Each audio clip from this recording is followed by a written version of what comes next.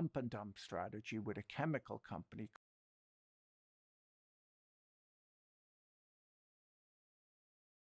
The congressional order requiring the Department of Justice to release the Epstein files was billed as a victory for transparency last month when it was signed into law. Since the files started being released a day late in small increments and with heavy redactions, it's become a chaotic spectacle of incompetence, technical failure, and selective disclosure, making the most unhinged conspiracy theorists look reasonable.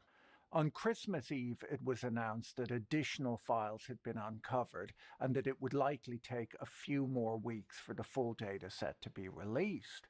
The scale of the omission is staggering. To date, the Department of Justice has released just 11,034 documents. Yet, with this sudden request for delay, the department admitted that it has uncovered over 1 million additional records that still need to be reviewed.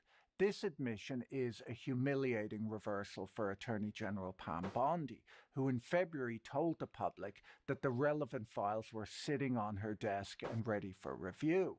This pivot from ready to release to too much to process confirms the worst fears of transparency advocates. Simple math dictates that if 1 million documents remain hidden, the public has seen perhaps 1% of the total cache. Rather than the flood of clarity Congress demanded, we've received a muddy trickle. A disparity that critics argue amounts to a deliberate failure to comply with the law. The incompetence was absolute. Ordinary members of the public quickly discovered that some redacted text could be revealed by simply copying and pasting the document into a different format. These digital slip-ups expose not sensitive victim data, but financial records and details that the law explicitly forbids proving that reputation is not victims. Beyond genuine scandals have emerged from the recently released files that contradict the official narrative that we've been fed. For months, administration officials like Attorney General Pam Bondi and FBI Director Kash Patel insisted that there was no client list and nothing to see in the files.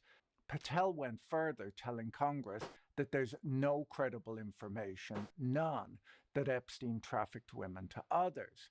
The documents prove otherwise. Buried within the release is a revelation that federal agents identified and attempted to contact 10 potential co-conspirators immediately after Epstein's 2019 arrest. While most names remain redacted, the existence of this list confirms that suspects beyond Epstein and Ghislaine Maxwell have been on the FBI's radar for years. Equally damning is the revelation of catastrophic institutional failure. We now know the FBI was alerted to Epstein's abuse as far back as 1996, when Maria Fonda reported that the then 43-year-old financier had stolen nude photos of her sisters, aged just 12 and 16. The FBI report notes that Epstein was believed to have sold the pictures to potential buyers, a chilling detail that hints at the very trafficking network Patel denied existed. These revelations importantly shatter a lingering myth perpetuated by commentators like Megyn Kelly that Epstein was merely a playboy who took advantage of willing teenagers dazzled by his wealth and celebrity connections. The files depict a much nastier, more dangerous reality. A predator who threatened to burn down a teenage victim's house if she spoke out, and whose victims were often small children, not party girls. Then there are the bizarre anomalies that feel pulled from a tabloid fever dream. Buried in the cache was a suicide note purportedly written by Epstein to disgrace gymnastics doctor Larry Nassar, containing grotesque claims about the U.S. president. The Department of Justice has officially labeled the letter's contents unfounded and false, and there are many reasons to believe it might be false, but they released it anyway, a decision that's only fueled the very speculation they seem to want to discourage. Before we dig into that, let me tell you about this week's video sponsor, Straight Arrow News. Staying informed right now can be exhausting. Between the clickbait, the outrage, and algorithmic social media feeds, it feels like news outlets are often more interested in shouting matches than actual reporting. It's hard to know what the truth actually is. That's why I've started using Straight Arrow News. They're dedicated to delivering unbiased, straight facts without the filter or the spin. My favorite part is how they help you break the bias bubble. They don't just feed you one narrative, they let you see how every side of the political spectrum is reporting on the same story. It gives you the full picture so that you can make up your own mind rather than having an agenda pushed on you. You can also customize your own news queue to watch what you want, when you want, without all the extra noise. It's frankly a better way to get the news. So skip the drama and get the facts. Click the link in the top of my description or the pinned comment below to download the Straight Arrow News app or visit their site. Welcome back to Trustworthy Journalism. To tell the full story, we have to look far beyond the government's muddy trickle of information. We'll combine the Department of Justice files with new data and photos released by the House Oversight Committee and groundbreaking reporting from the New York Times. While the FBI sat on its hands, reporters were digging through archives, interviewing people who had worked with Epstein and knew him socially to reveal the true source of his wealth, exposing him not as a financial wizard, but instead as a relentless scammer who built his empire on a lifetime of frauds, Ponzi-like schemes, and the betrayal of friends. The contrast between the investigative success of the press and the abject failure of the state is damning. The government has all the tools needed to uncover the truth, the power to compel testimony, the ability to track the movement of every cent through the banking system, and full access to the IRS tax records. Yet, it is journalists, not federal agents, who connect the dots. It's crazy that the ball has been dropped like this on such a high-profile case, and it's no wonder that conspiracy theories have bloomed because, as the files now prove, an actual conspiracy existed. Today I'm going to break down the new data. First, we'll examine the new evidence of co-conspirators and the specific warnings that the FBI ignored in the 1990s. Second, we'll contrast the government's chaotic redacted dump with the forensic accounting done by journalists that finally explains the mechanics of Epstein's wealth. And finally, we'll ask the question that the DOJ is seemingly desperate to avoid. If the government knew in 1996 what Jeffrey Epstein was up to, why did it take 23 years and $1 billion in stolen money to stop him? For months, the official line from Washington had been that the conspiracy began and ended with Jeffrey Epstein and his jailed accomplice, Ghislaine Maxwell. The administration insisted that the circle of guilt was a closed loop. In sworn testimony to Congress, FBI Director Kash Patel was unequivocal. Who, if anyone, did Epstein entrust these young women to besides himself? Himself. There is no credible information. None. If there were, I would bring the case yesterday. This claim strained credulity from the moment it was uttered. The public has long known, thanks to leaks like the birthday book, that Epstein did not operate in a vacuum. But what was once strong suspicion is now documented fact. The files prove unequivocally that Patel's testimony was at best a catastrophic failure of memory, and at worst a lie. Buried in this week's chaotic document dump is a heavily redacted email chain from July 2019, sent just hours after Epstein's arrest. In it, an FBI agent asks a colleague for an update on the status of the 10 co-conspirators. This is not speculation, it's a time-stamped federal record. The email confirms that from the very first moments of the 2019 investigation, the FBI had identified 10 specific targets. So who were they, and why were they never charged? The DOJ has redacted 7 of the 10 names, citing privacy concerns, a justification the new law explicitly forbids for anyone other than victims. However, 3 of the names were left visible: Ghislaine Maxwell, Jean-Luc Brunel, the French modeling agent who died in prison awaiting trial, and Leslie Wexner, the billionaire retail tycoon behind Victoria's Secret. Wexner's inclusion is explosive.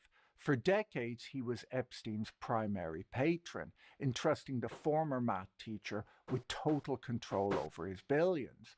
While Wexner severed his financial ties in 2007 and claims that he was never a target of the federal investigation, his presence on a verified FBI suspect list suggests that agents believe that the money trail and the abuse trail were intertwined.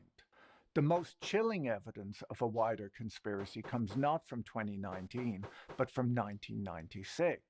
Included in the files is a police report filed by Maria Farman, an artist who worked for Epstein. She told the FBI explicitly that Epstein and Maxwell had stolen nude photographs of her younger sisters, aged 12 and 16, that she had taken for her own personal art.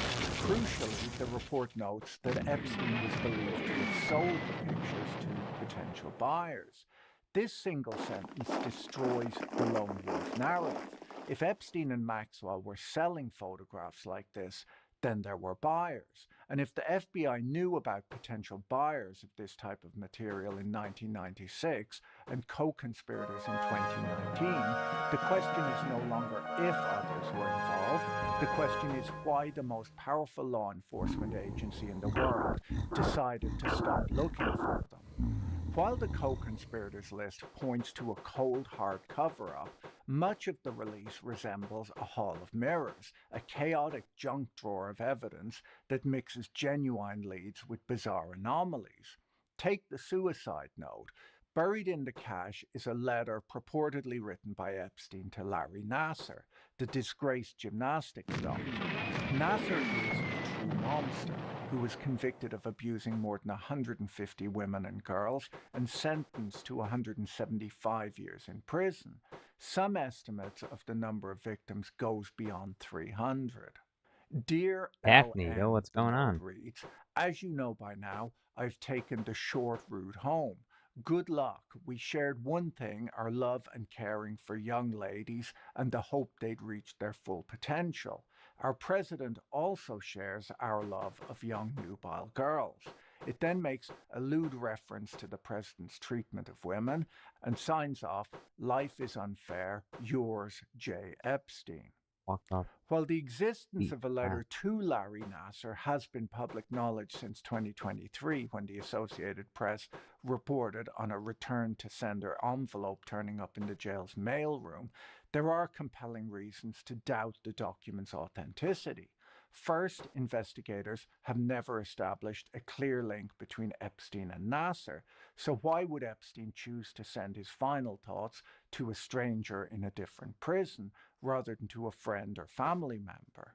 Second, the letter was postmarked 3 days after Epstein's death, which could theoretically be explained by the delays inherent in the prison mailing system. However, the markings indicate it was mailed from Northern Virginia, hundreds of miles from the Metropolitan Correctional Center in Manhattan, where Epstein died. Even if the note was written by Epstein, he would have known that it would be read by the prison mailing system and maybe given extra attention after his death. So even if authentic, the note could still have been a final act of revenge on his old friend Trump. The DOJ may have dismissed the note as a forgery based on handwriting analysis, but its contradictions guarantee it'll be dissected by conspiracy theorists for decades to come. It feeds the conspiracy that there was a celebrity ring of abusers who were all in touch with each other, but it also contradicts the conspiracy that many believe that Epstein was murdered in prison to silence him. The Department of Justice took the unusual step of labeling the letter unfounded and false upon release, yet included it anyway. Then there's the bizarre footage of Epstein appearing to choke himself in his prison cell, a video that circulated online for years and is now formally included in the files simply because someone emailed it to the FBI asking if it was real. But if the noise is distracting, the silence regarding the president is deafening. Administration officials have repeatedly claimed that they're prioritizing transparency, yet the process has been dogged by accusations of bias. Internal documents reveal that the FBI referred to the effort as the Special Redaction Project, an initiative that racked up over $850,000 in overtime costs in a single week back in March. So who knows what the total cost of the redactions has come to by now. But the return on that investment appears to be a sophisticated form of obstruction. Upon release, users reported a bizarre technical anomaly. Searching the digital files North Star. Know what's going on. results, making it look like the president didn't appear He says, in I the just files made a at mess all. in the other People room. eventually worked out that his name could only be found if you searched for Trump with a space at the end, a coding glitch that rendered him invisible to the general public. Meanwhile, specific files, including a photo of a desk in Epstein's home displaying 2 pictures of the president, were quietly removed from an online database and then re-uploaded only after a public outcry. Perhaps the most telling was the DOJ's framing when releasing the documents. The department included an unusually specific disclaimer, warning that the files contained untrue and sensational claims about President Trump. No such warning was offered for the other well-known figures mentioned in the files.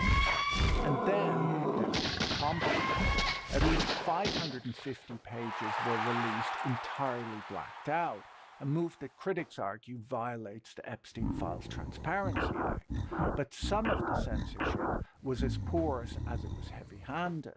Ordinary members of the public quickly discovered that some redactions were merely black bars placed over live text, which could be revealed by copy-pasting the document into a text file. These hacks didn't all expose sensitive victim data, which was supposed to be what was being redacted, but instead financial records and details about Epstein's estate, proving that the censorship was designed to shield the powerful from embarrassment rather than to protect victims from further harm. If the technical failures were absolute, the political weaponization was strategic.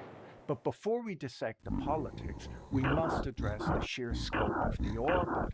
The files feature a surreal cast of characters that spans the entire spectrum of the global elite. The names dragged into the sunlight range from rock stars like Mick Jagger, Diana Ross, and Michael Jackson. Jagger was photographed with Clinton and a redacted image of a woman. While he hasn't made any statements about the release, there's no suggestion that he was involved with or aware of any of the actions of Bill Clinton or Jeffrey Epstein. There were Hollywood A-listers in the files like Kevin Spacey and Leonardo DiCaprio, titans of science and industry like Bill Gates and Noam Chomsky, and even David Copperfield, the magician, the creepiest style of entertainer. It's important to state clearly that appearing in a photograph with Jeffrey Epstein or flying on his I jet have does returned. not inherently Welcome back. imply I'm criminal screaming. wrongdoing. Screaming Civ For 2. many, Epstein was simply a fixture of the social circuit, a I'm listening wealthy to this donor guy's whose video on sinister Epstein reality was Files. hidden in plain sight. Tell But me for about this. others, the association was What far is deeper. Epstein Former President file? Bill Clinton featured heavily in the This. first batch of released documents.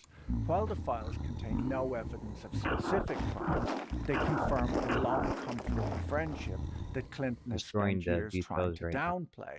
He's seen relaxing in How's hot that working out tubs for and you? swimming with Ghislaine Maxwell, images that are embarrassing if not indictable. That's Yet cool. for the current White House, embarrassing was They try not to threaten me enough. with In a fireballs move that last. stripped away any pretense of Fireballs. impartiality, a deputy press secretary tweeted a photo from the files showing Clinton with Michael Jackson, Diana Ross, and 3 small children. The children's faces were redacted, implying that they were possible victims.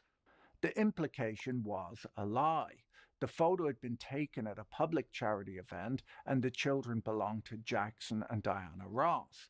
The fact that the White House deputy press secretary felt the need to manufacture a scandal when the reality of Clinton's association with Epstein was already damaging enough speaks volumes about how low political figures will go to discredit each other.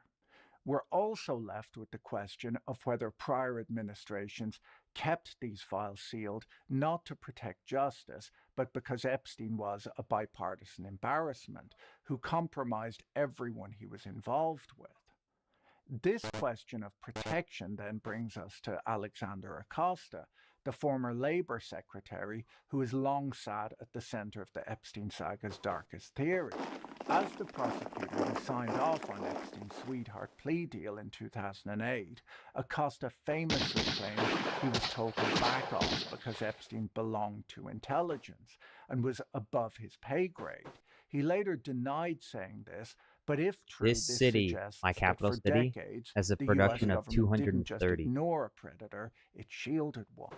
The cost of that protection is Pretty made cool. viscerally I can clear build in the new one photos boggart released by per the House Oversight Committee. Boggart. These images Yes. destroy once again the party You're a growing boggart myth builder. once and Boggart. for all. They show young girls with lines from the novel Lolita written in black marker across their bodies, on their chests, feet, and spines. It's a grotesque display of branding that turns literary pretension into evidence of systematic abuse. While most of the press has been about Clinton and Trump, the public figure who emerges most damaged by the new files is not a politician, but a prince, or at least a former prince. Welcome, peasants! This is Diary of a Professional Eminent Duke and Orator. The documents about Andrew contain what might be the closest thing to a smoking gun in the entire release. An email exchange between I Ghislaine got Maxwell spiders and a chasing down my skeleton signed horse. simply A, who has widely been identified as Prince Bro, Andrew. they bribed In my the emails, boggart. the former prince writes to Bullshit, Maxwell man. to ask Maxwell if she has found him a new important friend, later discussing an upcoming trip to Peru. Maxwell instructs an associate to organize two-legged sightseeing for the prince, specifying that the women should be intelligent, pretty, fun, and from good families. The revelation that a member of the royal family was using official travel budgets to procure women via Epstein Maxwell is a scandal that no amount of redaction can hide. If the failure Humans to are using investigate fireballs the in their own sexual cities crimes now was a when I tragedy, take them. the failure to investigate the financial crimes was a farce. I made a whole video about this a while back. Tracking the sources of Epstein's wealth would answer many questions about him and his co-conspirators. If there's anyone capable of working out how a high school math teacher transformed into a billionaire, it should be the Department of Justice. After all, the government possesses the ultimate investigative toolkit: the power to compel testimony, the ability to track the movement of every cent through the global banking system, and full access to IRS tax records. Yet, in more than 40 years of suspicious activity, federal agents fail to uncover the answer to the most basic question of the Epstein saga: where did all the money come from? It took a team of journalists from the New York Times digging through dusty archives and interviewing forgotten associates, financial victims, and ex-girlfriends to finally dismantle the myth. I'll leave a link to the article in the description, as it's well worth a read. As the journalists point out, for decades Epstein sold himself as a financial doctor to the ultra-wealthy, a renegade genius who could see patterns in the market that others missed, and an expert in taxes who could even sell tax planning services to people as financially sophisticated as private equity tycoons. The Times revealed a much grubbier reality. Epstein was no wizard. He was instead a relentless scammer who built Mindless. his empire Oh on a wait, foundation of Ponzi-like Dude schemes, says left ear, fraud, stiff and two the animals, right ear, systematic Epstein betrayal of file drop. friends. Really He extremely always terrifying. seemed to know who to Mindless rip says off three and people who are it was more valuable three to keep people. on as a That's three friend. more than He 0 started his 3,000 career at Bear million Stearns billion in people. That's 1976, three more having been people hired than by the 0. firm's chairman, Ace Greenberg, That's awesome. specifically because he fit the profile of what Greenberg called PSD, someone who was poor, smart, and had a deep desire to become rich. He rose quickly even after he was caught lying about his education, claiming to have degrees from 2 separate colleges, despite never graduating. He basically treated his resume like a creative writing assignment, and on Wall Street in the 70s, that was apparently a passing grade. He got away with a lot at Bear Stearns because his supervisors knew he was dating the chairman's daughter and viewed him as protected. Even still, his time on Wall Street didn't last. He left in 1981 after he was caught breaking federal rules. He had abused his expense account without consequence, but he was finally cornered for lending money to a friend in violation of regulations and funneling lucrative hot IPO shares to a girlfriend. After the firm fined and suspended him, he resigned. After leaving Wall Street, Epstein told people that he was a bounty hunter who could track down lost assets, but the reality was often just fraud. In 1982, for instance, he convinced an acquaintance named Martin Stroll to invest roughly 10% of his net worth, around $450,000, into a crude oil deal. The money vanished and Epstein essentially ghosted him, at one point sending Stroll a single quart of oil as a mockery when he demanded proof of the investment. He then moved on to partner with Stephen Hoffenberg at a firm called Towers Financial, being paid $25,000 a month as a consultant. Hoffenberg would later claim that Epstein helped orchestrate the massive Ponzi scheme there that defrauded investors of nearly $500 million. Hoffenberg went to prison and Epstein walked free. He also used the facade of high-stakes corporate raiding to mask simple market manipulation. In 1988, he and some partners executed a pump-and-dump strategy with a chemical company called Penwalt, driving up the stock price with a takeover bid. They then sold their shares for a large profit, but Epstein refused to return the investment to the friends he had recruited to fund the deal, effectively stealing their capital. His biggest source of wealth, however, was retail billionaire Leslie Wexner. Despite warnings from Wexner's own financial advisor, who told the billionaire to smell a rat, Epstein managed to gain power over Wexner's entire fortune. Wexner later claimed that Epstein misappropriated vast sums of his money, which Epstein used to buy mansions, planes, and perhaps most importantly, credibility.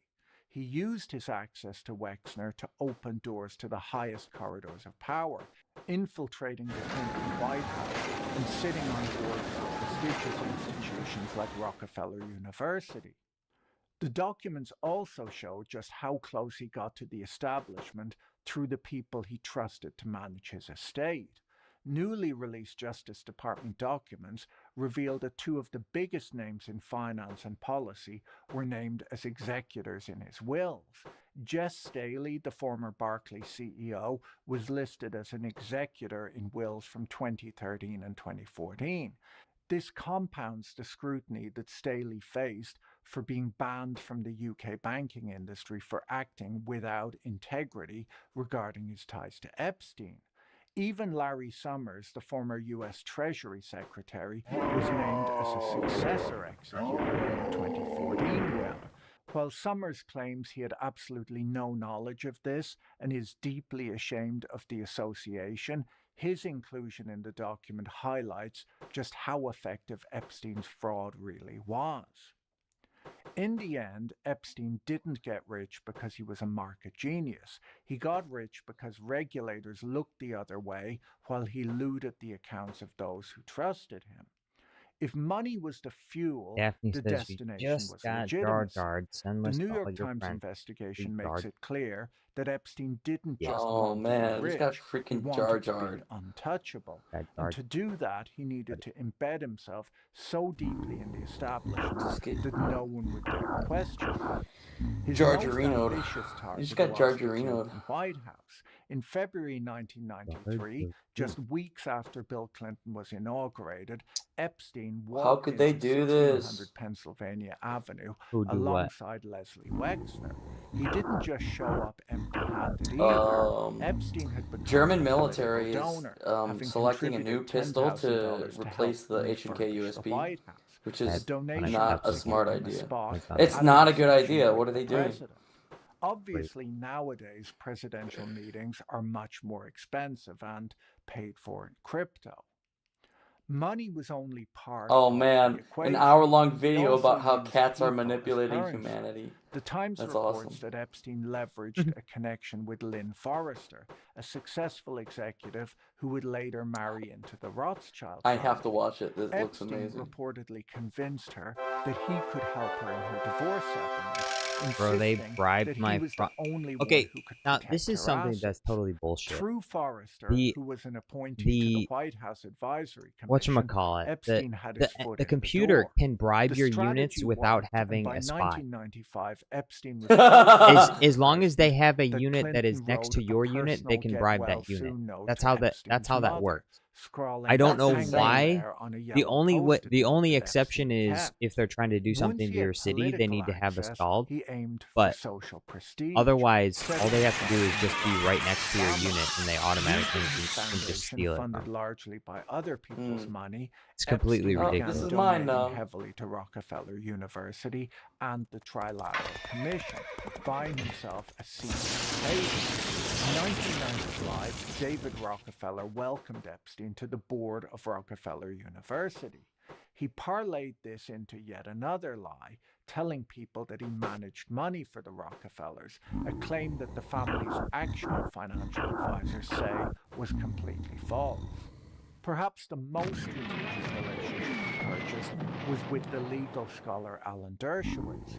In 1996, Epstein met Dershowitz in Martha's Vineyard, dropping names of Harvard elites like Larry Summers. He worked hard to ingratiate himself, even flying Dershowitz to Ohio to a birthday party for Les Wexner. But the Times uncovered a transaction that was far more significant than a party invite. Epstein had convinced a hedge fund manager to let Dershowitz invest in his fund. When the fund suffered massive losses and wiped out Dershowitz's investment, Epstein stepped in. He bullied the fund manager into making Dershowitz whole, threatening to pull Wexner's $30 million investment from the fund if the fund manager didn't sort it out. The fees on Wexner's investment more than covered the cost of making Dershowitz whole, so it went through. It was a masterstroke of manipulation.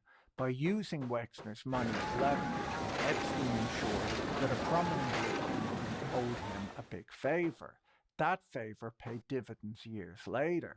When Epstein was finally arrested in 2005 in Florida, Dershowitz helped engineer the now infamous sweetheart deal that allowed Epstein to escape federal prosecution and serve a light sentence. In hindsight, it wasn't just generosity. It was an insurance policy paid for with stolen money.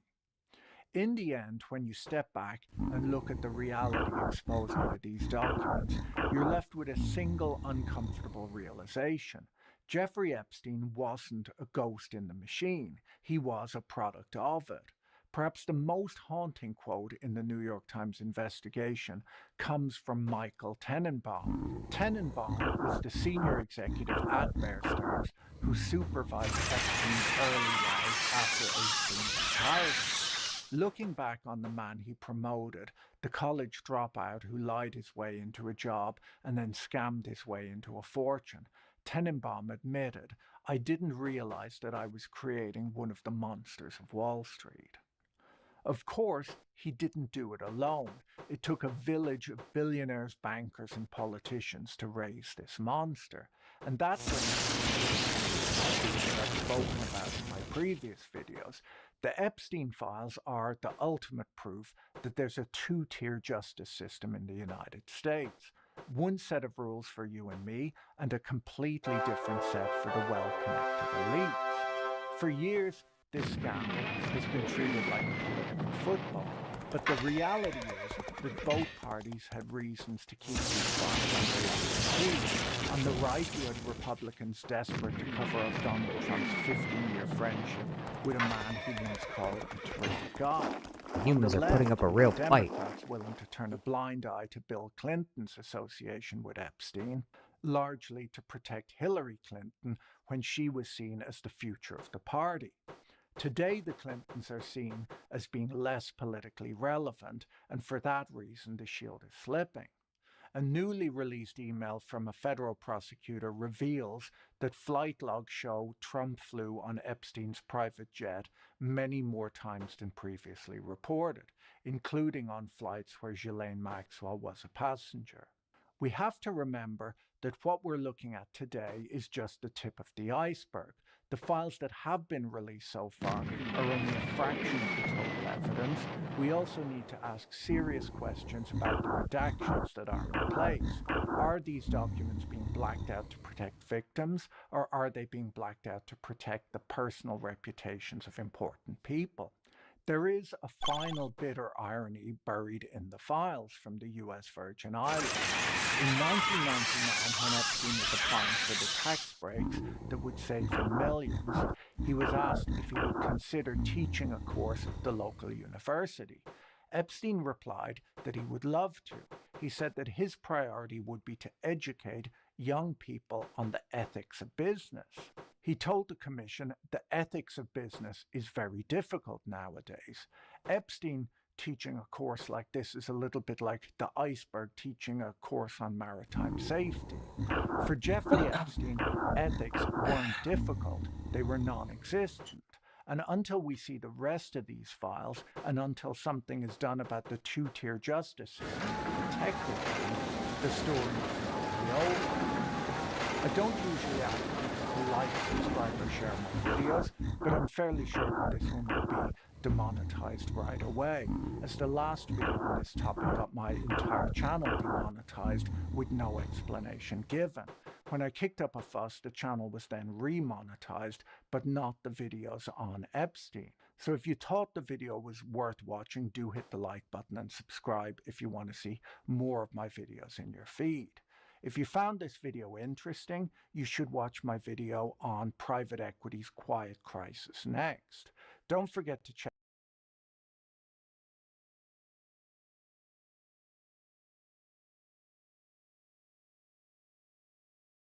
Well, It's 5 a.m. I got a butt full of poop, but I Inkling cannot zero. peel myself away from the computer to go take care of that business. I'm refusing nature's call, and it's not insomnia that's keeping me awake right now.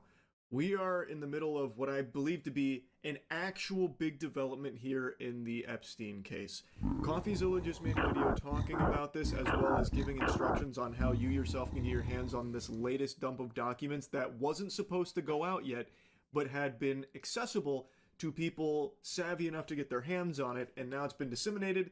And these are some documents here that I imagine they were probably going to do a little bit more to hide some names and hide certain elements of, because, hooey, boy howdy, I imagine Trump and a lot of the elites are doing this right now. Yeesh.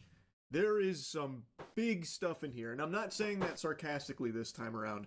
Yes, the vast majority is still like hundreds of pages of completely blacked out, redacted garbage, like it's completely useless, but some of them that they did get a chance to go through and just, you know, fucking vanish through the shadow realm, has eye-opening stuff that directly contradicts a narrative that the government's been running with for a while. Here's what that looks like. It's volume 8 of the files, but you can see right now that they've only released 7 data sets. And so myself, the guys at Jmail, and the guys at DropSite, we've been investigating this. I've partnered with them. The FBI just accidentally released 11,000 Jeffrey Epstein files. They haven't publicly put out yet, but we got access to them. And at the end of this video, I'm going to show you how to access them. Here's what that looks like. It's volume 8 of the files, but you can see right now that they've only released 7 data sets. And so myself, the guys at Jmail, and the guys at DropSite, we've been investigating this. I've partnered with them to kind of look at some of these files. And they got access to volume 8 early. You would just type it in the URL. It wasn't like indexable on search, but you could just type in the specific URL and it would just come up. You could download the entire zip file, and that's what we did.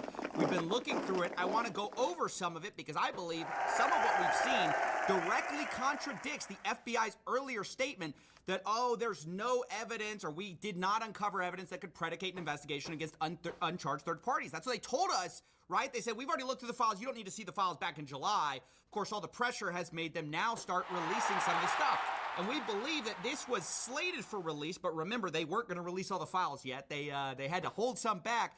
Well, we believe that these 11,000 files are part of what they held back, because clearly they aren't out, and clearly they were ready, because a lot of these are redacted. I mean, already you can see we found several files that were, once again, over 100 pages of redacted information. So it was all ready to be released. It's unclear why it wasn't. But let me caveat before we get into the material that this is a breaking story, and as such, I'm sure there's going to be some pieces of information that we are interpreting or trying to interpret live. And because of that, I want to warn you to withhold your judgment on some of this stuff until we get more evidence. I'm sure the president's going to be asked about some of this stuff. I'm sure Todd Blanche, Pam Bondi, they're going to get asked about this because it is extremely damning, I think, what we see in some of this. Specifically, I want to draw your attention immediately to the 10 co-conspirators that are mentioned in some of these emails in 2019. Now, this is just alarming stuff because prior to this, remember that all we really had was Jeffrey Epstein and Ghislaine Maxwell. That's the only people who have ever faced any charges at all. Ghislaine Maxwell, the only one who actually faced consequences, right? But in 2019, apparently there were 10 co-conspirators.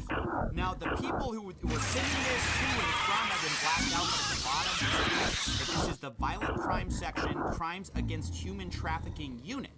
And we can see that of the 10 co-conspirators, 3 have been located in Florida, served grand jury subpoenas, 1 in Boston, 1 in New York City, 1 in Connecticut were served. 4 of the 10 are outstanding with attempts having been made. What is a wealthy businessman in Ohio? A lead is being sent to CV, and the remaining 3 are currently out of pocket. This is stunning stuff. Previously, we did not know how many co-conspirators were suspected of, or I'm not aware of anything like that. And additionally, some of the details on this are revealed later because we see this subject line. It says co-conspirators at the top, and it says blank does not need to head out. We made contact with blank last night in New York City. Blank last night in New York. Contact was made with blank, blank, and blank. By the way, I love how these potential co-conspirators are people who are being blacked out. Like, why? I thought the whole point of this was you couldn't redact people for personal information reasons or for public embarrassment. You could only redact on the basis of it being a victim, and I'm not sure how these people could possibly be victims here. Epstein Files Transparency Act prohibits redactions, quote, on the basis of embarrassment, reputational harm, or political sensitivity. Has anything been redacted on that basis? Absolutely, positively not. But anyways, you can see that it says attempts were made to blank and Brunel. That's Jean-Luc Brunel, the famous pedophile who's now dead. Blank is confirmed to live in New York, was away for the holiday weekend. We did not have a good address, but an attempt was made in New York. Attempts are made to Maxwell today. Blank, you get it. Like, it's all the people they suspected this whole time are redacted, of course. And they say, I do not know about Ohio contacting Wexner. Now, that's a reference to Les Wexner, the former CEO of Victoria's Secret. This is huge. We've long suspected that he was, of course, one of the co-conspirators. And obviously, the fact the FBI suspected it isn't a 100% proved confirmation. But clearly, they were serving grand jury subpoenas. I mean, that must be who they're talking about. One wealthy businessman in Ohio. They're sending caravans to the mountains to try and teleport them underwater, but they can't teleport underwater. FBI New York, we get a chance to give you an update on the status of the 10 co-conspirators. This is really bad to know that we knew as early as 2019 the right people to target, and yet our FBI, who's had evidence of this the entire time, or leads on it, has declined to prosecute, right? Because this is what the FBI now tells us. Oh, don't bother. Don't worry about it. That's what they wanted us to believe in July. Fast forward to December, we find out there's 10 guys that they knew about since like 6 years ago. Yeah, it's insane. Even over here, we see that in one of the lawsuits, I believe this is with Maxwell, the government actually wanted to refer to people at trial as co-conspirators of the defendant, aka Maxwell, for the purposes of a rule. And then they say Jeffrey Epstein, and then there are 2 names listed there who are going to be listed as co-conspirators. Again, who are those people? We were told that the only co-conspirator now is Maxwell, and if you don't believe that, you're crazy, you're a conspiracy theorist. But back in 2020, this was an idea not just promulgated by wackos, it was promulgated by who? The FBI themselves, the Department of Justice. Look at this. Co-conspirator question transcript. This is from USA NYS. They say, question, when Jeffrey Epstein died, a lot of people asked, who's next? Is the government going to hold people who are accused of helping him recruit these girls? Are they going to hold them accountable? And then the answer is, well, I'll note that the original charges against Jeffrey Epstein contained a conspiracy charge, and we allege that there were conspirators involved. Jeffrey Epstein couldn't have done what he did without the assistance of others, and I can assure you that our investigation is moving forward, except I guess not. Against everyone except for Ghislaine Maxwell, it got killed. Like, Ghislaine Maxwell was the only one who faced justice, right? Except then she got moved to Club Fed, to this nice prison, right? And by the way, a whole interesting interview we saw happen with Todd Blanche, which is Trump's former defense lawyer. So he got grilled on Meet the Press about his relationship. Like, why did Ghislaine Maxwell go to this nicer prison immediately afterwards? And while he declines to comment on it, he says something very interesting. Why was she moved just days after you interviewed her, Mr. Blanche? So that's a Bureau of Prison security issue that I will not talk about. Did you have anything to do with it? Did you have anything to do with it? Let me finish. First of all, I am responsible for the Bureau of Prisons. So every decision that they make lands on my desk to the extent it needs to. But just let me talk about the security issue. At the time that I met Miss Maxwell, there was a tremendous amount of scrutiny and publicity towards her, and the institution she was in, she was suffering numerous threats against her life. So the BOP is not only responsible for putting people in jail and making sure they stay in jail, but also for their safety. All right, so he's like, yeah, that's great. No, I'm not going to talk about that. But every decision lands on my desk. I mean, eventually he goes on to say that, oh, she was in so much danger. We were worried about her safety as a prisoner. I just got to say, there's a lot of concern about Ghislaine Maxwell. All of a sudden, I don't know where that came from. There's not a lot of concern about these conspirators that I guess we've swept under the rug, that we don't care about anymore since 2019. Guess we knew about them and didn't care. And what's even more concerning is our president also seems concerned with the wrong people. Like, while Todd Blanche is concerned about Ghislaine Maxwell's safety and well-being, you've got Trump concerned about the people who are going to be unfairly implicated in the Jeffrey Epstein files, rather than worrying about how to catch the people that we obviously let go through the cracks. The victims were protesting that too many of them were redacted. I know there are a lot of people that are angry about all of the pictures of other people, but I think it's terrible. Look, I don't like Bill Clinton. Oh my. I've been nice to him. He's been nice Bro, to me. We've always got a non-veteran old man just killed an ice rink. Oh man, old man showing he still got this. He still got the moves. Photos of me too. I'll teach you a lesson, Sonny. I think Bill Clinton's a big boy. He can handle it, but these things are broken. 8 firepower. They only attack and defend at 4, but they have 8 firepower. Now, I'll be honest, he gets off track from here, but the point he was making is that those poor, innocent, bankers who were meeting with Epstein. Old man just whacking the dragons with the cane. Old man is powerful. Bro, they used the fireball on Norway. The DOJ and FBI believed. In fact, they believed it so much that they got a federal search warrant for the SDNY, and they got it, and part of the seizable data, part of the stuff that they commanded them to seize as part of the search warrant, which, by the way, I think you need some kind of standard of evidence for. I'm not a lawyer, you guys can chime in, but you can't just get a search warrant without some kind of evidence that you believe there's a crime that's been committed. And part of it says evidence concerning the identity or location of co-conspirators of Jeffrey Epstein, including Blank and Ghislaine Maxwell. So again, I accidentally who is dropped Blank? the fireball. Well, they keep redacting the names of these co-conspirators, uncharged, remember, and now they're saying we have no evidence to charge anybody. Clearly, they had evidence for a search warrant, and it's just completely ridiculous that some of this stuff is redacted and that we're viewing the rich and powerful people who are mentioned as the victims here. Now, that's all I want to talk about for now. Remember, this is a developing story, so there's, I'm sure, going to be more evidence that comes out. I will try to keep you updated. I'm probably going to cover more of this stuff in the future because there's so much here. But I had to get this out while it was basically not public yet. I mean, I think it's eventually going to be public. When, we don't know. But you can access all of it at jmail.world. I'll leave a link in the description. They have a special drive section. The original pitch was it's like email, but you're logged in as Jeffrey Epstein. Now they've made it like the entire Google account, so you can log into his drive folder and all that kind of stuff. It's fun. It's a great UI, but more importantly, it makes it all very searchable, and you can look at it. I think you'll all really enjoy it. I also wanted to give a special shout out to the Drop Site team. And finally, we just uploaded on CoffeeZilla. I don't like to upload the same day on both channels because it kind of cannibalizes views.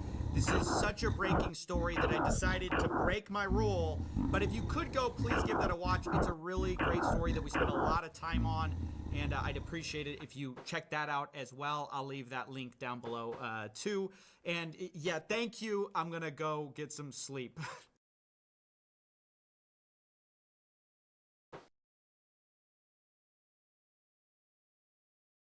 Jeffrey Epstein, the disgraced financier, was a college dropout who managed to amass a fortune that's difficult to explain before dying mysteriously in his jail cell in 2019. He wasn't a rapper like P. Diddy, yet he owned 2 private islands, multiple private jets, and homes all over the world.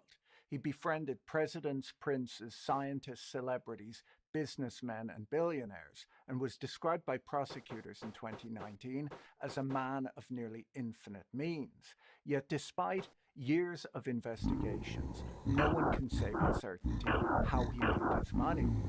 Bloomberg wrote after his arrest in 2019 that for all his infamy, there are scant details of how he made his money. The FT similarly wrote around the same time that this question has confounded journalists for decades.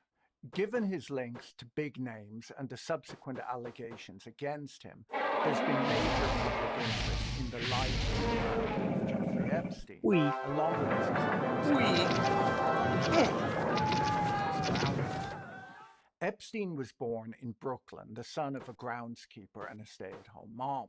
He graduated high school and briefly attended Cooper Union and NYU before dropping out of both. After falsely claiming to have a college degree, he briefly taught math and physics at a private high school in New York, before being dismissed after 2 years for poor performance.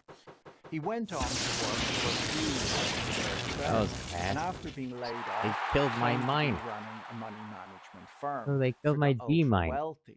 Bullshit. His firm's operations were opaque, its client Not list fair. never disclosed, and its assets never verified. He had only one confirmed client, and everything else is a fog of speculation, secretive offshore companies, whispered blackmail theories, and a social circle that included everyone from US presidents to British royalty.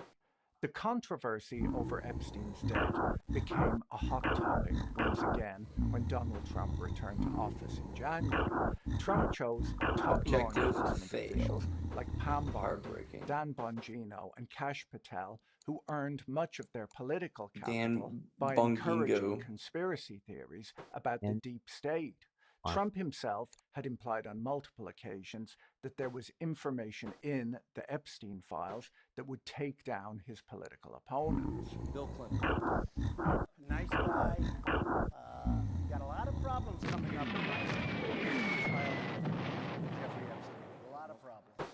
After teasing that a big announcement was in the pipeline, the Department of Justice and FBI finally came out a few weeks ago with an announcement that there was nothing to see.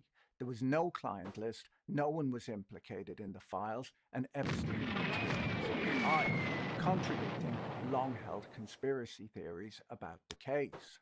When the FBI later released clearly doctored footage from the only functioning camera near Epstein's prison cell the night he died, the MAGA base were enraged that there was a cover-up, and some were possibly disappointed that Kash Patel was such a sloppy video editor. There's a point at which you just have to hire someone in who knows what they're doing. As public pressure mounts and conspiracy theories swirl, one question remains at the heart of the scandal, and that is, how did Jeffrey Epstein really make his money?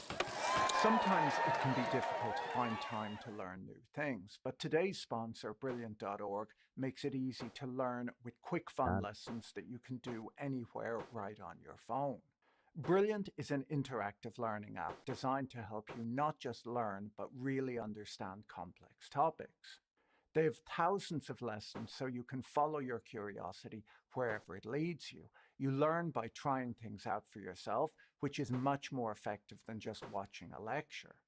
Give your mind a daily workout with interactive courses in math, programming, science, AI, data, and more. You'll become a better thinker and problem solver, one hands-on lesson at a time. Whether you're learning to translate your ideas into code, build formulas, design electrical circuits, run simulations with data, or explore cutting-edge topics like AI.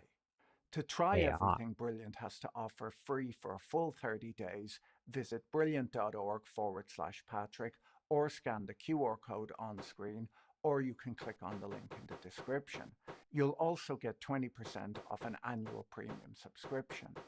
When federal prosecutors charged Jeffrey Epstein in 2019, they described him as the orchestrator of a vast trafficking operation that exploited hundreds of underage girls. Authorities claim to have gathered a trove of damning evidence that included photographic and video evidence, financial records, and digital files that allegedly pointed to a broader network of enablers and clients.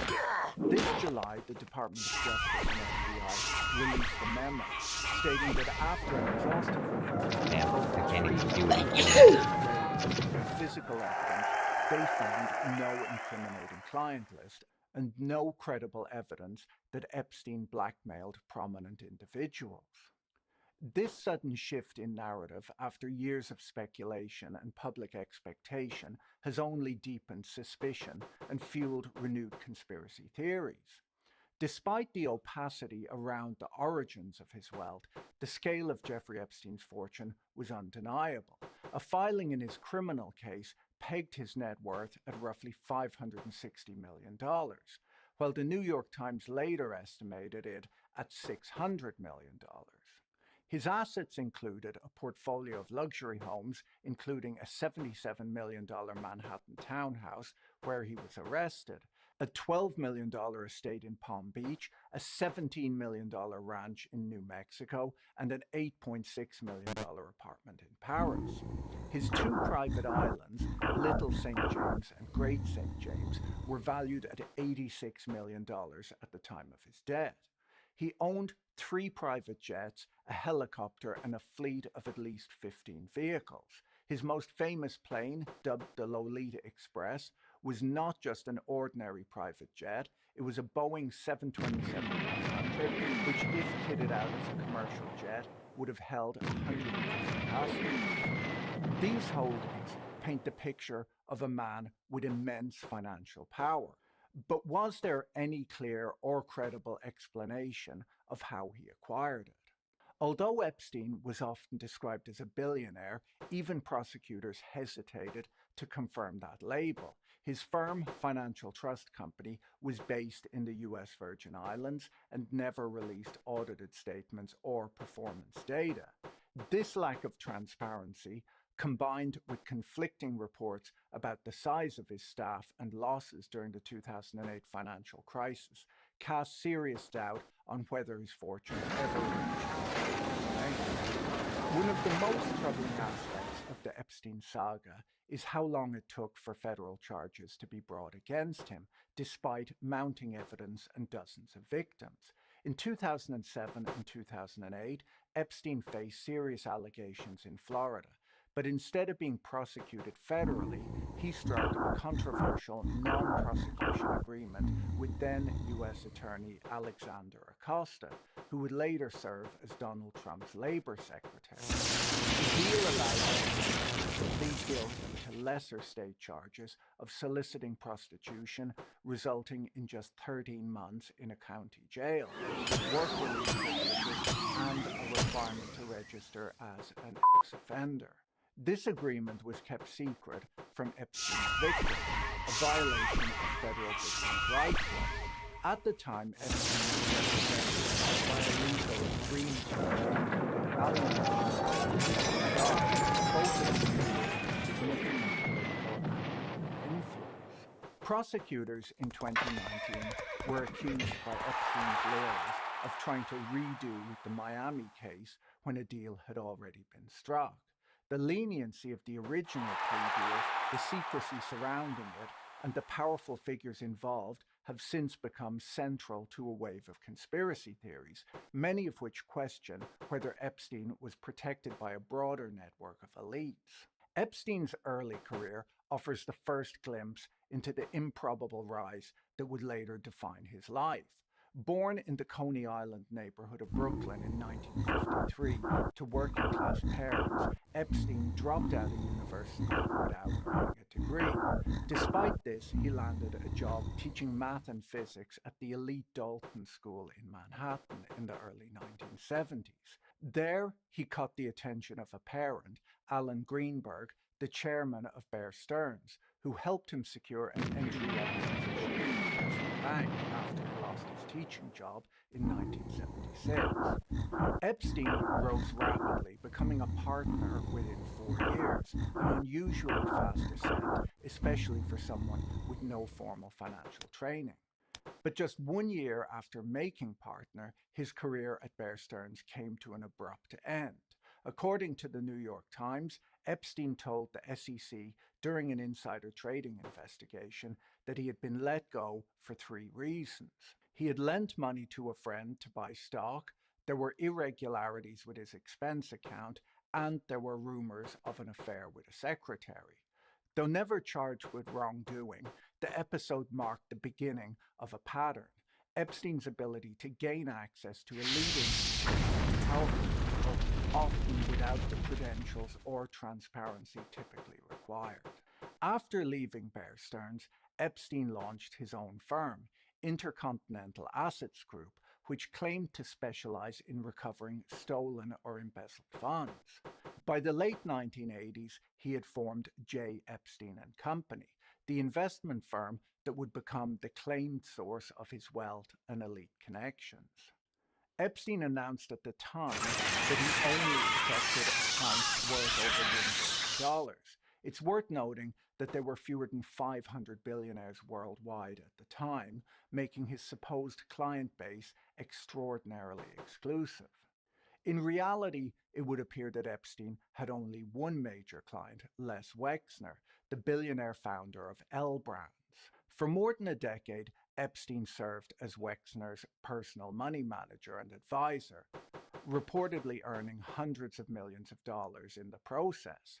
Their relationship was unusually close, so much that Wexner transferred ownership of a $77 million Manhattan mansion to Epstein's Virgin Islands-based company for no recorded payment. According to the New York Times, a 2002 corporate filing revealed that Epstein's asset management firm had just $88 million in shareholder contributions, far fewer than the 150 claimed. The contradictions between Epstein's public image and the limited evidence of his financial operations only deepen the mystery of the true source of his wealth. In 1987, Jeffrey Epstein was hired as a high-paid consultant by Stephen Hoffman, then CEO of Howard a Manhattan-based debt collection agency that would later be exposed as an operator of one of the largest Ponzi schemes in U.S. history. Hoffenberg paid Epstein $25,000 a month and set him up with an office, describing him as his wingman and closest friend during that period. Together, the two men attempted high-profile corporate takeovers, including failed bids for Pan Am and Emery Air Freight. But behind the scenes, Towers Financial was raising more than $400 million by selling fraudulent bonds and promissory notes to investors. This money was used not to fund legitimate operations, but to pay off earlier investors, cover operating costs, and finance lavish lifestyles, including private jets, luxury homes, and expensive cars. Hoffenberg later claimed that Epstein was the mastermind behind the scheme's financial engineering, describing him as the architect of both the insurance bond fraud and a stock manipulation strategy. Court records and attorneys involved in the case confirmed that Epstein's name appeared on organizational charts and that he held a senior role at the firm. Yet despite his proximity to the fraud, Epstein was never charged. This episode is one of the most glaring examples of Epstein's ability to operate in elite financial circles while avoiding legal consequences, even when his business partner was convicted and spent 18 years in prison. While Les Wexner is the only confirmed long-term client Iron of Fist Jeffrey is high, and I'm Epstein's, cheering you on. evidence Hey, thank you suggests very much. that he had financial dealings Game with several bag. other wealthy individuals, Thing. though the nature and scope of these Oh. relationships remains murky. I believe it. Beyond Wexner, the New York Times reports that Epstein briefly served as co-trustee for Johnson & Johnson heiress Elizabeth Johnson, appearing on deeds for 14 parcels of lands in Dutchess County, New York, before resigning in 1998. Epstein also had ties with Leon Black, the billionaire co-founder of Apollo Global Management. Black is reported to have paid Epstein $158 million in fees, which he claims were for things like tax advice and estate planning. It's somewhat surprising that Jeffrey Epstein, a man with no obvious tax experience, would get hired as a tax advisor by someone like Leon Black, who you would imagine has access to the best tax lawyers in the world. On top of that, tax lawyers don't typically charge $158 million. That's it? It's over? Now, paying someone for in no way Fine now. I don't tend to shout it from the rooftops that years ago I hired Boston Australian to teach me how to play tennis. I had no idea what he was up to in his spare time, and I thought that he got that nickname because he held on to his racket so tightly. The FT reported in 2021 that Leon Black attributes a sizable part of his family wealth Indigo to Jeffrey Park, Epstein, saying that as Chapter much as 2 $2 billion trailer of just his dropped. then $8 billion could be Never heard of that. What does that Epstein mean? allegedly also served as Mr. Epstein Black's Park advisor trailer 2 on just issues dropped. like management of his yacht and plane, and helped That's settle a very dispute cool. over the ownership of a valuable sculpture. Even after Epstein's 2008 conviction, Black continued the relationship, later justifying it as a belief in second chances. In October 2020, after new revelations of Mr. Black's payments to Epstein prompted a number of pension funds to freeze further investments with Apollo, Black hired a law firm to investigate his behavior. They found that he had done nothing wrong. Mr. Black has characterized himself as someone who believes in giving people second chances, according to the lawyer's report. That's in keeping with other relationships Mr. Black has maintained with people like an associate of Snoop Dogg's, who was convicted in 2004 of a somewhat less serious crime than Epstein was, where she was Great convicted law is of highly conspiracy, troublesome. obstruction, and 2 counts of lying to federal investigators about a stock trade. According to CNN, in 2023, Leon Black agreed to pay the Virgin Islands government $60 Tell me about great law. What's so great about it? in exchange for government relief. Bro, I'm so sick of them using fireballs on me. According to a 2019 Farrell Cohen, Epstein's relationship with the hedge fund manager Glenn Dubin is a case study in how Epstein's social life interacted with his business. Cohen explains in the article that the 2 men were first introduced by Dubin's wife, a former Miss Sweden, and ex-girlfriend of Epstein's.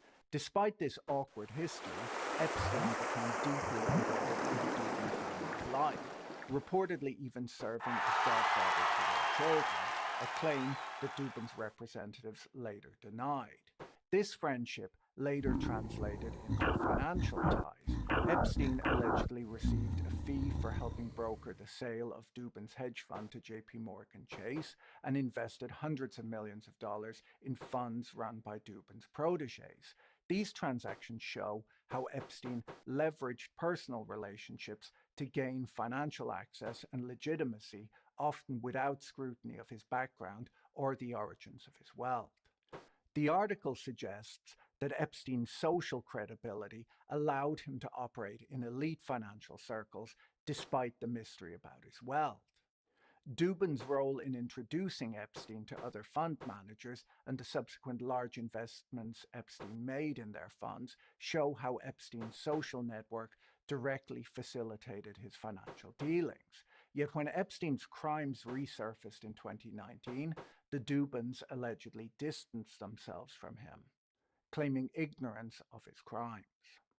Epstein's name also appears in connection with a small emissions control company called Environmental Solutions Worldwide, in which he invested alongside individuals close to Leon Black. This company was the only one for which Epstein's firm ever filed an SEC disclosure. These scattered and often informal relationships, many involving vast sums of money but little documentation, underscore the mystery of Epstein's financial life. He operated in elite financial circles, moved hundreds of millions of dollars, and advised billionaires, all while leaving behind almost no public record. In 2019, Les Wexner accused Jeffrey Epstein of misappropriating more than $46 million while managing his personal finances. In a letter to members of his charitable foundation, Wexner disclosed that he had recovered some of the funds and had severed ties with Epstein in 2007, around the time that Epstein first faced allegations in Florida.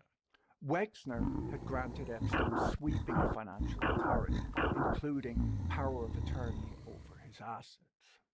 That same year, a lawsuit filed against Epstein's estate alleged that he had used underage women not only for abuse, but also as a means to ingratiate himself with powerful individuals so that he could gather compromising information for blackmail. These accusations suggest that a portion of Epstein's fortune may have been built not only on financial misconduct, but also on the strategic exploitation of his business. The Epstein scandal has evolved far beyond the realm of facts. Andrew Bogoff writes that it's become fireballs. Tired of these fireballs. I keep blasting the cities that I keep taking with fireballs.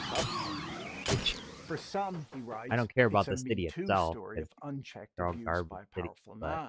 For others, a it MAGA wipes out fueled so many tale units of at the liberal same elite's time. depravity.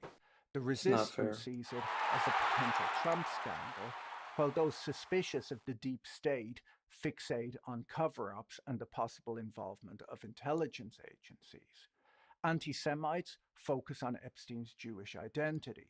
The scandal's ambiguity and the elite circles Epstein moved in have made it fertile ground for conspiracy theories of every ideological stripe. MAGA loyalists have shown a remarkable ability to compartmentalize this scandal, obsessing over Epstein's ties to Democrats while ignoring Donald Trump's well-documented 15-year-long friendship with him. Trump's appointment of loyalists like Pam Bondi, Kash Patel, and Dan Bongino to top law enforcement roles only intensified the speculation. Their attempts to steer the narrative seem to backfire on them, fueling outrage from the conservative base and internal finger-pointing. Democrats have their own awkward history with Epstein. Bill Clinton's post-presidency friendship with Epstein, including multiple flights on his private jet, became a liability the moment the allegations first surfaced in the late 2000s. At the time, Hillary Clinton was viewed as the party's future, so there was no desire to dwell on the Epstein scandal. It wasn't until Trump's team mishandled the scandal with their awkward attempts to change the subject the Democrats began to engage, as they could now see the Epstein scandal as a Trump scandal. It has now resulted in a frenzy of interest that Trump hasn't been able to escape. Among the more shadowy conspiracy theories is the claim that Epstein was connected to Israeli intelligence. These allegations gained renewed interest in 2023 when the formerly conservative commentator Tucker Carlson, radicalized last week while visiting a Russian supermarket, began publicly speculating about a Mossad-Epstein connection during a speech to Turning Point USA, claiming that every single person in Washington, D.C. believes that theory. The theory suggests that Epstein may have operated a blackmail scheme on behalf of Israeli intelligence, using underage women to entrap powerful individuals. A 2021 Rolling Stone article cited Stephen Hoffenberg, Epstein's former business associate and convicted Ponzi schemer, who claimed Epstein had ties to intelligence circles.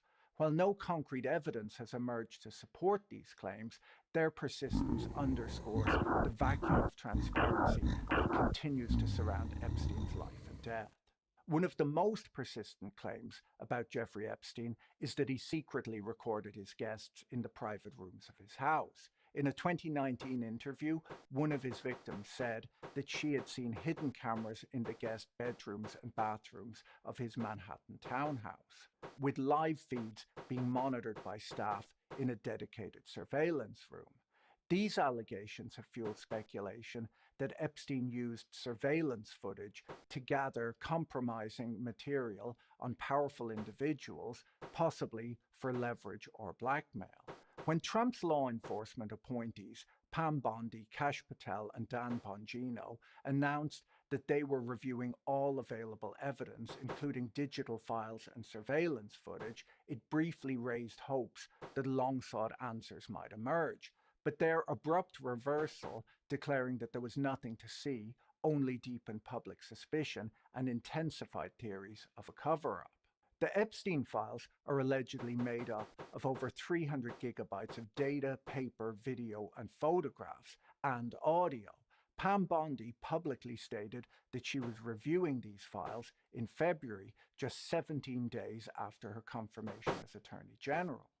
That's quite a lot of video footage to go through, but it would appear that she did this, as a few days ago she was supposed to speak at a summit against human trafficking, where unfortunately this announcement was made. I do have a note from the Attorney General, from Attorney General Pam Bondi, that I wanted to share. I'm sorry to miss all of my CPAC. I'm a recent which is preventing me from being with you. Now, I don't know how recorded eye damage, but I feel that if I spent the last 6 months reviewing bathroom camera footage from Epstein's house, where Trump was frequently a guest, I think I would damage my eyes too. Based on the horrified expression on Kash Patel's face, it would appear that he's been going through the footage too. The horrors that that man must have seen.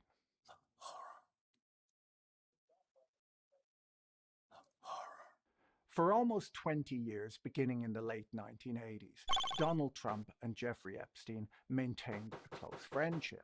They were regulars at each other's homes, Epstein at Trump's Mar-a-Lago club and Trump at Epstein's Manhattan mansion.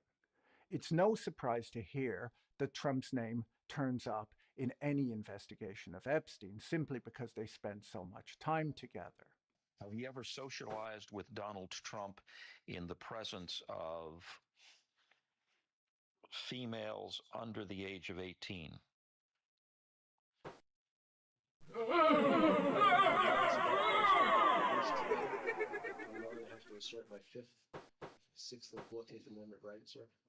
The Wall Street Journal has reported that Attorney General Pam Bondi warned Trump back in May that his name was in the files multiple times. But who knows? If Epstein did keep a list, maybe he kept multiple lists. There might be a really bad list filled with 1970s children's entertainers who did terrible things, and then maybe a list titled People Who Are Really Into MILFs with Trump and Macron's name on it. Who knows? In a 2002 interview with New York Magazine that Trump likely regrets today, Trump famously said, "I've known Jeff for 15 years. Terrific guy. He's a lot of fun to be with. It's even said that he likes beautiful women as much as I do, and many of them are on the younger side."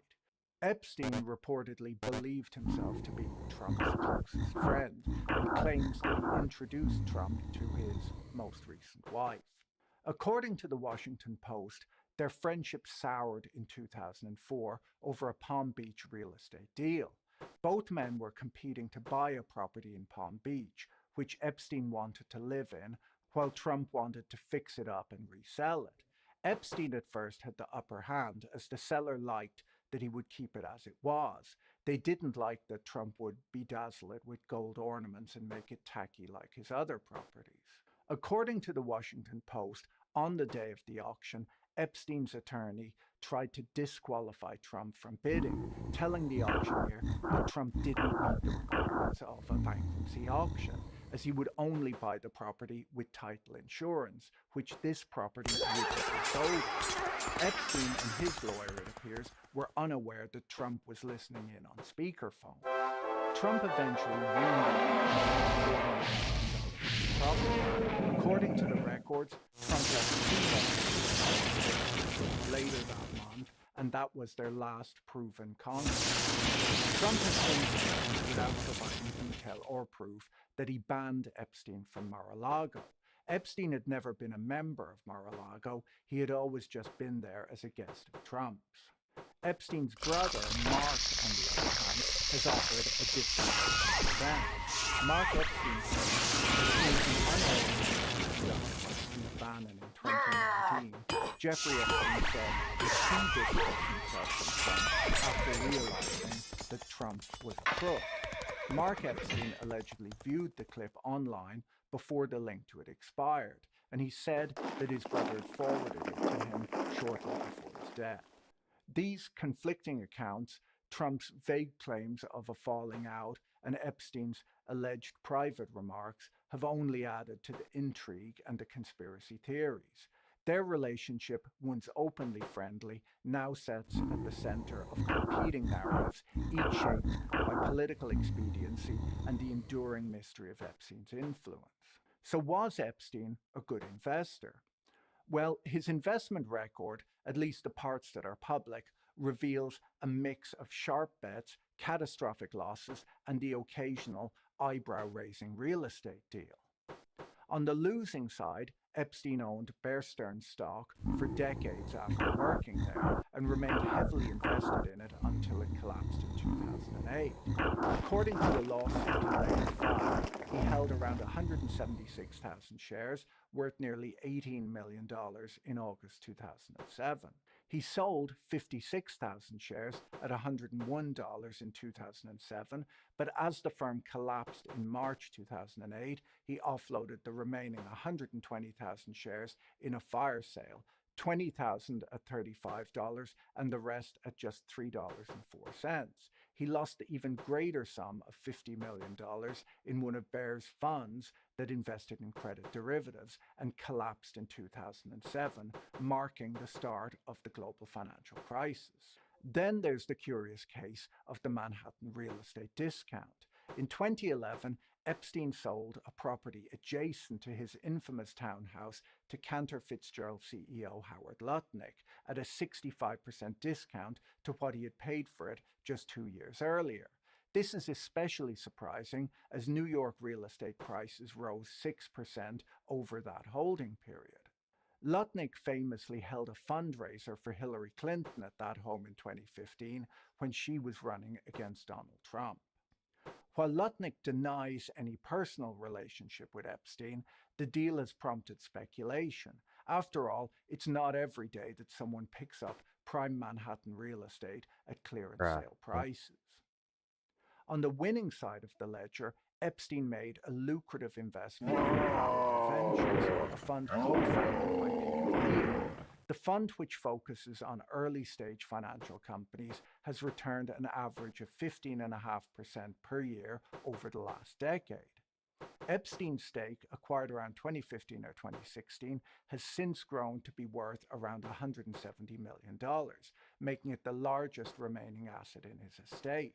The investment had not been publicly disclosed until recently, adding yet another layer of mystery to Epstein's financial dealings. So where did all of the money go?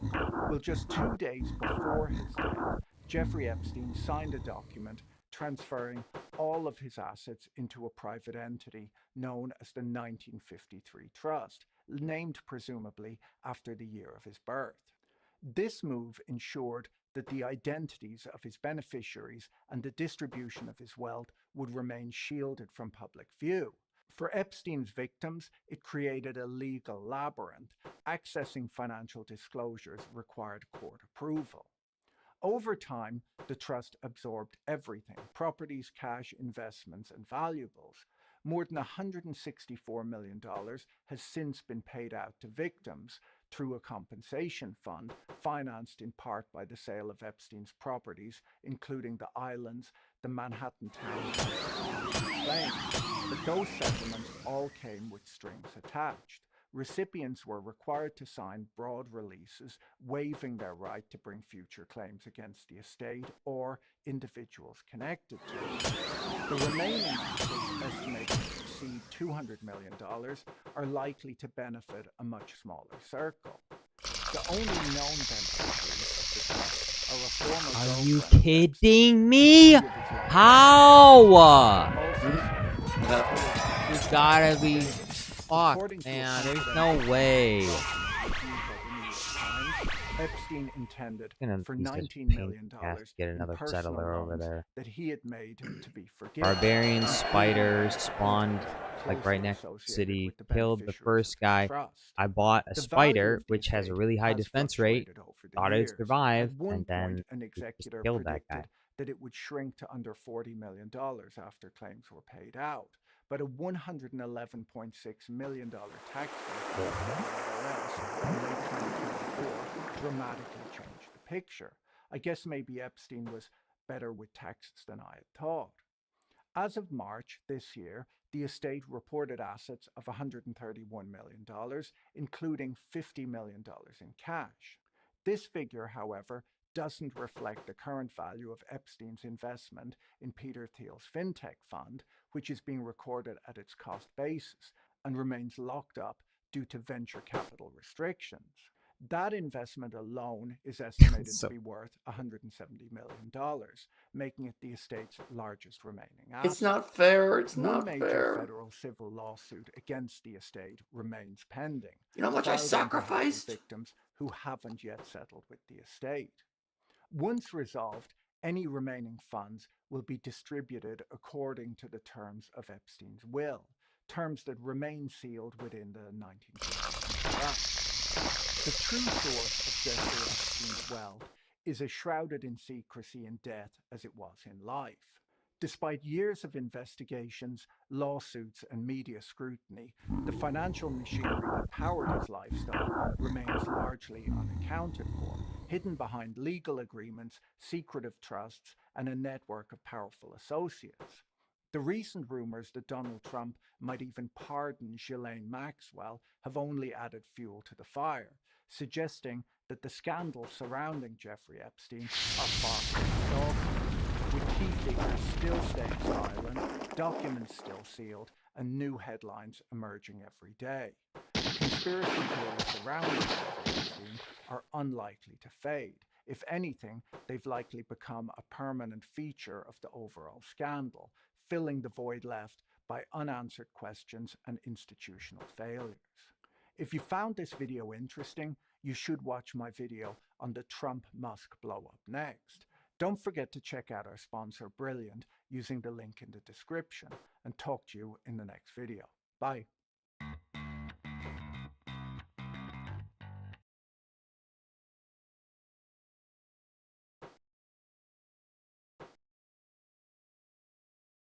There's a story about halfway through the Epstein birthday book, written in a child's handwriting, which seems to be titled Uncle F Makes Potty, and it's about a grown man who doesn't know how to use a potty, who defecates on the floor.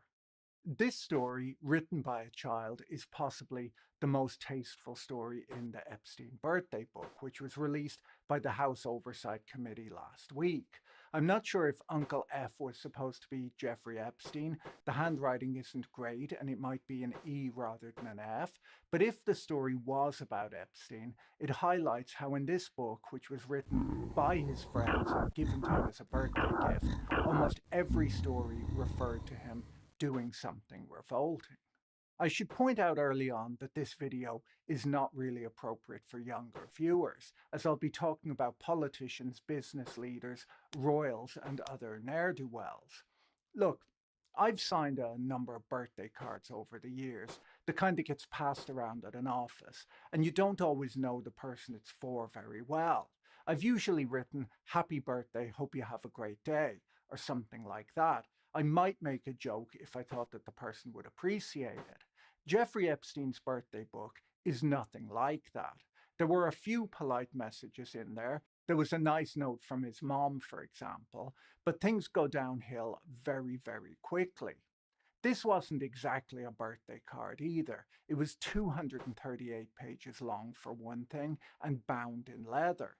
It appears to have been printed in 3 volumes, probably because of its length, and it was titled The First 50 Years. It was put together by Epstein's now jailed co-conspirator Ghislaine Maxwell in 2003 as a 50th birthday gift, and it contains messages from billionaires, politicians, Nobel Prize winners, childhood friends, former girlfriends, and a wide circle of Epstein's elite acquaintances.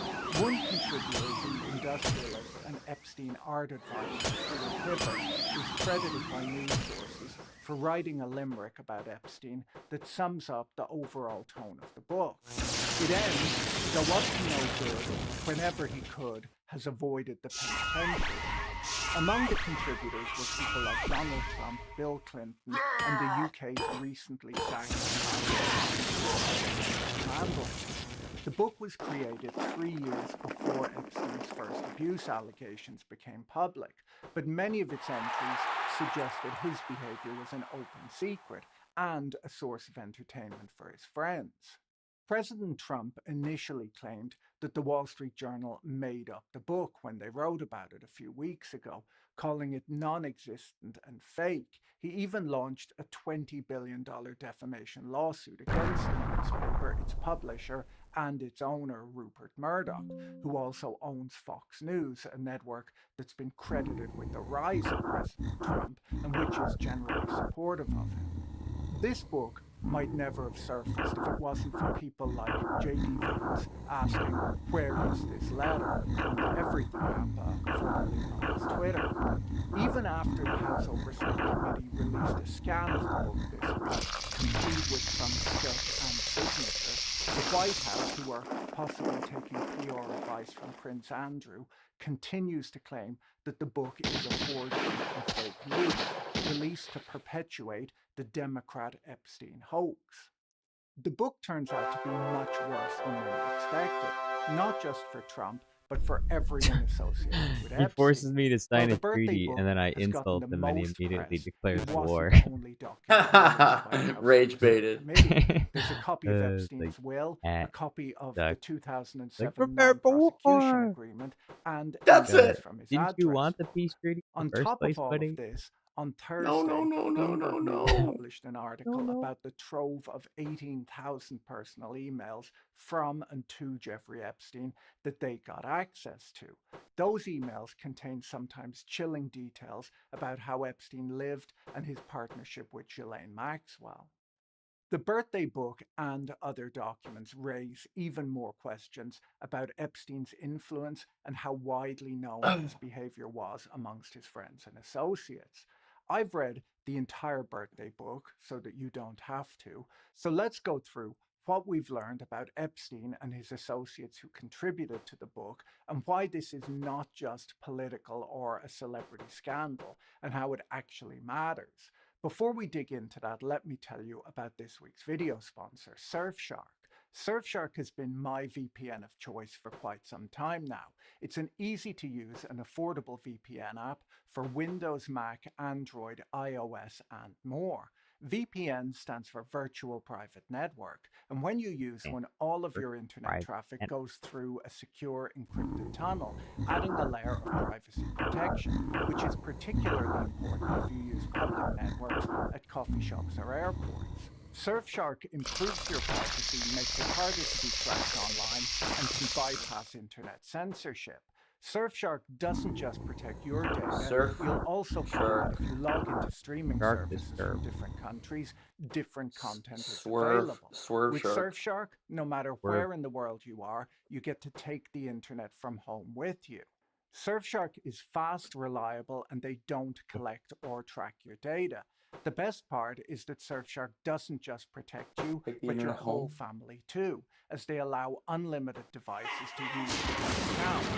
There's no risk buying Surfshark, as they offer a 30-day money-back guarantee. Go to surfshark.com/Boyle to get 4 extra Bro, months of Surfshark no, VPN. they just blew Click up. the link in the description Fuck. to sign up today. The birthday book opens with a prologue written by in handwriting. As soon as they so take a city, they nuke it. could be mistaken for a doctor's prescription. Maybe There's I a should good just chance nuke that it first. Epstein didn't understand a word of it. They're gonna and after nuke it one anyways, page I of might that as well just nuke handwriting, it first. most people would just give up. And that's quite Honestly, that's what I possibly should do. I why should the switch my FBI production had over all of this to evidence, and bats. obviously much more, but claimed that they couldn't find anything It's incriminating. back. Bill Clinton. I'll just switch my production to bats and really fast units. And I'll just take the cities one after another. Not because he was interested in mathematics, but because he was trying to find a code breaker Wolves. who could decipher I'll his just build birthday bats book. and wolves. Trump Run is them around. alleged to have referred to Epstein as an enigma, which is quite fitting, as the Enigma machine was a cipher device used in World War II, and this book reads like it was designed as a challenge for Alan Turing. It's not clear to me if these people actually have such terrible handwriting, or if it's just a smart strategy they came up with when they're writing something either inappropriate or to someone inappropriate, where they just scribble on the page and the person who gets the message assumes that it said something nice, but there's nothing incriminating left that can be used as evidence. Trump's strategy was a bit different to Clinton's. His message is clearly typed, so fully legible, but then he follows the Roy Cohn strategy of just denying everything and calling it fake news. So far, that strategy seems to be somewhat working, but the scandal just won't go away. Are you still talking about Jeffrey Epstein? This guy's been talked about for years. The book is structured like a scrapbook and divided into themed sections: family, Brooklyn, girlfriends, children, friends, signs, girl-friends, this time with a hyphen between the word girl and friends, then special assistants and business. After Ghislaine's almost undecipherable message, we get into the family section, which is not so bad, but still a little bit weird. It kicks off Bro, with how many Epstein's fucking birth units does he certificate have and a in few one other city? mementos from his youth, like a Cub Scout I graduation swear he's certificate got like a billion. with some undecipherable writing underneath it. There's a strange photo of Epstein, which seems out of place in the family section, with what appear to be armed African soldiers. And Ghislaine has written underneath, "These were your bodyguards before you began trading with presidents and getting the army and secret service to greet you." Now, I'm not sure if that word is trading. Like I said, her handwriting is not easy to read. There are plenty of inappropriate photos, even in the family section, and there's a photo of Epstein and Ghislaine together labeled "The First Day of Something, 1991. There's a nice letter from his mother that's several pages long, where she writes about his youth and tells him that his father would be proud of him. She mentions that he was listed as Bachelor of the Month in Cosmopolitan magazine when he was 27 years old, and in a possibly tongue-in-cheek manner says, "Today you still hold that title," showing some awareness of his reputation with women. In the Brooklyn section, there are a bunch of newspaper cuttings, the first one being about a young Jeffrey Epstein playing the accordion at Carnegie Hall. I can't find much about this section online, but they don't seem like real newspaper articles. They're possibly written by his friends reminiscing about his youth. They've headlines like "Hunchback Dies," "Teen Bitten," and things like that. Some names appear to have been redacted even in these articles. One of the stranger ones, with the headline Yellow Laundry Mystery Solved, seems to be about a young boy being caught urinating on his neighbor's laundry while he was drying a clothesline. And I don't know what to tell you about that. On page 57, there's an unsigned handwritten note from a Brooklyn friend who writes about how the author, along with Epstein, their friend Warren Eisenstein, and Epstein's brother Mark, picked up girls on the beach and took them out on a boat, where the author claims to have threatened them with violence and told them to strip off their bathing suits. The same person describes himself and Epstein in bed porking some girls while Epstein is shoveling penicillin down his throat. He further describes going out with Epstein and two very young girls. In this section, there's a partially redacted story headed up The Rabbi's Daughter, where the author describes bringing a girl to Epstein's mother's house and making her take her top off so he can touch her boobs. Many of these have strong references to sexual exploitation. Some trying to hit me with the dick. Minors, with many glorifying Epstein's skills of manipulation. And in reading this, you really have to wonder if these are the fun stories growing up with Jeffrey Epstein. What are the stories that they chose to keep quiet about? In the first of the 2 sections of the we start out with a letter from a friend who describes how Epstein participated in peace marches in the 70s because they were the easiest places to get laid. There are intimate pictures of Epstein with women whose faces are redacted. A photo of Epstein with a woman labeled with the quote, "We think he works for the CIA." There's one picture with Ghislaine where she appears to be speaking with a woman whose image is redacted, and the caption, "He promised you what?" There are multiple photos of Epstein in bathtubs with his genitals redacted, and there is this one of Jeffrey in bed wearing Speedos, which was not redacted by the government, but which I redacted as no one needs to see that. The girlfriend section wraps up with Jeffrey and Ghislaine's recreation of the Nirvana Nevermind album cover, and then we move on to the section titled Children. Fireball. The children section kicks off with the story I mentioned earlier, Uncle Epstein's podcast. Then there's a child drawing of what's possibly a wedding, with a bunch of crying children in the background, and a little song written over the drawing, which contains the line, "Where is the groom? He's in the lady's room." Was this child aware of what a creep Epstein was? I don't know. A lot of the writing is difficult to read. It does also look like there's possibly the figure of a child drawn in the belly of the possible bride. There are a few other things in this section, photos of what are possibly the children of friends or relatives playing the piano and things like that. And then we move on to the friends section, which is the most disturbing part of the book. The friends section kicks off with a photo of what looks like Epstein and another man. Epstein has a stocking over his head, and the friend is wearing a balaclava.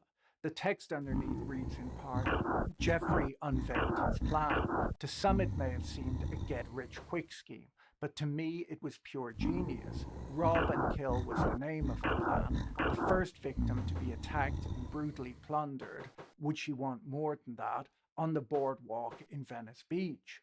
Broad daylight. The dastardly thieves were never caught."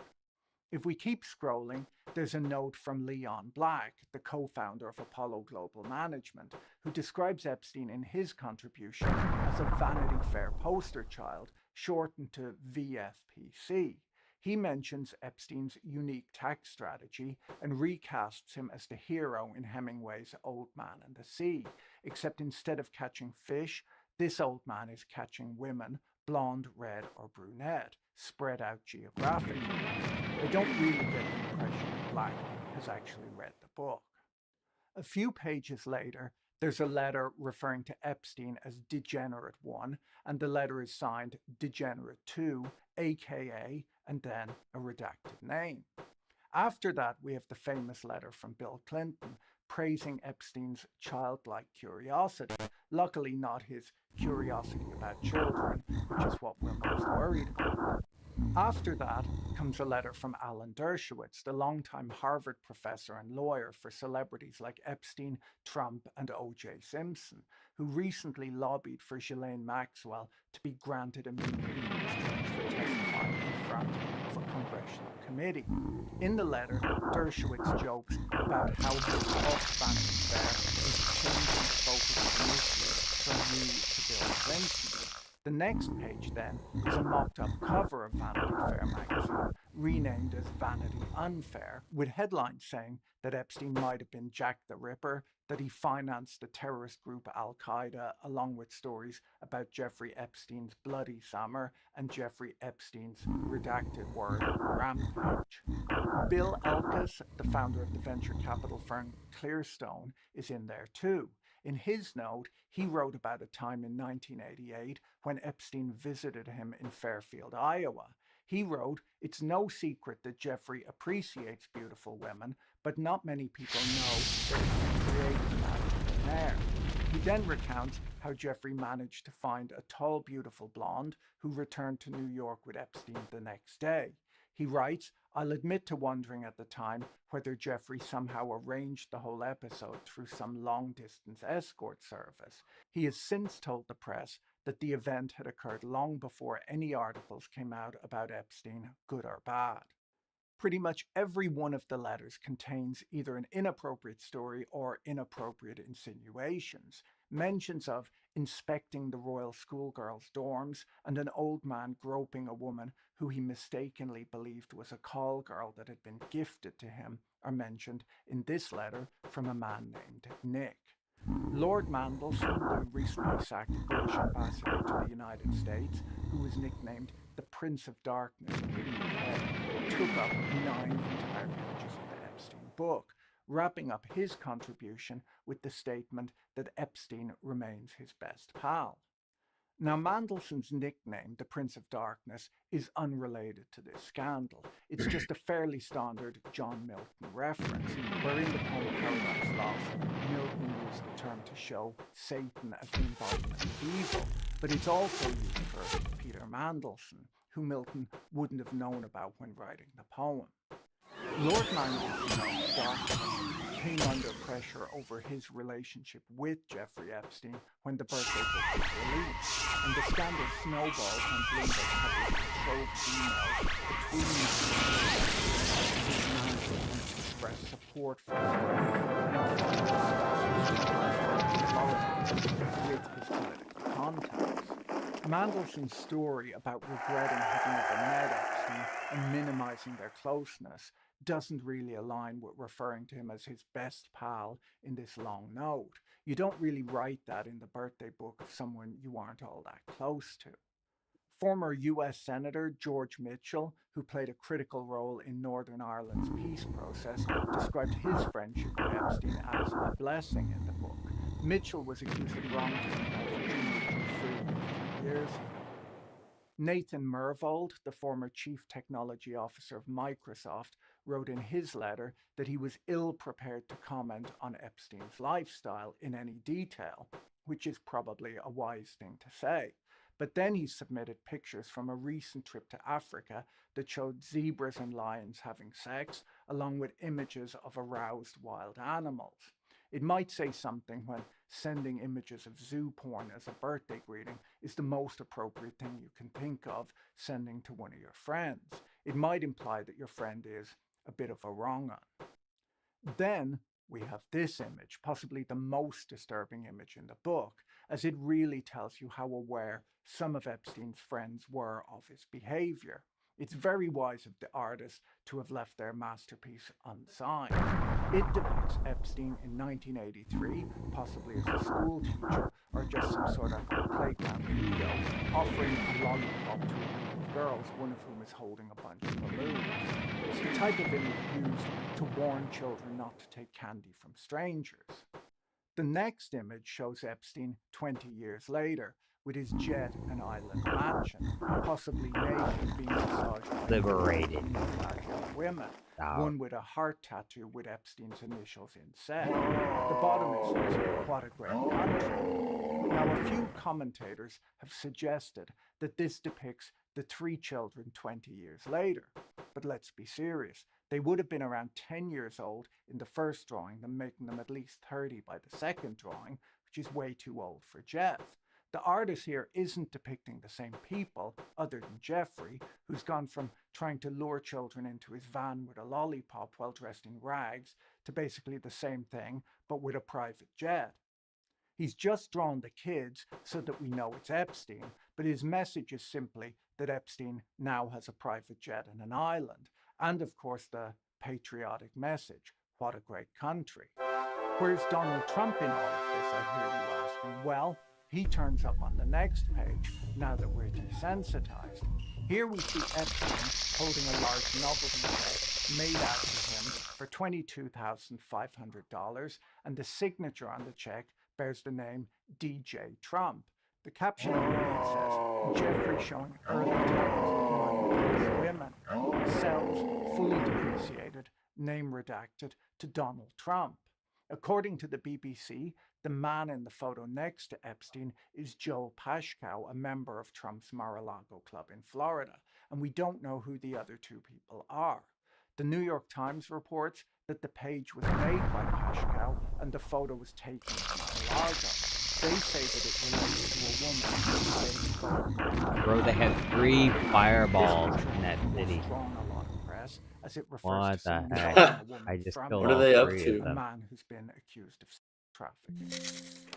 When we get to the 3rd volume of the Epstein book, we start out with the series of limericks attributed to Stuart Piver, which I mentioned earlier, and then the doodle that Trump denies drawing of a possibly immature girl.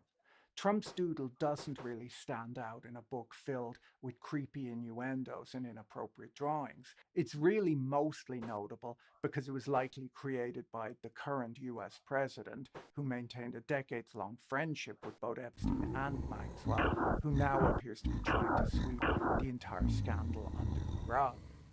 There's no real need for me to read the whole thing out, as I'm sure everyone has heard it already, but it's written as a sort of a strange play in which Trump and Epstein speak back and forth in a cryptic manner about there being more to life than having everything. Donald says, "We have certain things in common, Jeffrey." Jeffrey agrees. Trump says, "Enigmas never age," and wraps up saying, "May every day be another wonderful season." And I'll allow you to interpret but I think that whether you're on the right or the left, we can all agree that had Trump not made it in politics, he definitely wouldn't have made it. Ice caps are melting. What the? The book was, of course, put together in 2003, a few years before any charges had been pressed You just against melt the ice Epstein, caps at and this time? before Trump had achieved any real success as a reality TV star. At the time, both men were New Yorkers with residences in Palm Beach who regularly showed up in newspaper gossip columns. Trump had only gone bankrupt 4 times by that point and wouldn't go bankrupt again for another year. He wasn't involved in politics at this time either, other than to make donations to various candidates on both the right and left. Next up are, of course, the Titprints, which were specially commissioned by the late economist Henry Rosovsky, who served as Dean of the Faculty of Arts and Sciences at Harvard University, and occasionally as its acting president. A short handwritten note reads, "For the man who has almost everything, but never enough of these." And then on the next 2 pages are the tit prints. Now, a lot of the lazy press is reporting that these are prints of the women's breasts, but we actually have no way of knowing if this is true or not. Rosovsky passed away almost 3 years ago and can't defend himself. If you Google him, you'll see that he was not a slim man, and he may well have just gone out to an art supply store, picked up some paint, and made some pictures, writing to Epstein for the man who was almost everything, but never enough of these. For all we know, Rosovsky may have just been another one of Epstein's victims. The tit prints are disturbing one way or another, just in very different ways. Les Wexner, a few pages later, doodled an image of what appears to be a woman's chest, but once again, we don't know. It might be another representation of substance. This may have been a bit of an inside joke between his friends who knows. Wexner was one of Epstein's clients and has previously denied having any knowledge of Epstein's crimes prior to the federal investigations, Missed which the road. came a few Missed the years ledge. after this book. The doodle can only be described as a poor effort from Wexner, who paid huge sums of money to Epstein for money management services and tax advice, but then he can't even go to the effort of making his own tit print like Rosovsky did. The guy was running Victoria's Secret at the time, and this was the best that he could do. What? After that, What? we have the What's going on? science What happened to all section. the Jeffrey Epstein was known to have spent no time more with a number corruption of coming out important of this city? scientists, Why? as well as that Eric Weinstein guy who That won't doesn't make stop any talking sense. about it. Going through So the science okay, section, so I didn't as find your any city hugely produces more inappropriate content. production and There stuff, was there's plenty of corruption. flattery, There's like the little possibly skull because things that Epstein was a appear big around, and you got to donor, clean them up but the with your science settlers. section is maybe the tamest section I in the guess whole book. After that, maybe it was we have the girl maybe it was the friend pyramid section, or something. which It is takes just away all the really corruption or strange, something. as Ghislaine Maxwell, who That was seems the to have latest been a thing that I girlfriend built. of It's like Epstein, an was upgrade to the collecting factory. I all guess of that these gets rid notes of the from corrupt. other girlfriends, which Oh, that's just had nice. to be a bit weird. There are lots of I'll take redacted it. photos in this section, this one being a good example, where the author includes a photo and writes, "Can't get a second of privacy with you and a camera around, ha ha." Some of the entries are quite weird. One contributor writes, "I want to cut you into bird head pieces and chew them between my molars until I suck all the blood and juice out of you. No stew, just raw." In this section, there are pages of redacted bikini photos and possibly nudes. The contributions from assistants were quite similar, with lots of bikini shots and hints at sexual relationships. They don't really seem like employer-employee messages. In the business section, one standout message is from a guy named Elliot Walk, who appears to have worked with Epstein and Bear Stearns. He writes, "I was running an account for Bob Maxwell, Ghislaine Maxwell's father. You always had the ability to know everyone and be charming. Was that when you first discovered the Maxwell teenage daughter?" Once again, really strange, and stranger when you realize that Ghislaine collected these messages and put them together in a book. A BBC article points out that there are ongoing questions about the timeline of when Epstein and Maxwell first began, and the birthday book adds just another layer of doubt to the story that they first met in 1991. The final chapter of the book is titled "The Next 50 Years." We captured and it's just Pandora's 2 pages box. long. It wraps up with a photo Not of that that Epstein on doesn't a hammock impress, but on what appears to be his private island. Maxwell signs off with, "Know when you're winning, the next 50 years will be even wonderful." That didn't turn out to be true. Jeffrey Epstein died in suspicious circumstances in a prison 16 years later, and Ghislaine Maxwell is today serving a 20-year sentence for conspiring to traffic minors. All in all, around 150 people contributed to the birthday book, from well-known public figures to lesser-known family members and friends. Each of the contributors has denied any wrongdoing in connection with Epstein, and many have expressed regret that they knew at all. The White House Gold Grange denied has that been Trump created emptied. the There's no image one that left. bears his name and signature. The book is not complete, I'm taking it hoping next turn. to be. Human capital is One mine. fairly obvious thing that it doesn't make much of an effort to hide behavior. I don't see the release of this book leading to any Bull saying prosecutions. next wave of corruption is probably going to hit soon. Cryptic references rather than outright. What's he gonna corrupt next? Reading the book, you get Probably the area that I'm impression taking over that with his the humans. friends knew exactly what he was up to, but there's no smoking gun. A number of the contributors have already died, but the book shows us a wealthy crew who were aware of and possibly amused by Epstein's interest in female women. They were also He's aware panicking. of his Panicking. generally awful He's attacking behavior. with everything he's got. I'm reminded of Father He's throwing everything he can. Jonah and the whale.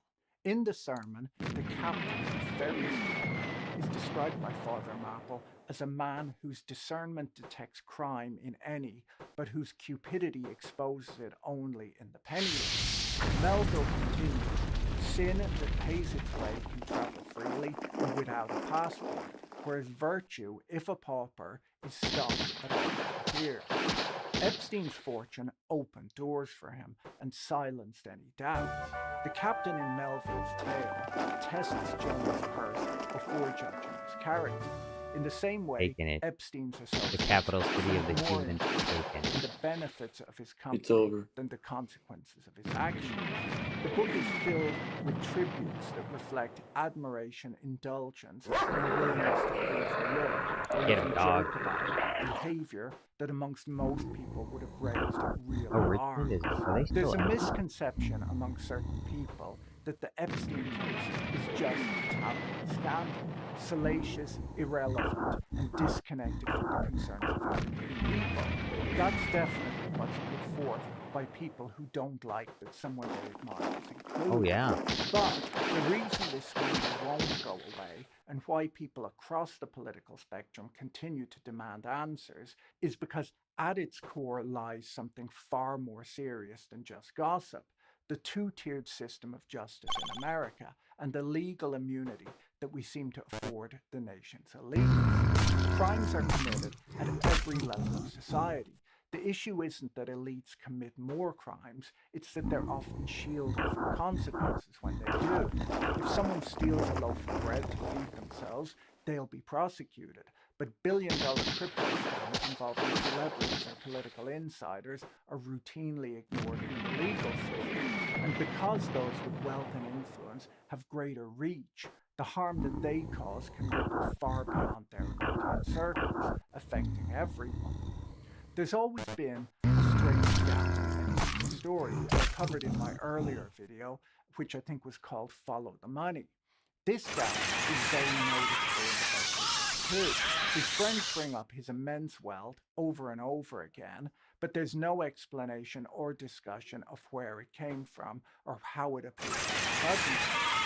Epstein's resume is quite thin for someone of his wealth and influence. He had a brief stint at Bear Stearns, leaving under unclear circumstances, and never held a formal role at any other financial institution. He wasn't a hedge fund manager, he wasn't a tax expert, and he wasn't a lawyer. And yet, he was supposed to be providing investment and tax advice to some of the wealthiest people in the world who could have hired the best advisors for much lower fees than they appear to have been paying Epstein. He, out of nowhere, accumulated hundreds of millions of dollars, owned multiple properties in New York, Florida, New Mexico, Paris, and the Virgin Islands. The internet is filled with theories of how he made this money. Some claim that he was a pimp, but pimping just isn't that profitable. It's not going to make you a billion.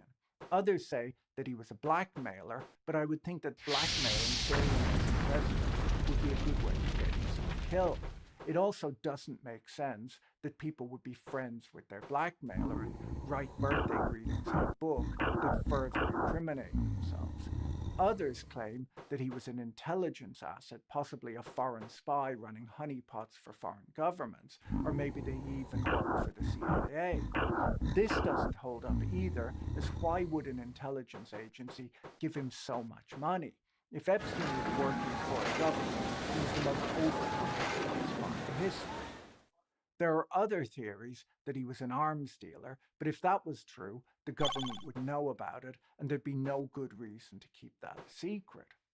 I don't believe that he had dirt on all of his elite friends, or at least I don't believe that he was using the dirt he had as leverage, as if that was true, these people wouldn't so obviously enjoy hanging out with him.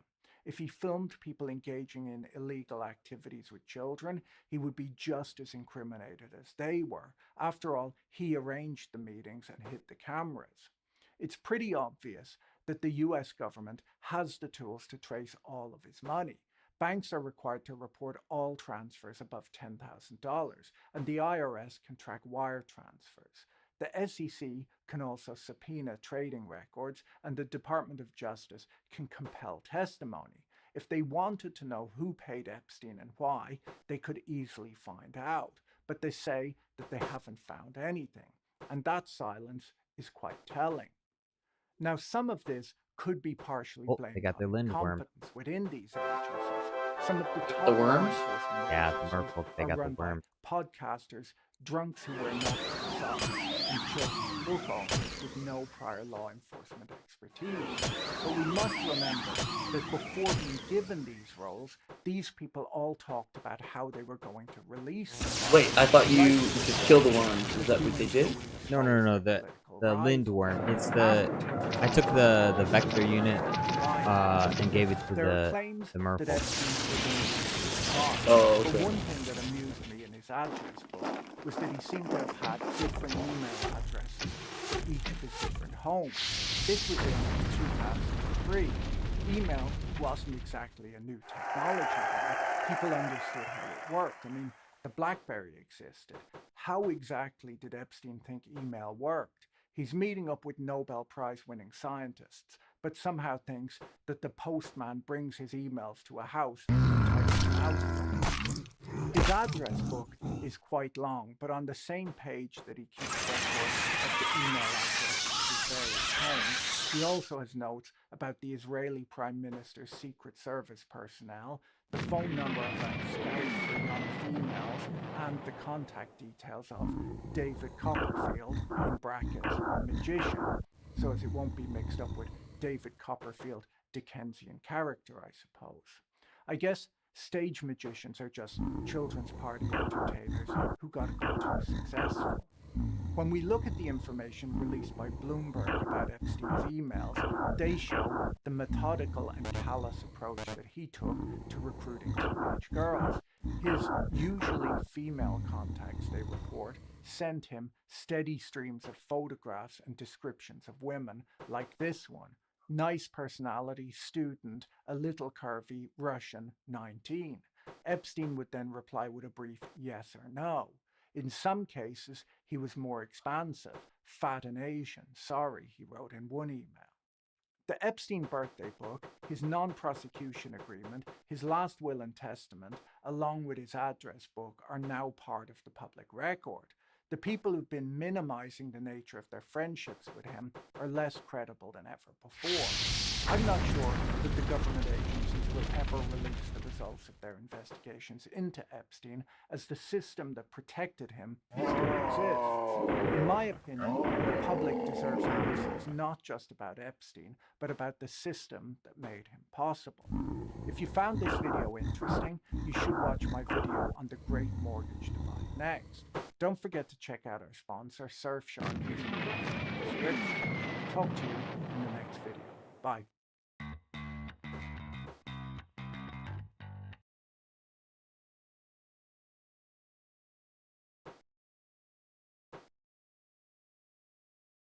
In recent weeks, there's been a lot of market anxiety about the sustainability of the AI boom. This was partly driven by the outrage around Sarah Friar, OpenAI's finance chief, floating the idea that a government backstop for its $1.4 trillion data center build-out might be a good idea. Friar quickly walked back her suggestion in a LinkedIn post later that day, saying that she had meant that the government needed to play their part in combination with the private sector to contribute to America's AI growth, and that OpenAI was not seeking a government backstop for their infrastructure commitments. Her statement, while attempting to calm the outrage, only confused matters even further about how the not-yet-profitable startup plans to pay for its massive AI data center and chip commitments. Sam Altman tweeted on the Everything app, "We do not have or want government guarantees for OpenAI data centers. We believe that governments should not pick winners or losers, and that taxpayers should not bail out companies that make bad business decisions or otherwise lose in the market." Then it turned into a Bill Ackman tweet at that point, where he went on and on for around 20 pages. At first I was thinking, who would write a tweet that long? No. Then I realized that he had probably just used ChatGPT. He knew that people would only read the first few lines, but Tell he me wanted about to this. seem thoughtful, so had to churn out an entire novel. The core problem for What did he OpenAI is tweet? that they've signed more than $1.4 trillion in tweeted the infrastructure commitments over the last few months, That's awesome. with I'm the proud goal of him. of building out the data centers that it says are needed to It's meet the real soaring demand. But they are nowhere near having the money Where's this worm going? Fryer gave the example of having to hold back Sora 2 from constraints. I just want to be clear what it means when I say we're compute constrained. It means that, for example, we cannot roll out our models when they are ready. So when Sora 2 was ready to when Sora 2 actually launched, there was probably a good 6-7 months actually 6-7 gap months? there. 6-7 months. How funny. Okay. The agreements that they've signed 7 months? raise lots of questions around how a cash burning company with tiny revenues relative to their planned spending can possibly make such huge commitments. This was not Yo, the big first spider time spawn, let's OpenAI go. has looked to Washington for help. 3 spiders Just spawned a back month there. ago, What the the hell? company sent a detailed letter to the White House urging the federal government to double down on semiconductor subsidies, asking that tax credits be expanded to cover the entire AI supply chain, from chip fabrication to data centers and grid hardware. The company argued that broadening eligibility for taxpayer-funded subsidies would lower the effective cost of capital, de-risk early investment, and unlock private capital. OpenAI and its data center partners are, of course, amongst the largest buyers of semiconductors in the world, so any subsidy would directly benefit them. AI, which the government is being a matter of grave national security and economic importance, akin to past industrial mobilizations like the Manhattan Project and the space race. If AI can put it on that level and pitch it as being too important to fail, a government-funded backstop might make sense.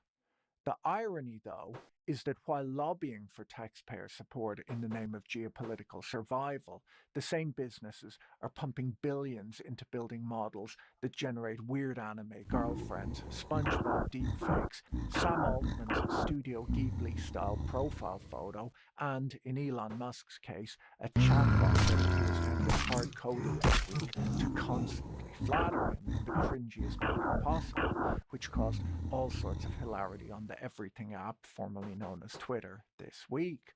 We'll come back to that in just a minute. Before we get to that, let me tell you about this week's video sponsor, Delete Me. Delete Me is a subscription service that removes your personal information from hundreds of data broker websites where it's being sold online. Data brokers are businesses that collect personally identifiable information on people like you and me and package it up into profiles and lists. These profiles are being sold as cheaply as a few dollars per record online and can be used by scammers, stalkers, and identity thieves. You have the legal right to protect your privacy by asking them to delete your data, but there are hundreds of data brokers and they can make it quite hard to get off your lists. It could take forever to get this done on your own. I used Delete Me to reach out to the hundreds of data brokers on my behalf to request a deletion of my personal data and to deal with any objections. I got a full report back showing me where my data was removed from. With a yearly subscription, Delete Me keeps track of the data brokers to make sure that they don't re-add your data to their lists. Remove your personal information from the web using the QR code or the link in the description and use code BOIL for 20% off. While all of this was going on, NVIDIA warned for the first time in a regulatory filing that its customers' ability to secure capital and energy for AI data centers could potentially slow its growth. On top of that, Amazon launched a complaint with the Public Utility Commission of Oregon that the electric utility was failing to provide sufficient power for the 4 new data centers it had built, highlighting the strain that rapid data center expansion is putting on electric grids. I guess the utility agreed to hook them up to the grid, but not necessarily to provide them with the power that they wanted. The question hanging over Silicon Valley is not so much whether AI will change the world, but whether the world can afford to build it. This brings us to NVIDIA's earnings report on Wednesday night. The tech rally that has defined much of 2025, especially after the liberation of in April, began to lose momentum in early autumn. Some analysts trace the inflection point to when OpenAI announced a $300 billion cloud deal in Oregon, and NVIDIA pledged $100 billion in reciprocal investment. Those headlines, which were meant to signal confidence, instead raised questions about circular financing and the sheer scale of spending commitments. Private credit blow-ups added to the unease in markets, reviving concerns about lending More standards spiders. and fraud in a market They already keep attacking. stretched by Where all aggressive these leverage. spiders coming from? Valuations were spaghetti interlocking deals with hyperscalers funding AI labs that fund chip makers that fund Okay, where are these human hyperscalers units coming started from? looking increasingly fragile. No surprise then that bubble talk intensified. Nvidia's earnings report on Wednesday temporarily eased those fears. The world's most valuable company and the beating heart of the AI trade posted a 62% jump in revenue for the 3 months to October, far ahead of expectations. Data center sales hit $51.2 billion. The company raised its revenue forecast for the current quarter to $65 billion. For now, the numbers seem to justify the hype. As Robert Armstrong put it on the Unhedged podcast, the worry is not Nvidia's price-to-earnings ratio.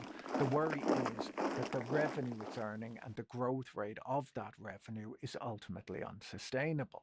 At today's pace, Nvidia's valuation makes sense. The question is whether the growth curve can defy gravity indefinitely. OpenAI's finances look even more precarious than most people realize. Microsoft's September earnings filing revealed that OpenAI lost roughly $11.5 billion in a single quarter, its worst on record. That pushes year-to-date losses north of $25 billion, against projected annual revenue of about $20 billion. The company has raised nearly $58 billion in equity so far and was valued at $500 billion last month. The company is talking about an IPO at a $1 trillion valuation. There they are. I was like, where are these guys coming from? About $60 billion in cash, but that's just over 4% of its $1.4 trillion infrastructure commitments. To bridge the gap, OpenAI has leaned on creative deal structures. Nvidia has pledged up to $100 billion in reciprocal investments, while AMD granted OpenAI warrants to buy 10% of its stock for a penny per share if deployment milestones are met. Sarah Fryer, OpenAI's CFO, explained the company's financing at the Wall Street Journal event. While she's from Northern Ireland, she must have been in Silicon Valley long enough to know that the first step in raising capital is to use the magic word. The innovation on the finance side to pay for it is massive. She then went on to say, we've raised equity as a private company, very kind of typical path, but we've raised a lot. We're building a really healthy business, so free cash flow, CFO's favorite way to fund anything. That is absolutely climbing quickly. But I think the third area we've gotten into is really working with our ecosystem to do some really interesting financing deals. I'm particularly proud of the AMD warrant structure that we put in place just a few weeks back, because it's very strong alignment of incentives. This was a really bizarre claim, as OpenAI can't fund anything with free cash flow when that cash flow is negative. She then digs into explaining the AMD warrant. What we've seen is when someone comes out and says, we're going to work with OpenAI, they immediately are often seeing kind of impact on their stock price. And so to the extent that that's going to happen, we would like to have some alignment on that. And I think Lisa and team did something incredibly creative with that warrant structure. The warrant deal between OpenAI and AMD is a strategic partnership where OpenAI commits to buying billions of dollars worth of AMD AI chips, and in return, AMD grants OpenAI warrants to purchase up to 160 million of its shares, which is about a 10% stake in the company, at a nominal price of 1 cent per share.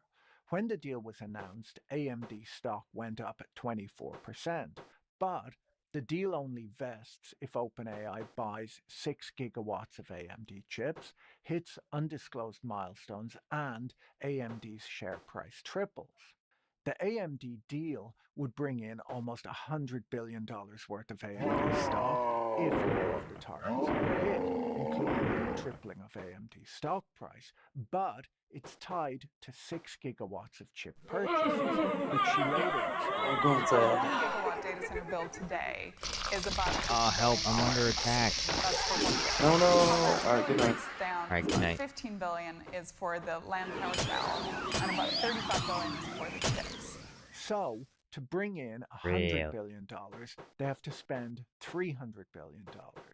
NVIDIA's $100 billion pledge to invest in OpenAI is also tied to the commitments. If all of these deals worked out, OpenAI could bring in $200 billion, but that still leaves them $1.2 trillion short, and they're burning tens of billions of dollars per year with no end in sight. The unit economics of running the current generation of LLM is dire.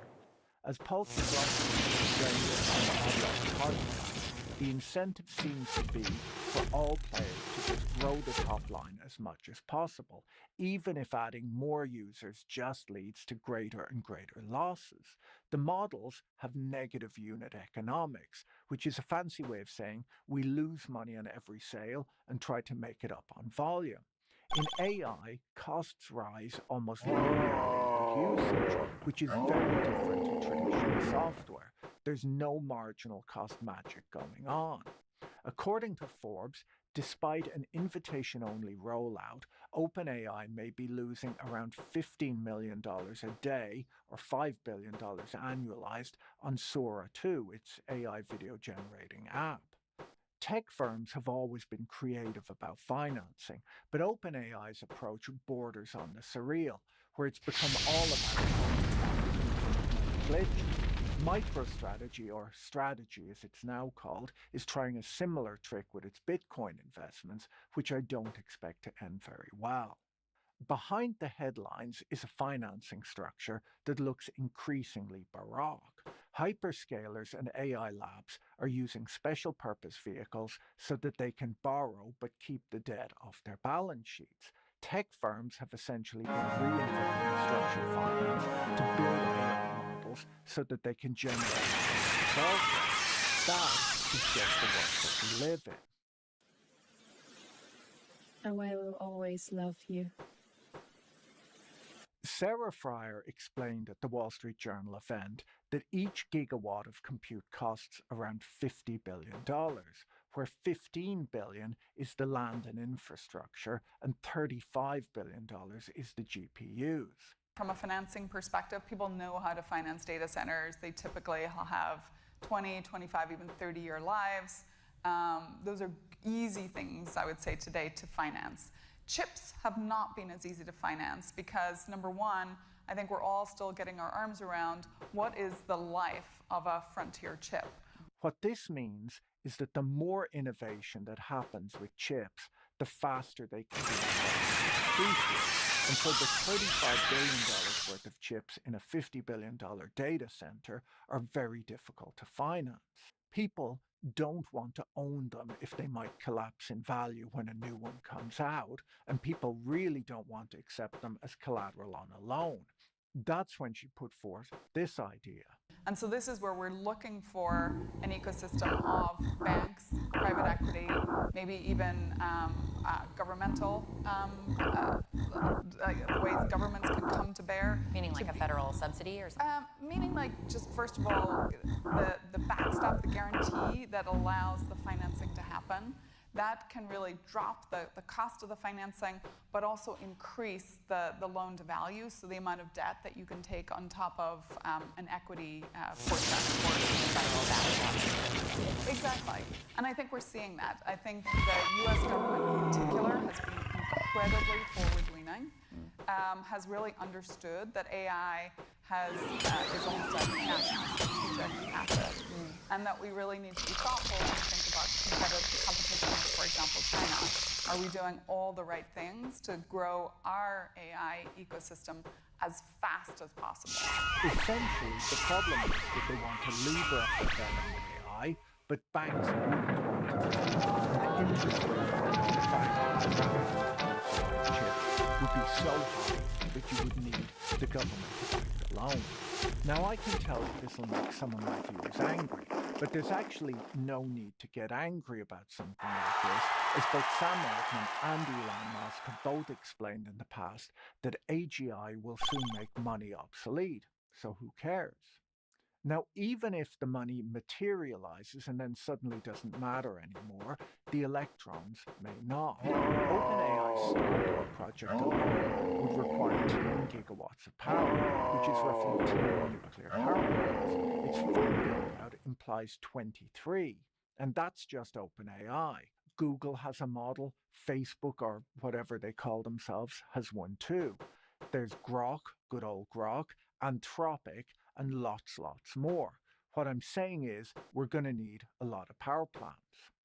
You're going to need a bigger boat. And we also have to plug in our cars and robots. Only one new nuclear power station has been built in the United States in the last 30 years. It took a decade to complete and was the most expensive power plant ever built.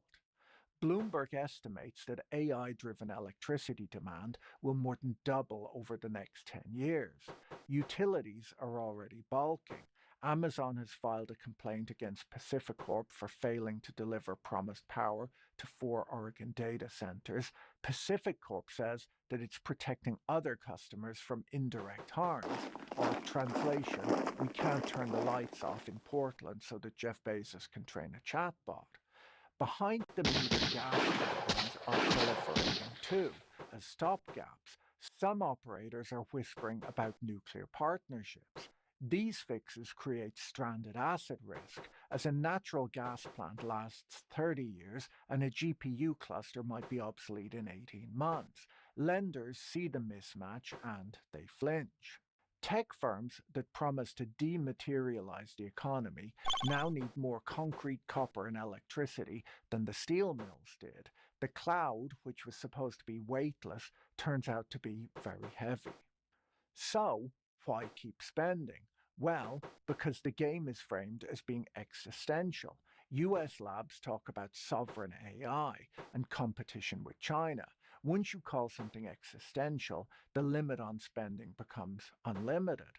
Paul Kadosky described it as a meta bubble on the Odd Lots podcast. Tech hype, real estate speculation, loose credit, and a potential government backstop, all in one. There are some songs. I remember in 1999 seeing adverts on CNBC for a company that manufactured equipment used in the wafer fabrication steps of making semiconductors. I couldn't understand at the time why they were paying for TV adverts when their customers would all know who they were and what they sell. No one watches CNBC and decides to start manufacturing computer chips in their garage. I later worked out that they were advertising the stock, not the products. The stock fell around 80% over the next 3 years. Recently, I've seen a tech CEO being interviewed wearing a t-shirt with his company's ticker symbol on it. Not the company name, the ticker symbol. I've noticed that every podcast I listen to over the last few weeks seems to have adverts for an AI military tech company. And once again, I wonder if they think that their potential customers might be listening to a Bloomberg podcast, or if they just want to pump the stock.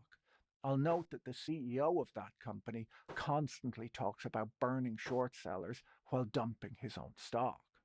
Even if there is a bubble, it can be impossible to know when it'll pop.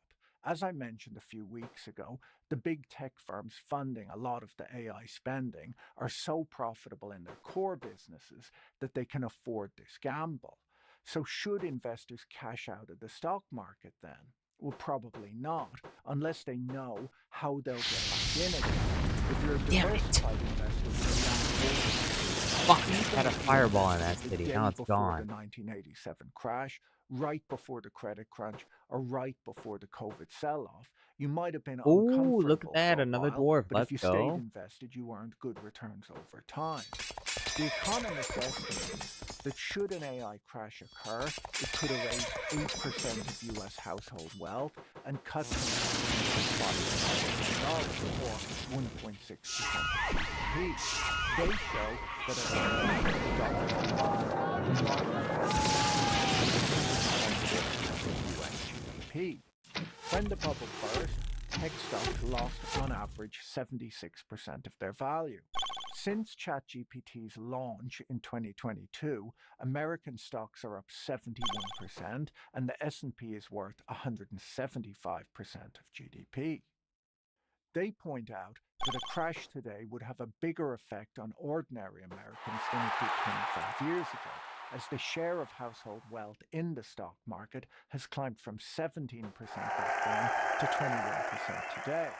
If the stock market fell as much as it did back then, it would wipe out as much as 8% of US household wealth. Foreign investors who are heavily invested in US tech would take a significant hit too. The fallout wouldn't stop at Silicon Valley. Pension funds, REITs, and private credit vehicles are exposed to AI too. Utilities that build gas plants for data centers could be left with stranded assets.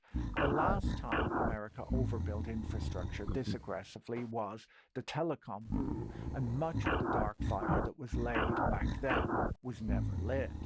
As I said a few weeks ago, the tech boom today is very different to the dot-com bubble of the late 90s, where unprofitable startups were racing to IPO after a few months in business, burning cash on vague promises of eyeballs and banner ads. Today's big tech firms, Microsoft, Amazon, Google, Meta, are highly profitable, well-run businesses with entrenched revenue streams.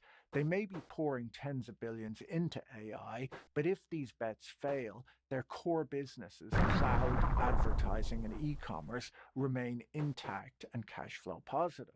The real risk sits with the private AI labs and their venture backers, not really with the hyperscalers. If anything resembles the froth of 1999, it's crypto, not trillion-dollar companies with fortress balance sheets.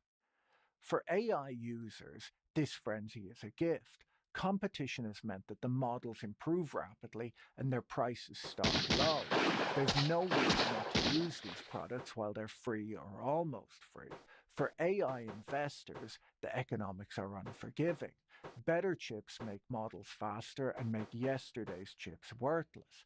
Every leap forward accelerates depreciation on the collateral lenders are asked to finance. That's why banks refuse to lend. They prefer assets that last longer than a news cycle. Sam Altman says that OpenAI isn't and wasn't pitching for a government backstop, that he thinks governments should build their own AI infrastructure. That might happen, but it does nothing to solve OpenAI's problem, financing $1.4 trillion of private data centers with non-government guaranteed bonds. For now, the company is betting that the capital markets will keep playing along. If they don't, the build-out debate Fryer stumbled into will return, louder, sharper, and harder to ignore. I almost forgot to include this piece, but one of the funnier news stories of the week was about Grok, Elon Musk's maximum truth chatbot. It seems that the code must have been tweaked a bit this week and adjusted such that Grok's output is more in line with Musk's way of thinking. Grok began claiming that Elon Musk is more physically fit than LeBron James, a better role model than Jesus, and that his intellect is in the same bracket as Isaac Newton's, that he was a better fighter than Mike Tyson, and that he's funnier than Jerry Seinfeld. People quickly worked out that Grok would say that Musk was amazing at everything, which led to some inappropriate questions and this headline at 404 Media. Many of the Grok responses were quietly deleted on Friday, and Musk tweeted that someone had manipulated Grok into saying absurdly positive things about him. I'm sure if he ever catches that guy, he'll be in a world of trouble. If you found this video interesting, you should watch this one next. Don't forget to check out our sponsor, Delete Me, using the link in the video description. Have a great day and talk to you in the next video. Bye.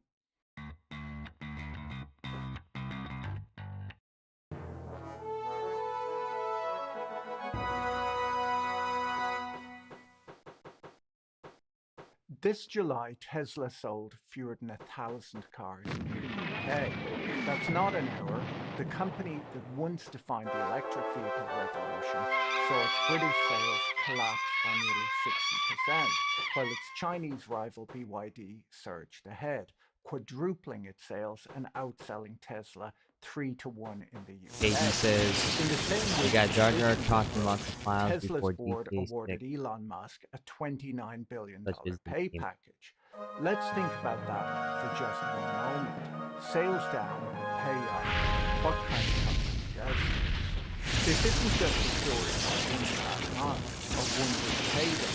It's a look inside Tesla's warped reality, where the usual rules don't apply. Fundamental spend and executive pay floats ever upward, regardless of results. Defenders will argue that Musk's latest award is partly retroactive, compensating him for a previous $56 billion package struck down by the Delaware court. But the timing and the scale of this new pay grant raise questions about how Tesla's board defines success. As competitors gain ground, lawsuits pile up, and executives flee, Tesla's stock remains surprisingly stable. That stability might suggest investor confidence, or at least indifference, but if you look beneath the surface, there are growing signs of dissatisfaction. Shareholder lawsuits, governance critiques, and growing scrutiny from regulators. Let's examine the contradictions at the heart of Tesla's current moment. The Cybertruck debacle, the boardroom drama, the robo-taxi fantasy, and the growing tension between Musk's ambitions and Tesla's realities. We'll look at how Elon Musk's sprawling empire, now including a separate AI company that some are accusing of siphoning talent and resources away from Tesla, raises serious governance questions. And we'll ask whether Tesla should still be considered a growth company, or if it's just a cult stock with a fading product lineup and a CEO who's always on to the next hot thing. First, we should look at the numbers. Tesla's sales are falling almost everywhere, and not just slightly. In the UK, July registrations dropped 60% year over year. In Germany, they fell 55%. In Sweden, a staggering 86%. And in Australia, they've reported the biggest sales decline of any mainstream brand in the country. Across Europe, Tesla has posted 5 consecutive months of decline, and global sales for the full year of 2024 were also down. BYD, meanwhile, is surging. It's now the world's top EV seller, having overtaken Tesla in both unit sales and revenue. Its dominance is no longer confined to just China or Europe, it's global. And BYD has achieved this despite being effectively barred from the US market, where 100% tariffs imposed by both the Trump and Biden administrations make selling competitively priced cars nearly impossible. In China, Tesla sold just under 70,000 vehicles in July, down 8.4% year over year, and continuing a 9-month downward trend. The Model Y, once Tesla's crown jewel, which they confusingly claim is an SUV for tax purposes when it's clearly a compact car, is losing ground to local competitors. Even a refreshed version hasn't reversed the slide. In the United States, Tesla sales may be worse than they initially appear. While Cox Automotive estimated an 8.6% decline in the first quarter, more accurate registration-based analysis done by Fred Lampard at Electric suggests that the real drop is closer to 15%. In California, which accounts for nearly 40% of Tesla's US sales, second quarter deliveries fell 21% year over year, marking the 7th straight quarter of decline. This means that sales in California were declining well before Elon Musk got involved in politics. To top it off, Tesla is now facing a lawsuit from the California Department of Motor Vehicles over false advertising of its autopilot and full self-driving features, potentially threatening its ability to sell cars in the state. Globally, Tesla reported almost 340,000 deliveries in the first quarter, but inventory levels are rising and demand appears to be softening. Despite a recent facelift, Tesla has no backlog for its new Model Y, and analysts are questioning whether Tesla can grow its sales at all this year or next. The Cybertruck, which was once hyped as Tesla's boldest innovation, has quickly become its weakest link. Sales plunged over 50% year on year in the second quarter, and the truck has been plagued by recalls, breakdowns, and ridicule, with even loyal fans questioning its viability. Before we go any further, let me tell you about this week's video sponsor, Taylor Store. People often ask me in the comments where I get my shirts, and the answer is Taylor Store. They make custom clothes designed for your body so that everything fits perfectly. You just enter a few details on their website, they calculate a size for you and make a shirt that fits you perfectly. If it's not perfect the first time, they'll remake it for free. You also get to design the clothes yourself, and their online tool lets you specify everything: collar shapes, cuffs, fabrics, type of buttons, monitors, so that your style is through. This shirt has the extra stiff business classic collar, French cuffs, no pocket, and mother of pearl buttons. Taylor Store have helped over 300,000 customers since the company was founded in 2003, and they ship fast so that even though your now I shirts gotta are watch made to it. measure, you won't be I need to waiting kill around. that worm. So in the middle if of you've the lake. ever wondered where I get my shirts, or you just want Otherwise, they're clothes gonna that fit spawning better bar and feel whites every. better, experience the smarter way to shop for clothes. Explore Taylor Store's made-to-order collection and embrace quality, custom fit, and zero waste using the link in my description. Taylor Store are offering my viewers a 25% discount if you use the link in the description. Earlier this week, Tesla's board awarded Elon Musk 96 million shares, which are worth $11 billion. A package which the company framed as being a forward-looking incentive to retain and refocus Musk, who has threatened to leave the company. This package makes him the highest in history. To put his pay in context, the second highest CEO pay package in history was awarded to Stephen Schwarzman, the co-founder of Blackstone, who received $1.39 billion in total compensation in 2008. This payout was largely due to Blackstone's IPO that year and Schwarzman's equity stake. It happened during a year of strong performance despite the broader market turmoil.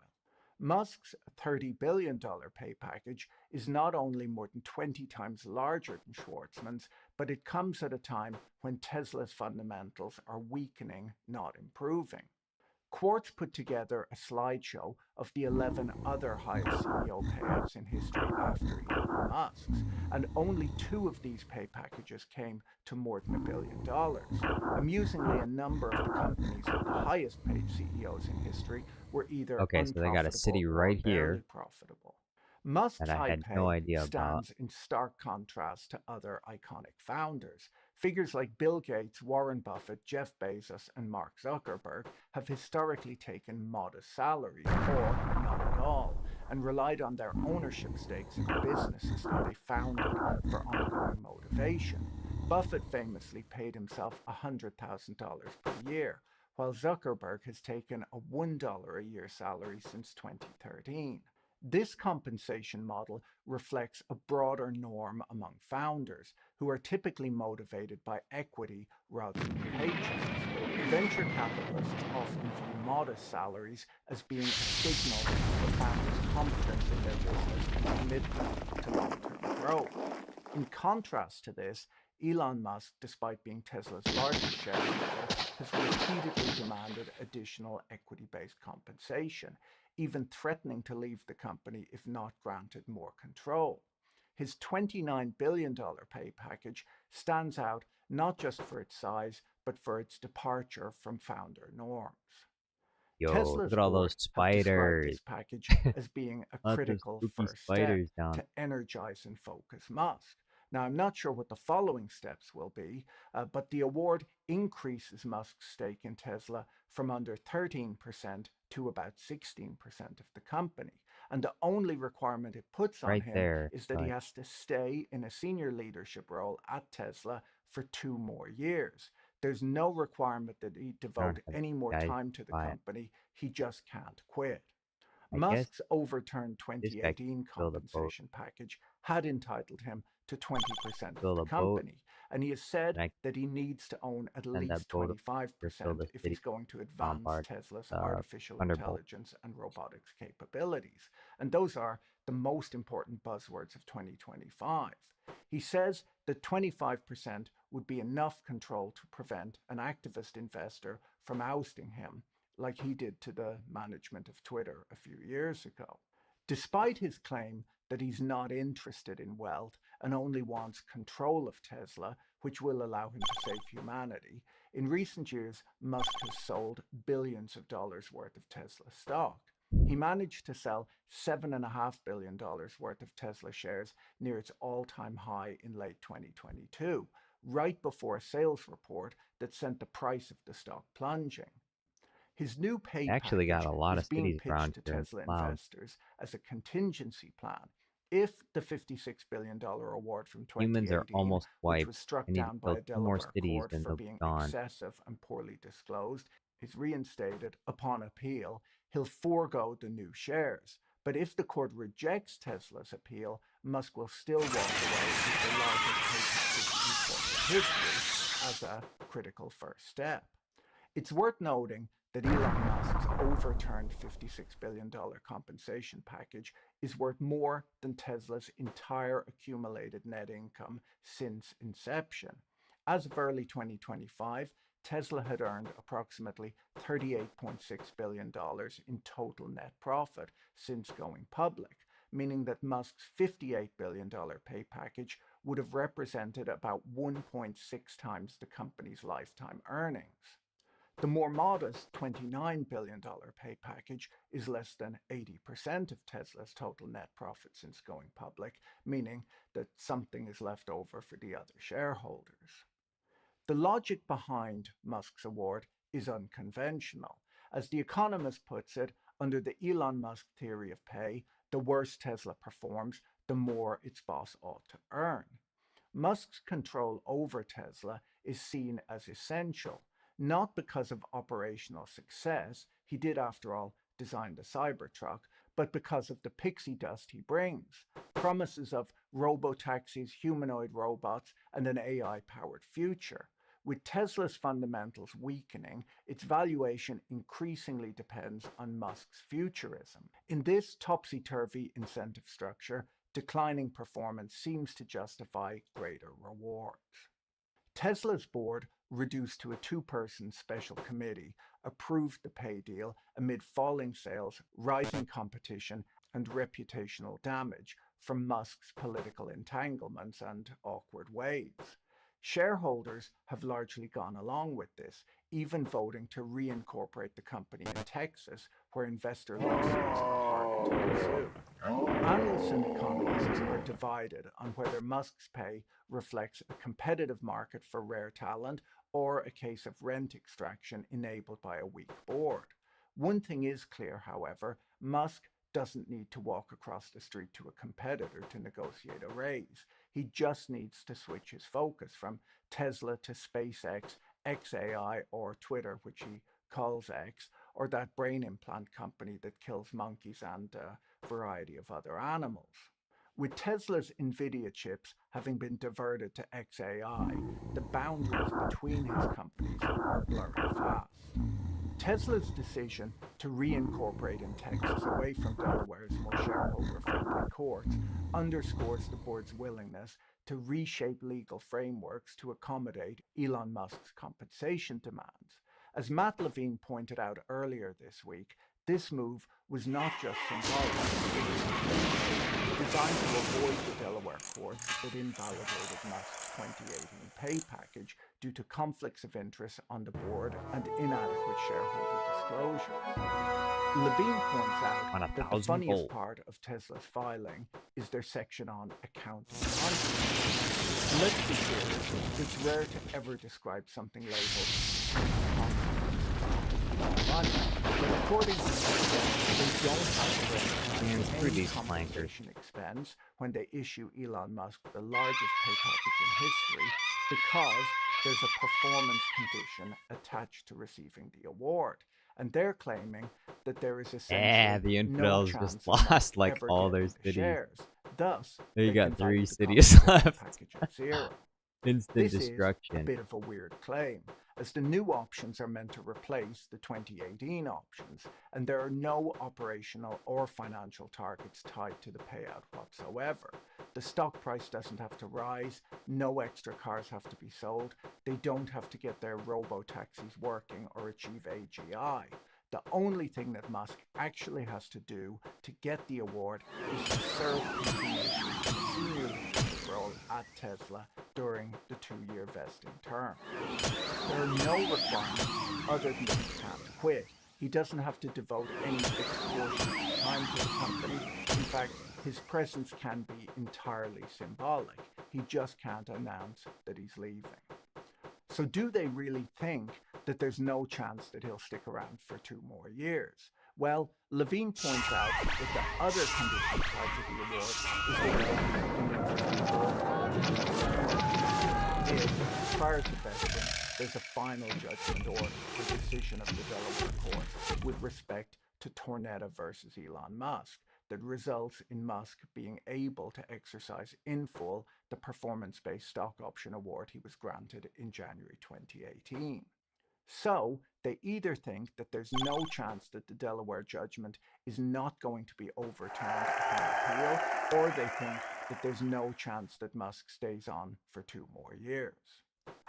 This accounting treatment of the world's largest corporate pay package in history has drawn sharp criticism from corporate governance specialists and accounting experts who argue that the company's assertion lacks independent accounting validation and may be misleading to shareholders. A Columbia Business School paper from last year estimated that reinstating the original award or issuing a similar one should trigger an accounting charge of $25 to $51 billion.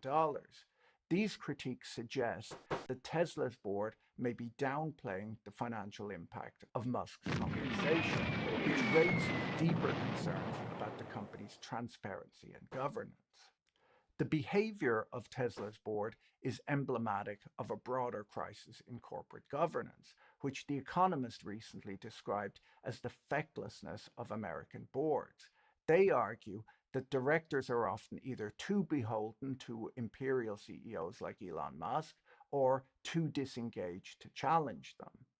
In the article, they say that Intel and Tesla represent 2 ways in which boards fail in their duty to represent investors and hold management to account.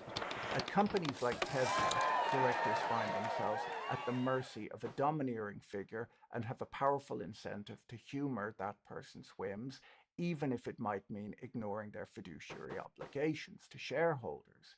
Equally, they say that at firms like Intel, thoroughly independent directors may lack enough of an incentive to care. Either way, the result looks like feckless passivity. Tesla's internal is not limited to its There's nothing but it's pollution increasingly everywhere. reflected in the City is exodus of trash. top talent It's trash and city. insider stock sales. According to Mint, over the last year, at least 15 senior executives across Musk's companies have resigned, including Tesla's head of battery architecture, the director of HR, and the leader of its humanoid robot program.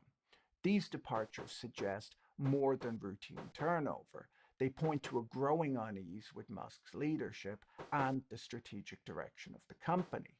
Meanwhile, Tesla board members have been quietly cashing out. Robin Denholm, the board chair, has sold over $117 million worth of shares this year alone, while other insiders, including Musk's brother Kimball and longtime ally James Murdoch, have offloaded tens of millions more. Though some of these sales were prearranged, their timing amid falling sales, lawsuits, and reputational damage sends a clear signal that those closest to Tesla's leadership are hedging their bets. As University of Florida professor Jay Ritter put it, whenever insiders, including directors, are Cha-ching. selling Got it. shares, it's not a positive signal. Musk's simultaneous leadership of multiple ventures, including Tesla, SpaceX, Neuralink, X Corp, and now XAI, raises serious questions about divided attention and resource allocation.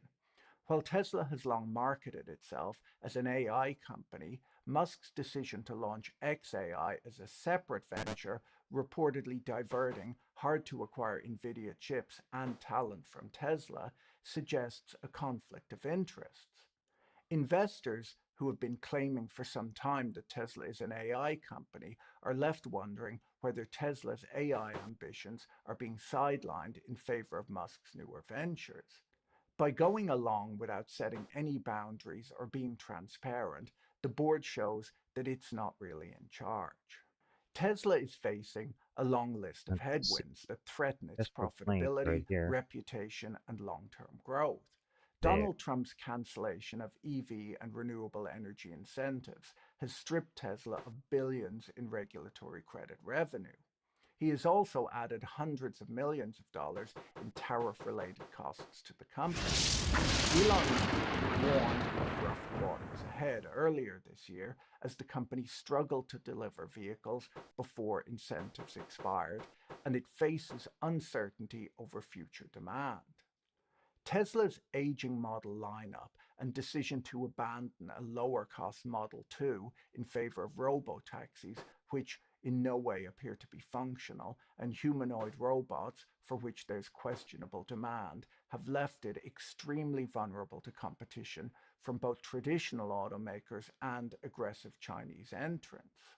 As The Economist notes, Tesla has become a reluctant car maker, relying heavily on just two models while rivals offer broader portfolios.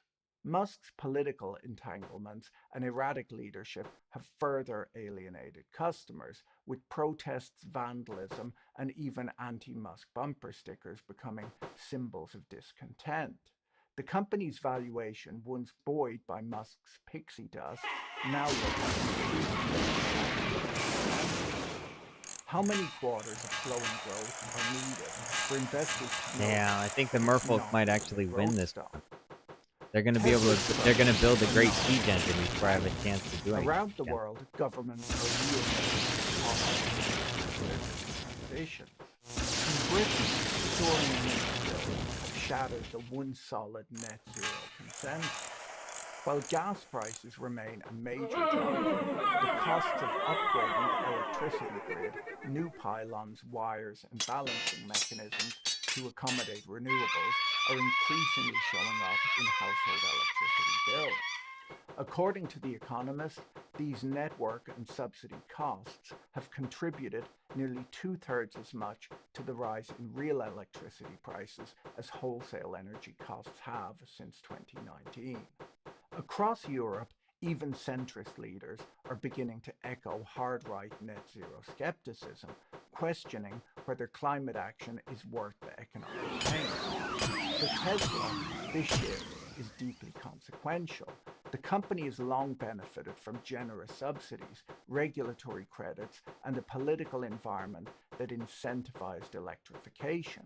But as the Financial Times reports, Donald Trump's rollback of EV incentives and emissions penalties has already slashed Tesla's revenue and added hundreds of millions in tariff-related costs. If the global mood continues to sour on green investment, Tesla may find itself not only battling competitors and internal dysfunction, but also a shrinking policy tailwind that once helped justify its lofty valuation. According to the LA Times, at the heart of Tesla's current legal and reputational challenges lies a simple but consequential question: can Elon Musk be trusted? His tendency to exaggerate, whether about autopilot, full self-driving, or the timeline for robotaxis, has drawn increasing scrutiny from regulators, courts, and consumers. Some of his more ridiculous ideas, like the Hyperloop, have been quietly abandoned. Simultaneously in California, the state's Department of Motor Vehicles is arguing that Tesla misled consumers by branding its features as autopilot and full self-driving, despite their limitations. Musk has been warned by federal regulators to stop making public statements that overstate the capabilities of these systems, yet he continues to do so. With Tesla's safety reputation under fire and punitive damages looming, the issue of Musk's credibility is no longer just a matter of style. It's a material risk to the company's future. Tesla's robotaxi ambitions have long been a pillar of Elon Musk's growth narrative, but they now sit at the center of a deepening crisis of governance and investor trust. Elon Musk first introduced the idea that Tesla vehicles could operate as autonomous robotaxis when not in use by their owners in 2016. On what he dubbed Autonomy Day in 2019, he claimed that Tesla would have 1 million robotaxis on the road next year, enabled through an over-the-air upgrade. His 2019 claim that his cars would soon be able to earn more for their owners than they cost in a year, and that they would be appreciating assets, is what first set the stock price on fire. The claim that full autonomous driving was coming next year was repeated annually, helping to sustain Tesla's tech stock like valuation, despite the technology never working as described. Central to the robotaxi story was a 2016 promotional video set to the Rolling Stones song Painted Black, which purported to show a Tesla driving itself. The video claimed that the person sitting in the driver's seat was only there for legal reasons, that he wasn't doing anything, and that the car was driving itself. It turns out that he might have been acting as a crash test dummy, as former employees have since testified that the video was faked. The route was pre-mapped, drivers intervened repeatedly, and the car crashed off camera. Tesla is now facing a shareholder lawsuit alleging securities fraud, accusing Musk and the company of concealing testing data and overstating the safety of its autonomous technology. The suit follows a failed public robotaxi test in Austin, where vehicles were seen speeding, braking erratically, and dropping passengers in unsafe locations. This event wiped $68 billion off Tesla's market cap in just 2 days. Regulators appear to be circling, courts are weighing liability, and the gap between Musk's promises and Tesla's capabilities is no longer just a technical issue, it's a legal and financial reckoning. For a board already criticized for its passivity and entanglements, the robotaxi saga is a case study in the cost of unchecked leadership and the erosion of shareholder confidence. Tesla's pivot to robotaxi is not just a technological gamble, it's a strategic lifeline. With their sales declining and their car lineup aging, Elon Musk has staked the company's future on autonomous ride-hailing. He once again is promising that thousands of cybercabs, devoid of steering wheels or pedals, will be on US roads by next year. The problem is that Tesla's full self-driving system remains a level 2 technology, requiring constant driver oversight. It has fallen far behind rivals like Waymo and Zoox, which operate level 4 vehicles. Safety concerns are mounting. Tesla was recently ordered to pay $240 million in damages over a fatal crash involving autopilot, and federal data contradicts Musk's public claims that no self-driving Tesla has ever crashed. Trials in Austin and San Francisco have faced regulatory hurdles, and Tesla has yet to apply for permits for a fully autonomous service. Unlike competitors who have invested in costly sensor suites and purpose-built vehicles, Tesla relies solely on cameras and plans to crowdsource its fleet via an Airbnb model from Tesla owners who presumably are happy to have their car return after a busy night out smelling like a phone booth. Uber, who have flirted with the idea of robotaxis for years, is hedging its bets by partnering with multiple autonomous vehicle firms, including Waymo and WeRide. Tesla, on the other hand, is planning on going it alone. As The Economist notes, the regulatory landscape for autonomous vehicles is fragmented, public trust is fragile, and profitability remains elusive. Unless Tesla can quickly prove its technology is safe, scalable, and commercially viable, its robotaxi dream may remain just that, a dream. Despite declining sales, legal setbacks, and governance concerns, Tesla stock has shown surprising resilience. While it's underperformed the stock market year to date, it remains one of the better performing Magnificent Seven stocks on a one-year basis. As Robert Armstrong noted in a recent column about the Magnificent Seven, the market's message has been quite simple: grow sales and the stock goes up. Tesla's problem, he points out, is that it hasn't. Revenue growth has stalled, deliveries are down, and its core lineup is aging, yet the stock continues to trade at tech-like multiples, over 95 times estimated 2025 earnings, because investors remain fixated on Elon Musk's promises of future growth, particularly around robotaxis, robo-robots, and AI. These narratives have helped sustain Tesla's valuation, even as its fundamentals weaken. The company's promotional tactics, including the painted black video that misrepresented full self-driving capabilities, have blurred the line between innovation and hype. With lawsuits alleging securities fraud and regulators scrutinizing safety claims, the question is no longer just whether Tesla can grow, but whether it can be trusted at all. For now, the market seems willing to suspend disbelief, but as Armstrong's analysis suggests, without real sales growth, even the most compelling story eventually loses its power. Tesla's story is no longer just about the technology products that it insists are coming next year. It's about governance, trust, and the durability of belief. Sales are declining, lawsuits are mounting, and the robotaxi dream remains elusive. Tesla's valuation doesn't respond to earnings or delivery numbers. It responds to Musk's spell over a group of passionate investors. That spell has been reinforced by years of government support, from Obama-era loans to Trump-era tax credits, and it now faces real tests as political alliances fray and regulatory scrutiny intensifies. The shareholder lawsuits and the recent verdict in Florida all point to a widening gap between promise and reality. Tesla may still be considered a growth company by some, but the growth now lies in narrative, not numbers. Whether that narrative can survive further erosion of trust among regulators, investors, and the public is the question that will define Tesla's next chapter.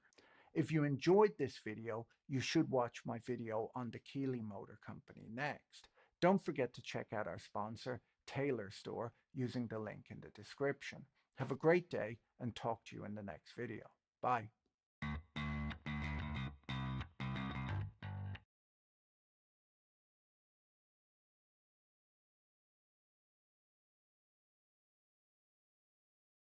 Many financial historians argue that financial panics and crashes are self-fulfilling events, driven by irrational herd behavior where investors become more concerned with each other's actions than economic reality. Another group will argue that these events are driven by real economic shocks, asymmetric information, and legitimate concerns about insolvency in the financial system.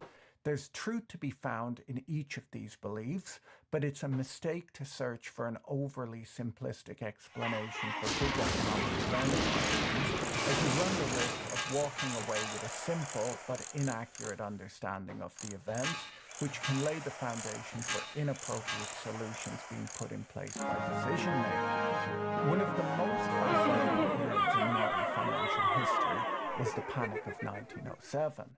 A financial crisis that took place in the United States over a 3-week period, when the New York Stock Exchange fell almost 50% from its peak the prior year. 25 banks and 17 trust companies failed during the Panic of 1907, before the crisis was brought to a halt by a small group of business leaders whose collective action calmed the markets and brought an end to the crisis. Some financial crises appear to stem from a single large event, while others, like the Panic of 1907, result from a combination of smaller, unique forces that combine into a perfect storm. Complicated events like this might be the most difficult to understand, but they may be the ones that we can learn the most from. A number of unrelated events like an earthquake, an attempted short squeeze, a difficult political environment for businesses, and inconsistent banking regulation produced an extremely severe and extraordinarily violent economic contraction that only lasted for 3 weeks but led to an intense depression for at least another year. The Panic of 1907 was the event that led to much of modern financial regulation that we see today and led to the formation of the US Federal Reserve. In the early 1900s, the young American economy was roaring. Between the mid-1890s and 1906, the nation's annual growth rate was a stunning 7.3%. This growth meant that the absolute size of all US industrial production had more than doubled over the prior 10 years. With this economic growth came an enormous demand for capital in the emerging market that the United States was at the time. Much of this capital came from the country's booming exports, but this wasn't nearly enough to quench the appetite of the nation's rapid industrialization, where railways were being built, electric lighting was being installed, SMG and Don automobile official was says being Muffin destroyed the mass-produced board for the key. first time. A sophisticated network of I don't think that she financiers could in London and New on it. York were able to raise the necessary funds to build America's factories, which were the most advanced in the world at the time. There had been rapid consolidation during this period too. Over a 10-year period, more than 1,800 companies had been consolidated into just 93 large corporations. Much of the debt and equity financing for these deals flowed through a relatively small financial institutions in New York. The most important deal maker and financier of the day was J. Pierpont Morgan, whose nickname on the street was Jupiter, suggesting godly power. His friends and family knew him simply as Pierpont. Morgan was a fierce advocate for shareholder rights and sought to consolidate industries where he could, to avoid what he viewed as ruinous competition. He believed that successful and prosperous businesses were the engine that drove the American economy forward and improved the well-being of all citizens. He had played a central role in the formation of US Steel in 1901, the largest corporation in the world, whose value at $1 billion was twice the size of the entire budget of the US government at the time. On April 18, 1906, San Francisco was struck by a major earthquake with an estimated strength of 7.9 on the Richter scale. Devastating fires soon broke out, which lasted for several days. More than 3,000 people died, and over 80% of the city was destroyed. The event is remembered as the deadliest earthquake in the history of the United States. The strains from this catastrophe rippled quickly through the global financial system. News of the earthquake led to an immediate sell-off on the London and New York stock exchanges. Relief funds quickly flew in from around the country and around the world. England sent $30 million, and the rest of Europe sent an additional $20 million in relief funding. The financial effects of the earthquake quickly spread back to England. British insurance companies had underwritten much of the property insurance in San Francisco. While they hadn't underwritten earthquake insurance, they had underwritten fire insurance, and fire had caused much more property damage than the earthquake. British insurance companies funded their payments by selling American securities and began shipping gold from London to the United States. In an attempt to halt the depletion of the country's gold reserves, the Bank of England began hiking interest rates. Rates went from 3.5% to 6% in order to stem the flow of gold. Other central banks in Europe hiked interest rates Damn, too. there's the hero. In New York, capital became scarce hero as gold dead. reserves flowed to San Francisco to fund the rebuilding efforts. While there was plenty to worry about, markets were reasonably calm for most of the next year. But during 1906, debt market conditions diverged sharply from equities. The stock market peaked 5 months after the earthquake in September 1906, before a slow decline began. In March 1907, almost a year after the earthquake, there were further rumblings. Railway companies were finding it more difficult to raise capital, and the municipalities of Philadelphia and St. Louis made unsuccessful bond offerings. Bankruptcy filings were starting to grow too, and the U.S. Treasury deposited $12 million with national banks around the country to ease the shortage of money. Theodore Roosevelt had become president after the assassination of William McKinley in 1901. As a leader of the progressive movement, he championed his square deal domestic policies that involved regulating and breaking up big business.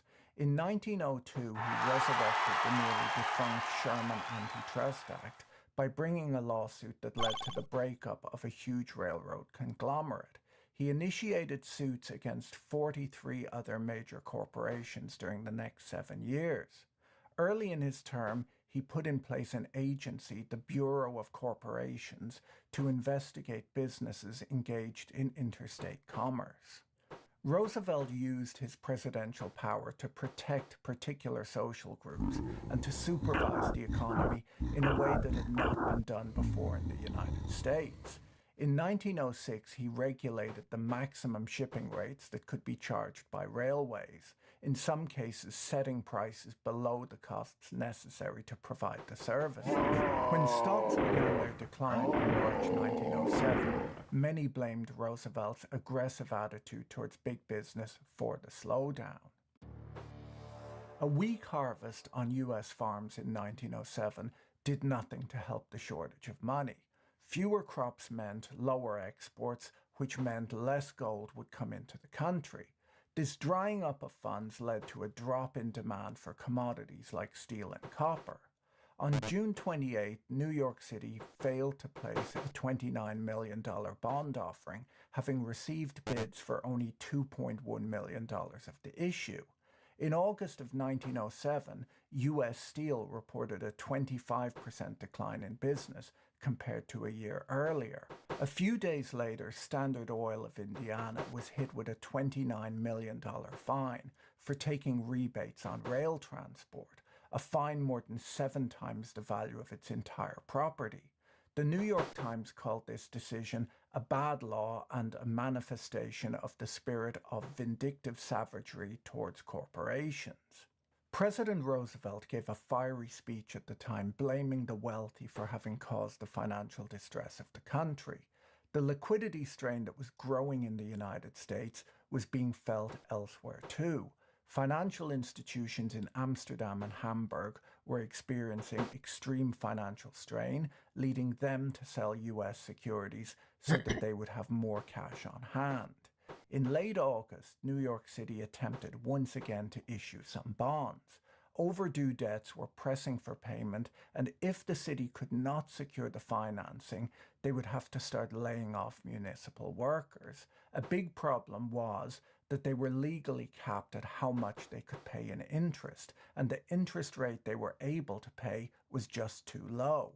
Fortunately for the city, J.P. Morgan was traveling in Europe at the time and was able to set up some meetings and place $40 million worth of bonds with European investors. By the end of September, the stock market had declined 24.4% since the start of the year, and the storm clouds were still gathering. Before we go any further, let me tell you about today's video sponsor, the Financial Times. I'm really excited to be working with the FT as I've been a subscriber for over 15 years, and I believe it to be an essential source of high-quality news. While the FT is most famous for its award-winning business reporting, the topics they cover are much broader than many possibly realize. They cover financial markets, economic news, have high-profile interviews, the latest travel reviews, style news, and much more. You can now get a 1-month trial subscription for just $1, giving you unlimited access to articles, columns, and features on both desktop and mobile by clicking on my link in the video description below. The Financial Times is one of the world's leading news organizations, recognized internationally for its authority, integrity, and accuracy. They frequently break important news stories like the Wirecard scandal, the Greensill scandal, and many more. They're not just reporting news that you can find elsewhere. An FT subscription allows you to acquire knowledge you can trust, boosting your career as you're perceived as someone who understands what's going on in the world by both colleagues and friends. The FT equips aspiring business, political, academic, and community leaders with the tools and knowledge needed to rise to the top in their fields. The high-quality journalism that the Financial Times is known for goes well beyond just headlines, offering readers the insights they need on the topics that impact their life and career. Click the link in the description below to get a 1-month trial subscription for just $1, giving you the mobile app and website access. The real trouble started with some foolish speculation in a remote corner of the financial markets. Fritz Augustus Heinz was a well-known and rather notorious copper magnate. He had moved from Brooklyn to Montana and, assisted with an inheritance from his father, began an operation smelting and mining for copper. The new technology of electric lighting had increased demand for the highly conductive copper, and it held the promise of vast riches. Heinz quickly found a more lucrative approach to making money in Montana than just producing copper. The General Mining Act of 1872 allowed a mine owner to excavate the veins that outcropped on his claim and follow them underground beneath claims owned by others. This was known as the law of the apex, and Heinz maintained that his miners had the right to take out copper ore from beneath his neighbors' properties. Using this law to his advantage, Heinz would buy up land adjacent to rich copper properties owned by other mining companies. He then employed as many as 40 lawyers at a time to sue these companies and tie up his opponents in the legal system with case after case. It was not unlike what a patent troll does today. His chief opponent was William Rockefeller's Anaconda Copper Company, who after a decade of lawsuits finally agreed to pay Heinz $12 million for his Butte, Montana claims. Heinz took these gains and turned his attention to Wall Street. His decision to enter banking was heavily influenced by his association with Charles W. Morse, one of Wall Street's most colorful and notorious figures. Morse has been described as physically ugly, amoral, rich beyond reason, rapacious, and shady. Heinz managed to take control of a modest New York financial institution, the Mercantile National Bank. He then established a direct presence on Wall Street by purchasing a seat on the New York Stock Exchange for his brothers, Otto and Arthur, creating the brokerage house Otto C. Heinz and Company. The brothers then entered into a speculative pool with Morse, in which shares of their United Copper Company stock were exchanged for shares in Morse's Knickerbocker Trust. In October 1907, the brothers were becoming increasingly concerned that their company, United Copper, was falling in value. This would have been mostly driven by the rising interest rates and lower demand for commodities. Their holdings, however, had been used to secure their positions in numerous banking concerns, and the falling price was starting to cause them problems. Otto Heinz decided that the price had been driven down by short sellers. Short sellers are traders who borrow the stock of a company which they expect to decline in value. They then sell that borrowed stock at the current market price, and if prices decline, they repurchase the shares of the company, now at a cheaper price, to replace the borrowed stock. The difference in the price is their profit. The Heinz brothers did some rough calculations and decided that there were more shares trading in the market than there were in existence. They felt that their shares had been lent out by their broker and sold short. They decided to corner the stock and engineer a huge short squeeze and teach the short sellers a lesson. Heinz's plan was to team up with Morse and aggressively buy United Copper stock, pushing up the price as much as possible. Then with prices high and Heinz controlling most of the stock, he would force the short sellers to repay the borrowed stock in what's known as a short squeeze. The short sellers would have no option but to settle with Heinz, buying his stock at very high prices. The stock was initially trading at 37 3/4 when the Heinz brothers embarked on their scheme. In the first day of trading, they managed to push the price up 59% to $60 per share. As soon as they're buying stock, the stock quickly fell back to $50 per share, as many long-term shareholders were delighted to sell at this new higher price. The brothers then initiated the second half of their plan, demanding their share certificates back from their brokers so that they could not be lent out to short sellers. To their surprise, every one of the 20 brokers they dealt with easily produced the stock that had been called up. There had been no short seller conspiracy. When the market worked out what was going on and that the short squeeze had failed, the stock price of United Copper collapsed. The Wall Street Journal reported at the time that no one had seen a stock collapse like that before. The stock price crashed down to $10 per share. The first casualty of the failed short squeeze was Gross & Kleberg, the brokerage house that the Heinz brothers had used to execute their trades. Having been instructed to buy the stock, the brokerage firm then found that the Heinz brothers were both unwilling and unable to pay them for the shares. They had hoped that the huge profits from the short squeeze could have been used to pay their broker. The second casualty of the failed short squeeze was Otto Heinz & Company, the brothers' brokerage firm, which was officially suspended by the New York Stock Exchange for failure to meet its financial obligations. Fritz Augustus Heinz additionally owned a bank in Montana called the State Savings Bank of Butte, Montana, the largest savings bank in Montana, which failed the next day as it had been holding stock in United Copper as collateral for some of its loans. All of this was too much for the directors of Mercantile National Bank to bear. They held a meeting and expelled Fritz Augustus as the president of the bank. He announced to the press that he was not involved in the short squeeze, but that he was stepping down from his role so that he could help his brothers straighten out their affairs.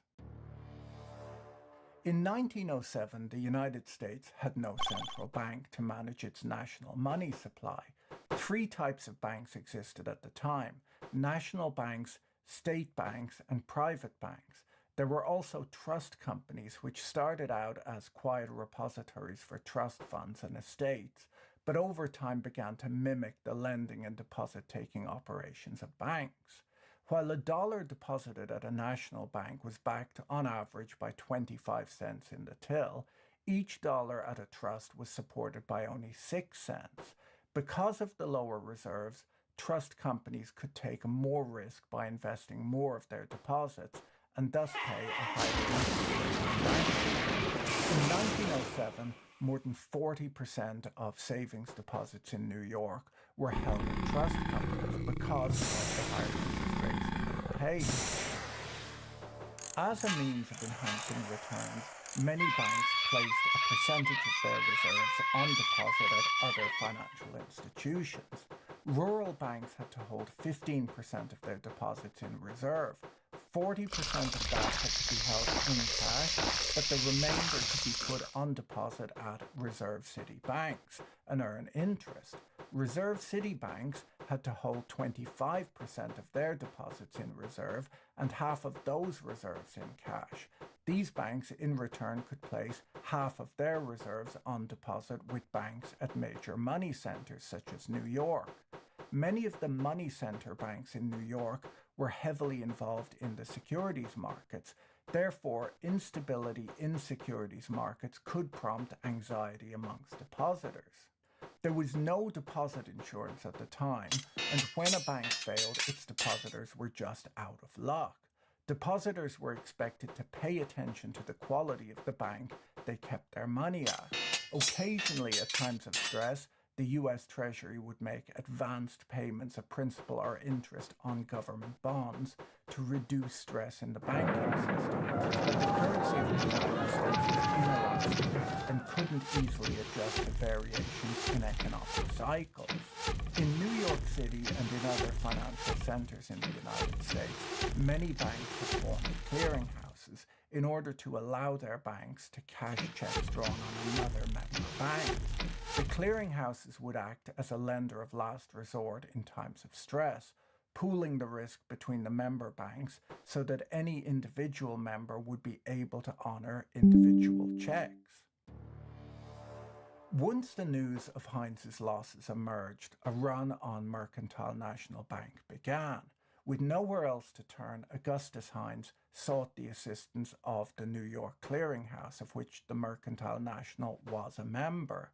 A quick examination of the bank was done, and it was decided that Mercantile National's capital was intact. The Clearinghouse agreed to help, but demanded the resignation of all of the directors of the Mercantile. Even with the backing of the Clearinghouse, the run continued, and it began to spread to other banks that had any association with Heinz, including banks run by Charles Morse. Morse's banks were examined next by the Clearinghouse and found to be solvent too. Loans were extended to these banks also, but the Clearinghouse ordered the immediate elimination of Augustus Heinz and Charles Morse from all banking activities in New York City. Morse resigned from 7 banks, and Heinz, who had already stepped down from the Mercantile, was removed from 8 additional banks and 2 trust companies. Both men were ordered to repay any loans to their respective banks. It was decided at this point that the Mercantile would undergo a slow liquidation. All of this should have been enough to restore public confidence in the banks. Had Morse and Heinz just been big traders who lost a lot of money, their losses would not have really mattered, but their involvement in banking and the linkages between banks was enough to spook the public. The Knickerbocker Trust stood at the corner of 5th Avenue and 34th Street on the opposite corner from the Waldorf Astoria Hotel. The Knickerbocker was a prosperous trust company run by Charles T. Barney. Barney and the unsavory Morse had been partners in a number of deals in the past, and their association rattled the depositors of the Knickerbocker Trust. The depositors began lining up outside the Knickerbocker building on Monday morning, demanding their money back. Barney quickly stepped down as president of the Knickerbocker, pushed by the directors, in order to sever any links to Morse. Given the unregulated and somewhat speculative nature of trust companies, they were not covered by the protections of the clearinghouses. The Knickerbocker used to deal with the National Bank of Commerce, a clearing bank, to get its checks cleared. The National Bank of Commerce announced that same morning that they would no longer clear for the Knickerbocker Trust. This meant that no other bank would accept Knickerbocker checks, and the panic began to intensify. Within 2.5 hours, the Knickerbocker had returned more than $8 million to depositors who had lined up outside the building in cash. Towards the end of the day, 2 messengers arrived at the counter, each with checks for over $1 million. The messengers were paid and left with large bags of cash, and then the teller's window was closed and locked. While other banks were refusing to cash Knickerbocker checks, they had agreed to collect these checks on behalf of depositors and bring them over to the Knickerbocker for payment. The 2 messengers that had arrived on the day came from other banks with these collected checks, and those large payments had overwhelmed the Knickerbocker's stores of cash. J.P. Morgan had been traveling in Europe and returned to New York as this chaos was unfolding. Morgan was 69 years old and had handed most of his business affairs over to his son. He was suffering from a bad cold and in weak health at the time. Understanding the severity of the situation, he sent an associate to examine the books of the Knickerbocker Trust to see if anything could be done. The The report came back to him that his associate could not vouch for the Knickerbocker's solvency, and Morgan decided that it was better to let it fail than to put the deposits of other institutions at risk. The next day, a stampede of panicked depositors gathered outside the Trust Company of America. This was the city's second largest trust company. Morgan once again sent a man to examine their books to see if anything could be done to help, and the report came back that although the surplus had vanished, the trust remained solvent. Calmly, Morgan said, "This then is the place to stop the trouble." The run on the Trust Company of America was the most severe yet. The president of TCA instructed the tellers to keep bales of cash visible on the counters so that worried customers could see that there was sufficient cash and feel reassured. The tellers were also instructed to work slowly to buy time for the executives to get more cash or calm the situation down somehow. The problem with working slowly was that the lines got longer and longer, causing depositors to panic. JP Morgan summoned the presidents of the 10 biggest trust companies in New York to his office and explained that a bold and decisive move was needed to stop the runs and restore public confidence in the financial system. He suggested that the trusts work together and pool some funds to form a clearinghouse so that they could bail each other out. He showed them his analysis that the Trust Company of America was solvent, and appealing to their self-interest argued that the run should be stopped there before it spread to their firms next. After a lot of arguing, the trust company presidents eventually agreed to go with Morgan's plan and deposit funds at TCA the next morning. The next morning, when the money was supposed to be transferred, the trust company presidents got hold of him and backed out. When the news of the failed trust clearinghouse plan reached Morgan the next day, he was exasperated, but quickly approved a loan to the Trust Company of America, based upon the collateral he had personally valued a day earlier. Employees ferried boxes of securities from TCA to Morgan's office, where they were counted and the required cash was shipped back to TCA to fund their customer withdrawals. The next morning, as JP Morgan was being driven to his office, people on the street began to recognize his car as it passed, and they cheered for him. The newspapers were filled with the story of how he had rescued the entire financial system. People thronged outside his office that day, hoping to catch a glimpse of him. Unfortunately, the panic was not yet over. While Morgan had doused the first fire, the real work was still ahead.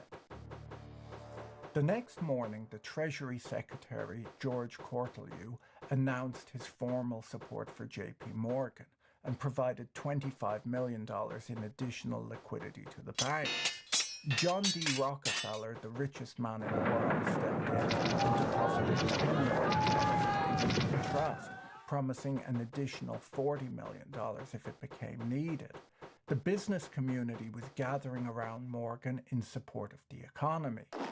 Everything appeared to be calming down at this point, but as the trusts kept pulling their money out of the stock and bond markets to satisfy withdrawals, the call rate, a type of short-term loan that was callable at any time, began to spike. It leapt from 6% that morning to over 60% in the afternoon.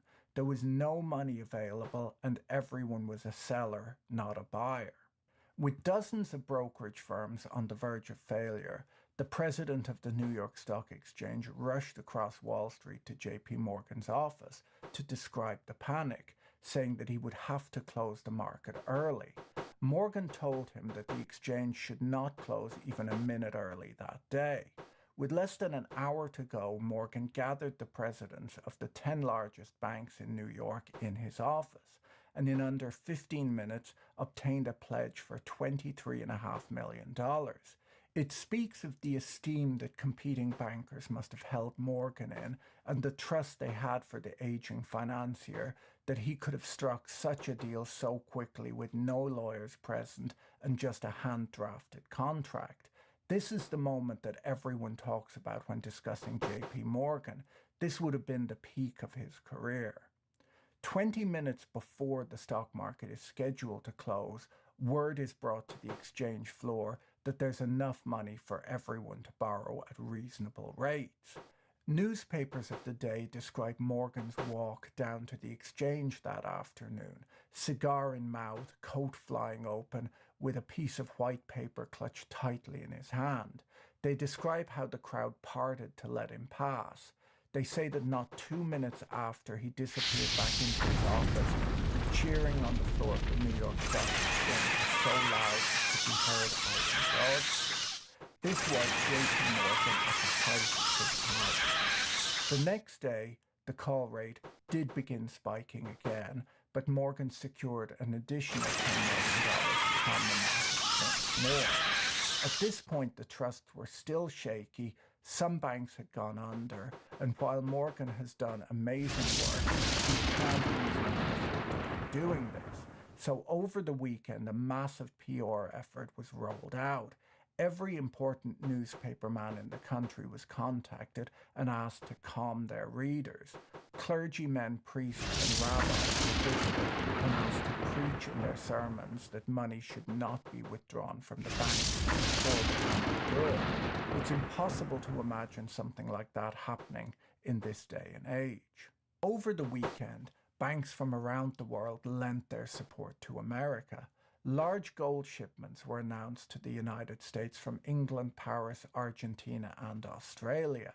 Roosevelt, who had been absent for most of the panic on a hunting trip in Louisiana, where he allegedly shot a bear, made a speech arguing that his policies had not caused the panic. In his speech, he railed against greedy businessmen and speculators.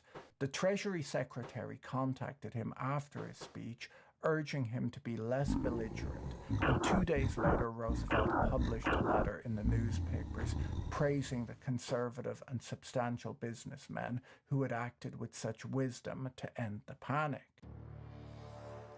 By now it looked like the crisis was over to the outside world, but the bankers in New York knew there was another problem brewing. The city of New York was entirely out of money. The city desperately needed to raise at least $30 million, otherwise it would be insolvent. As I mentioned earlier, a law prevented the city from paying more than 6% on debt, and at that point in time, no one would have been interested in buying a bond with such a low yield. Short-term rates were still both high and volatile, ranging between 8% and 20%. J.P. Morgan sat down with the mayor and with astonishing speed drafted a proposal where his bank could lend the money to the city in a special loan that could be extended out to 3 years with an option to lend an additional $20 million more at the same interest rate. This meant that the city got the financing that it needed, and in the event that Morgan managed to calm the markets, rates might be expected to fall below 6%, and Morgan could profit from earning a healthy interest rate for up to 3 years on $50 million in this new lower interest rate environment. The story is not yet over, though. The next morning, due to the interconnected nature of financial markets, a new problem was rearing its head. Moore & Shilley, one of the largest brokerage firms, was teetering on the verge of collapse. The firm had borrowed more than $30 million from various financial institutions, secured by stock in Tennessee Coal and Iron, a blue-chip stock known as TC&I. Under ordinary circumstances, these loans would have been fine, but because of the heavy demand for cash, the loans were being called in, and the stock was too illiquid to sell in size. Selling this much stock as quickly as was needed would likely have halved its value. J.P. Morgan had a long history with the management of U.S. Steel. Morgan had helped bring the company together 6 years earlier when he bought out Andrew Carnegie and took the company public. U.S. Steel was the world's largest corporation at the time, valued at $1 billion, and it controlled 60% of America's steel production capacity. Morgan had already convinced U.S. Steel to switch from paying their workers in cash to depositing their pay in bank accounts a few weeks earlier in order to reduce stress on the banking system. He now pitched to them that they should buy TCNI, their biggest competitor, which would serve to both increase their monopoly position while also saving the brokerage house Moore and Shelley. This would hopefully bring the crisis to an end. The management of US Steel had no interest in doing this deal.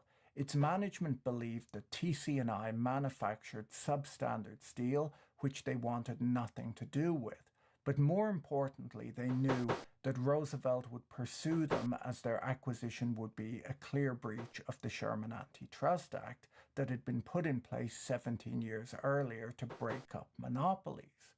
While these negotiations were going on, the New York State Banking Examiner had just concluded a report on the trusts and found that the Trust Company of America and the Lincoln Trust Company, the two biggest trusts in New York, were still in terrible shape. There was talk that one or both of them would fail to open on Monday morning due to the ongoing runs. While negotiating with the management of US Steel in one room, JP Morgan once again invited the management of the 10 biggest trust banks to his offices. They were still refusing to cooperate as before. Morgan gathered them in the library and told them that there was no more he could do to help. They were now on their own. There was no more money to be found, and they had to come together and find a solution of their own.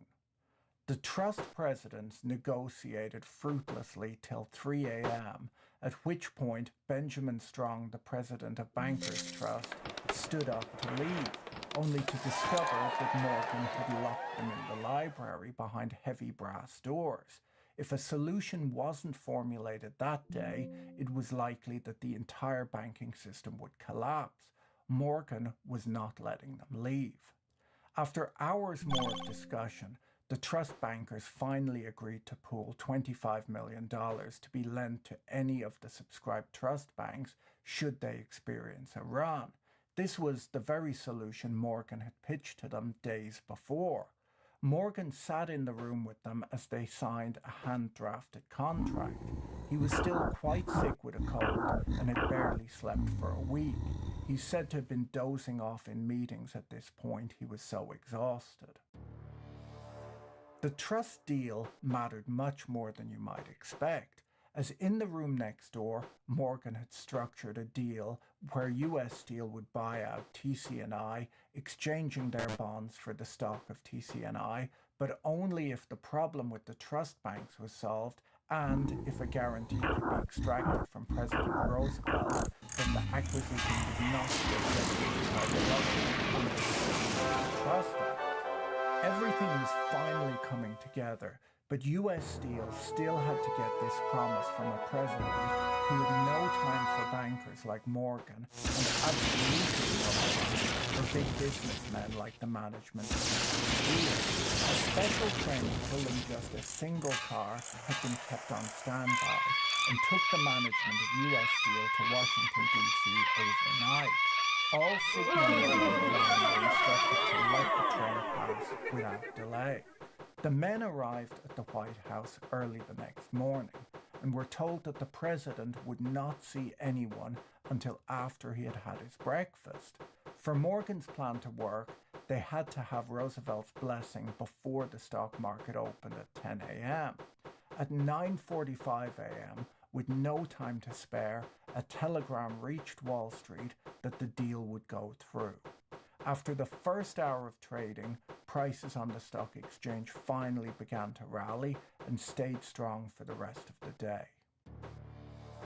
The panic of 1907 resulted in significant economic disruption both in the United States and around the world. Commodity prices fell 21%, US industrial production fell by 11%, and imports by 26%. The dollar volume of bankruptcy spiked to 47% higher than a year earlier, and unemployment rose to 8% from under 3%. After the panic of 1907, there was widespread agreement that a central bank was needed in the United States to manage the money supply and to be the lender of last resort. Sharp disagreement arose over who should run this bank, whether it should be public or private. After Woodrow Wilson was elected in 1912, he insisted that the central bank be a public agency directed by government officials appointed by the president. A 7-member Federal Reserve Board was put in place to coordinate money supply policy, with 12 banks around the country designated as Federal Reserve banks. J.P. Morgan personally lost $21 million in the panic, but he would likely have lost a lot more had he not been able to stabilize the financial system.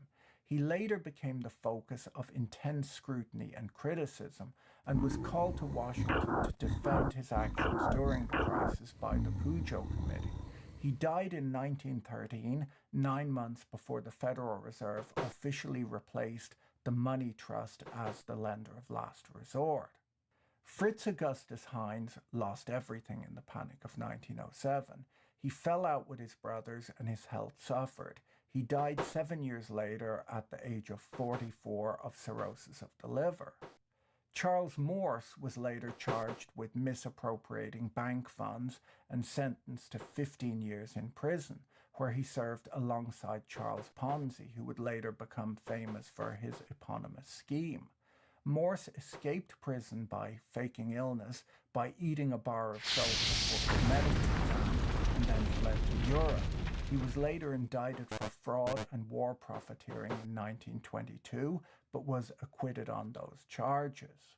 In 1911, 4 years after the panic, the Justice Department began an antitrust suit against U.S. Steel for violating the Sherman Antitrust Act when it acquired Tennessee Coal and Iron.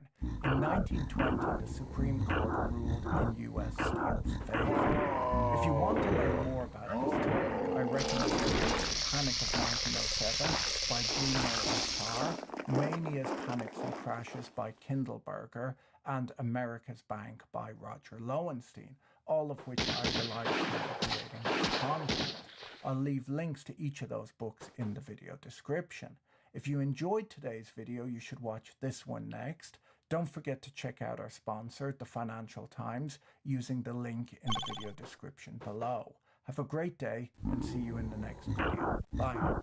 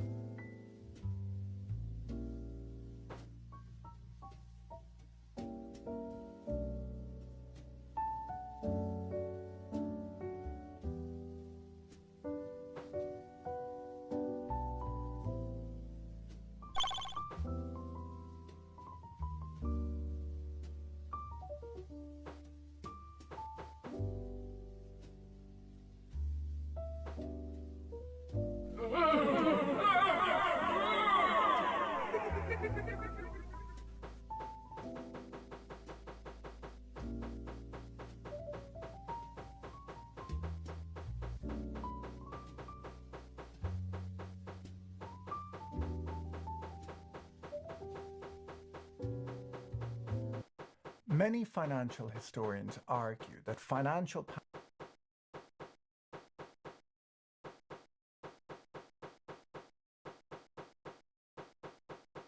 Hello, guys and and gals, me Mudahar, and boy oh boy, these emails, they just keep getting darker, ladies and gentlemen. But you know, one of the reasons why I wanted to kind of make this video is because ultimately at the end of the day, I feel like we're covering these sort of Epstein emails, and I just want some actual justice done. You know, I'm kind of sick and tired of just seeing the emails drop like a GTA Online drip-fed content thing. This is not a video game, this is a actual serious criminal operation that had taken place and something that needs to be seen. There's got to be some justice, okay? There's got to be justice at the end of the day.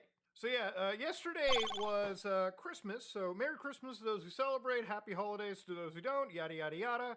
Trump apparently was having a field day when it came to the old Truth Social. Now, it's one of my favorite apps on the phone because it almost feels like I'm connected to the internet's grandpa that way.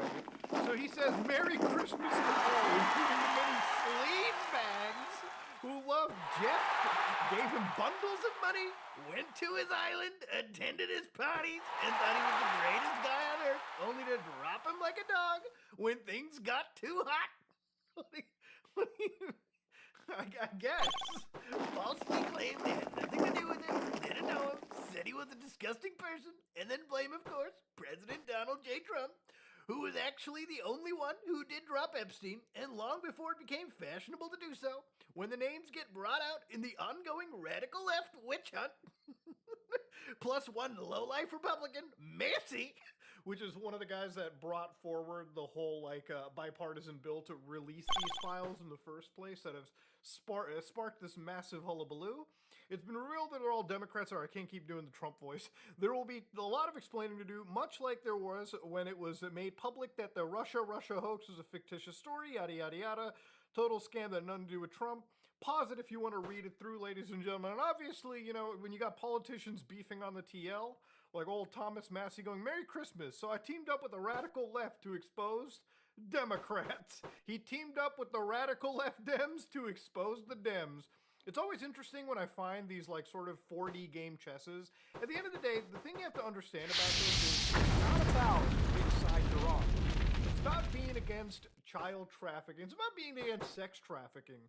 If you're at a point where your political ideologies ever jump in front of you and say, I gotta defend people that might potentially be predators, dog, you gotta do some serious fucking soul searching at that point. Now, obviously, I feel like the entirety of the internet has sort of treated this like it's one big joke, like especially amongst the big saying, I want to say a few months ago, time to drop that really big bomb, or Donald Trump's Epstein files. And that is the reason they have not been made public. Have a nice day, Donald. Mark this post for the future. Now imagine the world's richest guy is basically calling his leader a pedophile on the fucking timeline. We live in some insane world. But obviously the other day, apparently the U.S. Attorney for the Southern District of New York and the FBI, I want you to remember the timeline here, right? Apparently the timeline was we're going to release the files, which remember back in 2024, one of the campaign promises was saying that we're going to declassify 9/11, JFK, and the Epstein files. If you were president, would you declassify, would you declassify the 9/11 files? Yeah. Would you declassify JFK files? Yeah. I did a lot of it. Would you declassify the Epstein files? Yeah. So, if you were president, I love it to go, yeah, I would. So again, that was a big campaign promise. And of course, obviously, those files were released. Some of these, like, influencers ended up getting these fucking binders consisting of information that all of us could pull apart anyways. Information that I've already shown on my channel probably a year prior to these, like, influencers showing it out of the White House. And of course, obviously, you know, this whole situation started to become a big problem for guys like Donald Trump because people were grilling him. And he started to say things like, well, yeah, this whole case might be a hoax and whatnot. He called it a Democratic hoax. So this bill started to be formed where both sides came together and they're like, all right, just fucking release these files. And obviously, these files were supposed to be released with minimal redactions, and I think the redactions were only meant to be to protect victims and for national security. Well, it seems like some victims ended up getting their stuff exposed, and national security is doing some real fucking heavy lifting, so it turns out a grand majority of these files were redacted to all hell. Now, the redactions were so dog shit that in some cases you could just highlight the redactions, copy and paste them to a document, or use some Python scripts to do it even faster, and just easily view the redactions, because the redactions were only made at a visual level, not at a level where they actually went into the documents and removed the metadata. It was a very poor job in some cases. Actually, it makes me wonder how fucking competent the actual DOJ is in this case. Now, obviously, as before this bill was being passed, you had, top Republican guys being pushed into the Situation Room and allegedly pressured to removing their name from this discharge petition. Now, of course, obviously, if you're a politician, you have to have some ethics, right? And I think a basic ethic is I will not stand by, children being victimized, humans being victimized in any fashion. And ultimately it came out, these files ended up being released, and it kind of became a huge but I think with the amount of issues with the redactions, and now the government is basically saying, hold on, we've got 1 million more files related to the case. The DOJ has received these documents from the Southern District of New York and the FBI to review them for release, in compliance with the Transparency Act, which I believe has already been violated because they were supposed to release all these documents, but they're still working on it. They've got lawyers working around the clock to make the legally required redactions. I think you might want to hire some fucking technical experts for this so that they can learn how to use it properly. They have the software to do the redactions. They just choose not to actually use the software effectively. So again, we went from, we're going to get these files out. The files are out, kind of. It's a hoax. Oh shit, now we've got 1 million more files to play with. I mean, I don't know, man. I think the government just takes us for fucking, marks at this point. But one of the things that I kind of wanted to look at a little bit deeper into these files, beyond just the redactions, were the actual statements made by officials conflicting with what we now know. So this is Kashyap Patel, actual name is Kash Patel, or Kashyap Patel, or whatever the hell it is. And he used to be, from what I understand, a prosecutor in, Florida. And the thing is, initially I thought this guy was cool, but to be real with you, I think this guy might be either the best example of a fucking DEI hire. This guy using God knows how many, federal jets just to enjoy, because apparently he's entitled to a private life on your dime, had this to say about these Epstein files. Okay, so listen to this quote really carefully. Who, if anyone, did Epstein traffic these young women to besides himself? Himself, there is no medical information.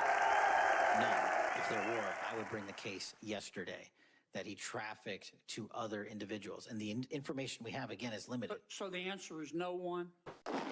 For the information that we have. In the files? In the case file. Okay. Now, the thing about this guy is that he knows the law, to be honest with you. He understands the law pretty well. So when he uses the term traffic to, it's a little bit different than the term we're going to be looking at with this co-conspirator. When he mentions this, right, again, it makes it sound as if that there is literally nobody else. There's just these two people running the circuit, which, according to these Epstein leaks, a lot of these new data sets that have come out, specifically data set 8, we looked at this one email together, ladies and gentlemen. So when you look at this email, and we looked at it last time, this was an email where out of 10 co-conspirators, so again, remember, you're talking about there's no credible evidence to traffic people together. So the word traffic and co-conspirator are, again, the legal distinctions that I want to add context to.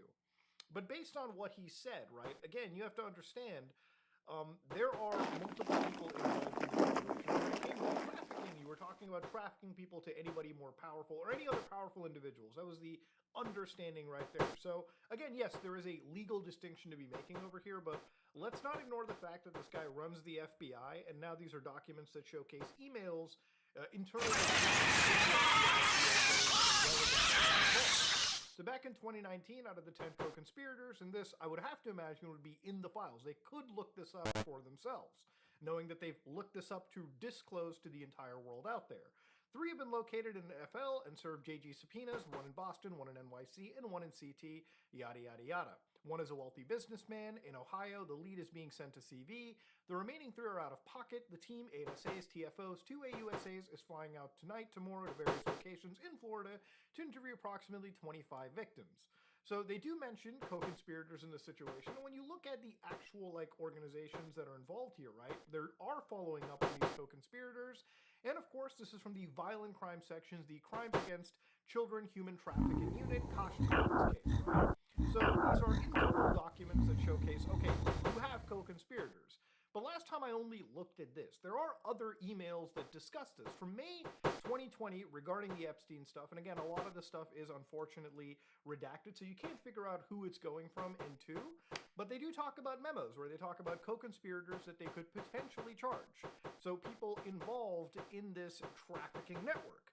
The Monday after Epstein's death, right? And that was a 7-page memo. Then you've got the co-conspirator update memo, which is 86 pages, corporate prosecution memos right over here. So this is, again, information that is provided. And again, one of the other things that come out to this, too, is also from the lawyers. For anybody that doesn't know Annie Farmer, this name in particular, I want you to understand this really quickly because it shows me how gross the FBI has actually been in this case too. So Maria Farmer and Annie Farmer are two sisters over here that literally were one of the first accusers for Epstein. So back in 1990, they had said for years that Maria was one of the first people that had filed the complaints.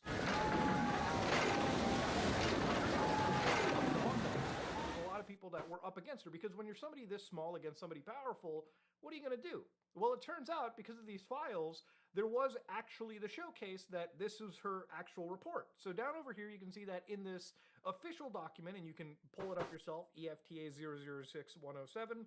Again, if you ever want to confirm something that I'm showing you on my screen, just look it up on the disclosure list yourself. Just search for those like numbers, and you'll be absolutely given the same stuff that I'm looking at. But Jeffrey Epstein over pornography. So again, this was an actual report. And of course, when you look over here, complainants state that she is a professional artist, which I believe, this is how Maria Farmer represented herself, took photos of her sisters 12 and 16 years for her own personal artwork. Epstein stole the photos and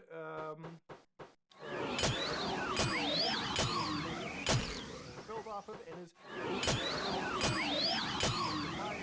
Epstein at one time requested to take pictures of young girls at swimming pools. Epstein is now threatening blank, so the victim here, that if she tells anyone about the photos, he will burn her house down. Okay, so again, the reason why this is significant is that obviously this was stamped 1996, and nothing really came out of it. The FBI kind of ignored a tip in regards to a child porn complaint, which just shows you when you're dealing with really powerful people, the FBI won't really do anything. It's kind of like, it's just like crime is legal when you can afford, I guess, to do the crime, right? As long as you can afford to pay your bills, as long as you can afford to, keep it relatively under the radar, you can pretty much do whatever the fuck you want. Organizations like the FBI really, I guess, don't fucking care at the end of the day. But again, to go further into it, even the lawyer for Annie Farmer, to go back to this email, mentions very quickly, right? By the government's admission, over 1,000 victims suffered from Epstein's and Maxwell's actions. To date, however, the combined forces of the country's law enforcement agencies have only ever arrested 2 individuals. And mind you, the U.S. is some of the best law enforcement agencies, at least on fucking paper, right? So Miss Farmer, again, they bring up that she's a survivor.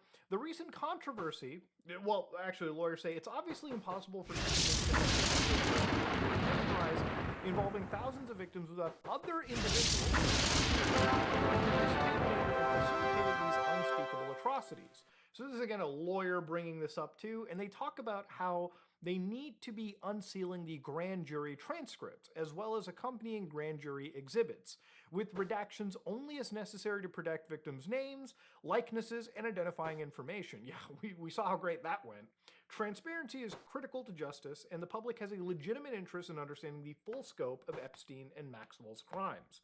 And that is absolutely true. The lawyer makes an incredibly salient point in this situation. People deserve to know about these crimes, because how many people who run the world are complicit in this, right? So, people don't need to really dig into the conspiracies as much as they need to just look at the reality of situations. Even when it's right there staring you in the face, the problem is law enforcement agencies really don't do a whole lot of stuff into it, right? Like, there's discussions of it being the last Christmas for a lot of people that are maybe there's some new prosecution that's going to come out. I was hearing that they're not going to be prosecuting. They are going to be prosecuting. The thing is, honestly, it'll only matter if it actually happens. You know what I mean? Like if the government actually does something. But to be real with you, the more I read these emails, the more it makes me wonder how complicit the federal government or how much of a blind eye was turned into this process. So obviously there were other emails, for instance. The Invisible Man emails also came up. So who is the Invisible Man? We'll have to find out. This is somebody that was communicating with Ghislaine Maxwell. And in these emails, he talks about, I am up here at Balmoral Summer Camp for the royal family. Activities take place all day, and I'm totally exhausted at the end of the day. The girls are completely shattered, and I'll have to give them an early night today, as it's getting tiring splitting them up all the time. Now, again, people looked at this email, but I'm going to imagine that this is probably, somebody just, maybe legs are tired. They're probably doing something all day. How's LA? Have you found me some new inappropriate friends? Let me know when you are coming over. So new inappropriate friends, that's the part that I have to ask questions about. Like what the actual fuck was mentioned here? And then of course, there were more emails too. For instance, from Ghislaine Maxwell to the Invisible Man, I just gave Andrew your telephone number. He's interested in seeing the Nazca lines. He can ride it, but it's not his favorite sport. Some sightseeing, some two-legged sightseeing, read intelligent, pretty fun, and from good families. And he will be very happy. I know I can rely on you to show him a good, wonderful time, and that you will only introduce him to friends that you can trust and rely on to be friendly and discreet and fun. So when you're reading these kind of emails, it's like they're not coming out right and saying it, but it's like, what are you trying to find, like some escorts and like fucking girls for fun? Like what is inappropriate friends and what are you talking about discreet? Like there's only two connections a brain can, there's only a few connections a brain can make, and all of them are really bad. So again, the other big thing that came out from dataset 8, in my opinion at least, was also where it seems that they were alleged to be discussing what appear to be plea agreements with somebody that could be a co-conspirator in this case, which in my opinion directly directly conflicts with Kash Patel's statement about like oh guys, there's no credible evidence that there was somebody else involved. Look, you have how many people that we refuse to just jump into it. But again, looking into how vast this network allegedly could have been, when we look at it, this mentioned right over here, the email says Russell and I signed off on which reflects the edits made last night. We did not include language describing the leadership of the assignment, yada yada yada. And of course, we talk about anticipated charges. Now, again, this is very, very redacted. Unfortunately, it's the level of redacted that we can't just, control copy, go in and paste. Unfortunately, it is very redacted. So, to go down over here, if we see, charged cases, they talk about U.S. versus Maxwell, motions practice in trafficking case against Epstein associate, may draw press if, for instance, defendant succeeds in efforts to secure the identities of specific victims, also working on potential resolution with another Epstein co-conspirator. So somebody outside the scope of just Ghislaine as well, too. And of course, in another redacted document, they've got anticipated charges, investigative steps. This summer, we charged Ghislaine Maxwell. The case focused on 3 specific victims, including incident, blah, blah. We are finishing discovery scheduled. They can practice to generate further press. For example, the defendant continues to press for the identity of the specific victims, and if she's successful, that would surely lead to a round of press about the victims and details of our case. Repeatedly, we are in plea negotiations with counsel for blank, another Epstein co-conspirator. So, blank, who scheduled hundreds of massages with minors for Epstein's, but also a victim of his abuse, may plead to an obstruction of justice-related count. Now, that could just also be another, woman that, Ghislaine had probably fucking groomed into this role. But hey, at the end of the day, if you're a victim, right, the moment you start victimizing others, right, at that point, I feel bad that it happened to you, but I also can't feel bad that you're letting it happen to allegedly hundreds of other people. It could also be somebody that, is just in the circle but was never really as pressed as hard. There's a lot of there's a lot of things you can get down to, but ultimately I can only speak about what's written in these entire stories. Less speculation, the better. But yeah, this is again a plea discussion, and generally, from my understanding, a plea negotiation usually only happens when they basically have you dead to rights. and they're trying to basically get you to flip on somebody else so that they can just, because ultimately they're interested in like one or two. They're interested in like the kings, the fish, the big fish.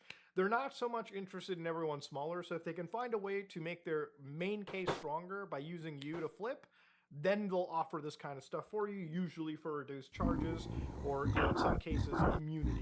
But yeah, it's crazy that they talk about co-conspirators, they talk about this vast network, and again, it's crazy when Cash says there's no credible evidence that Epstein trafficked anybody, other than to himself. Like, there had to be other big people. And again, this makes me wonder how likely it is for the government to actually go through prosecuting it. Look, there's going to be a lot more files that come out in the next few days, weeks, and months. But the thing that I'm more interested in now, this is what's most important to me. I want the government to actually do something. You know, and a lot of people are sharing these FBI tips on the internet.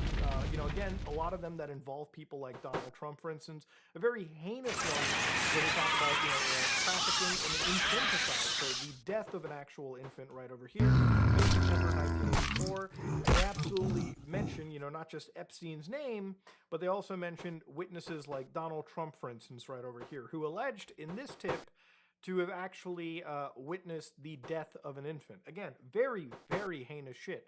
He participated regularly in paying money to force me to blank with him while he was present when my uncle murdered my newborn child and disposed of the body in Lake Michigan. And again, the person who is talking about this, right, is somebody that mentioned I talked to him for about 20, 30 minutes about me being trafficked by my uncle and Epstein in 1984 when I was 13 and pregnant. So very, very dark stuff. And the thing about it is, obviously, this is a tip that was written.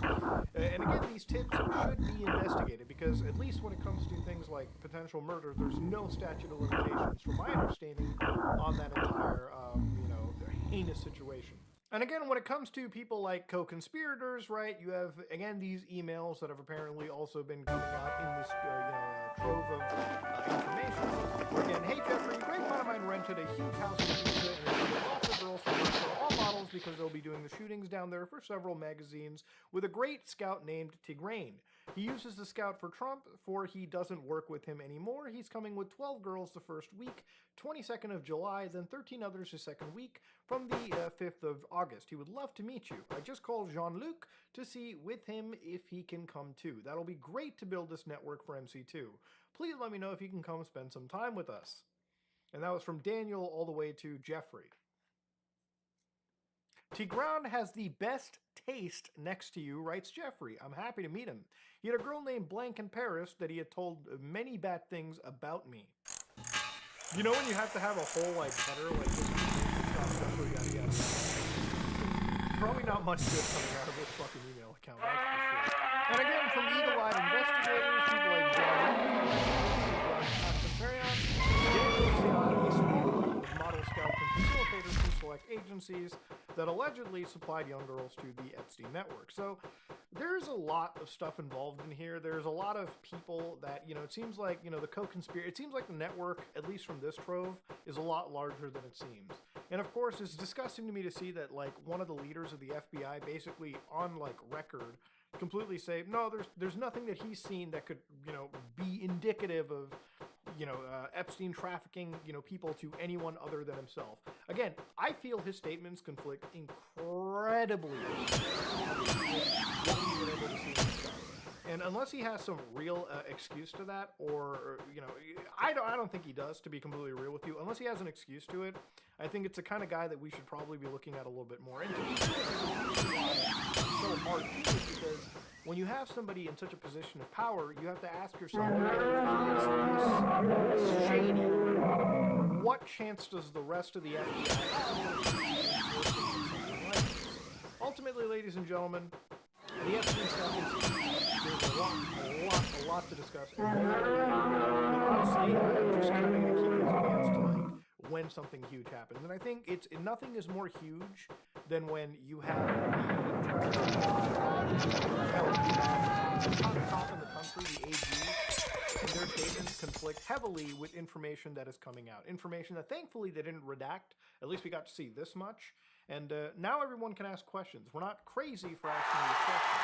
if anything, I think everyone just wants to get to the truth. And if there are pedophiles that are running the government, they need to be either behind bars or 6 feet under, okay? We as a civilized society cannot allow predators to run our world. Ladies and gentlemen, this is me, Mutahar. If you like what you saw, please like, comment, and subscribe. Just like if it is like it, I am out. A few days ago, someone added me on Twitter with this headline from the FT about how Masayoshi Son compared himself to both Jesus Christ and the Beatles. Now, I don't know why anyone would send me an article like this, as this is neither a theology channel nor is it an entomology channel. I have no way of judging the accuracy of either of these claims. I'm going to guess that they're true, as there's no reason that Masayoshi Son would lie about something like this.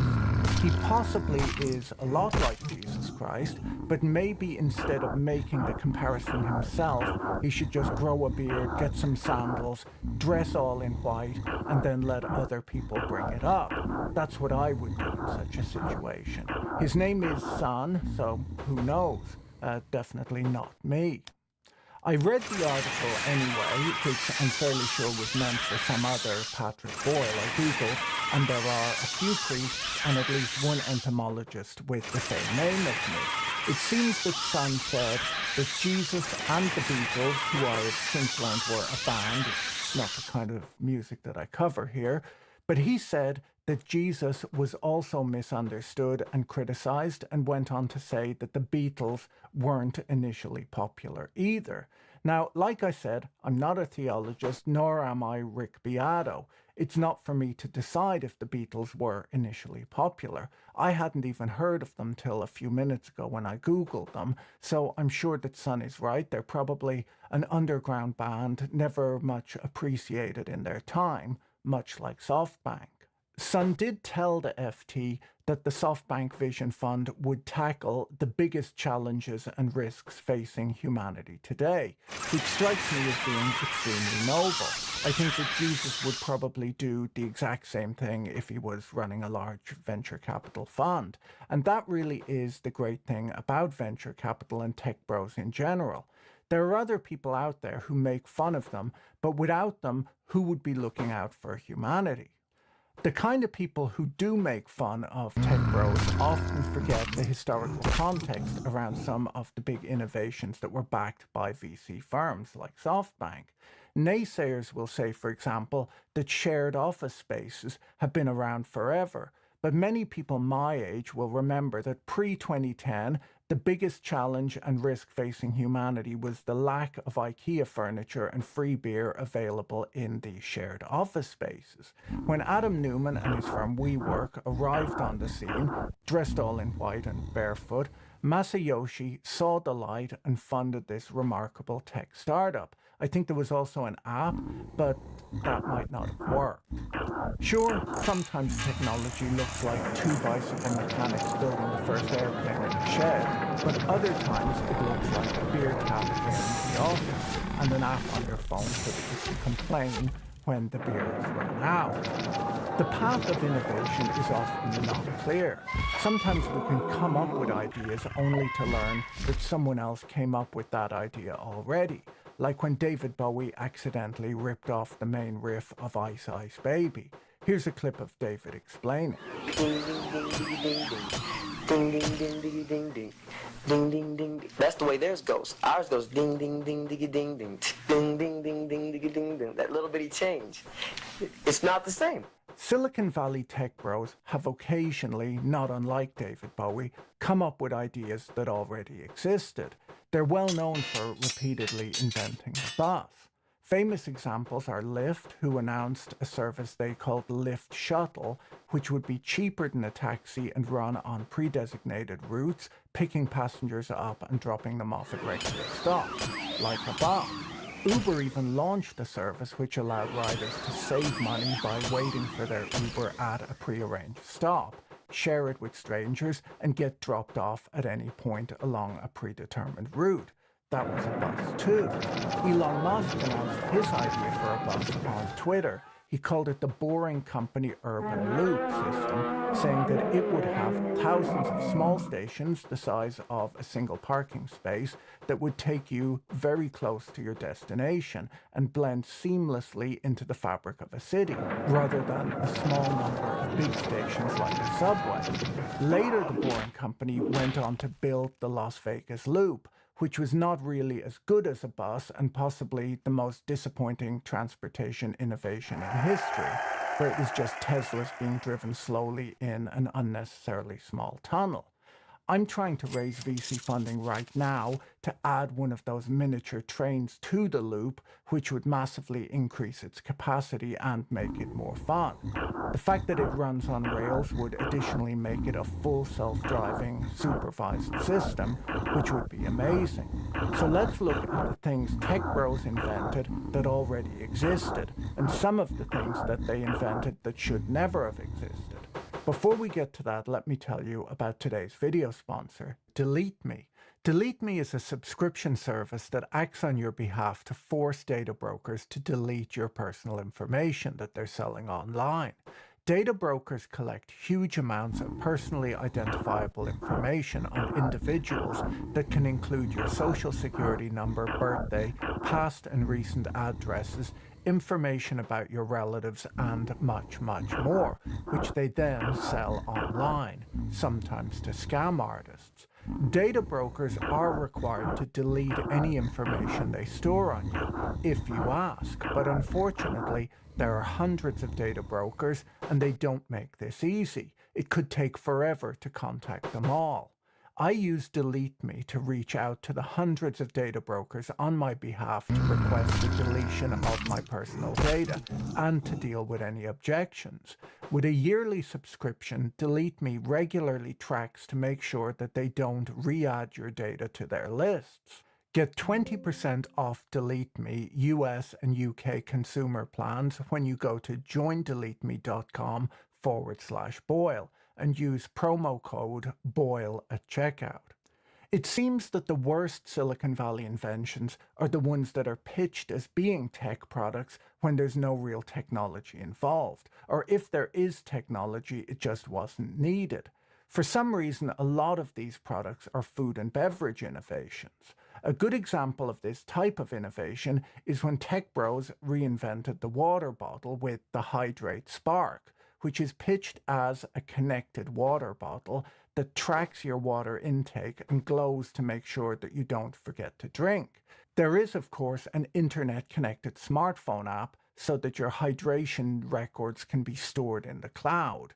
In the top review on Amazon, a guy named Daniel says that he loves how it integrates with his phone, so it recalculates his daily water needs. He says that he honestly can't think of anything wrong with it, and as a testament to its durability, he writes that it survived Burning Man.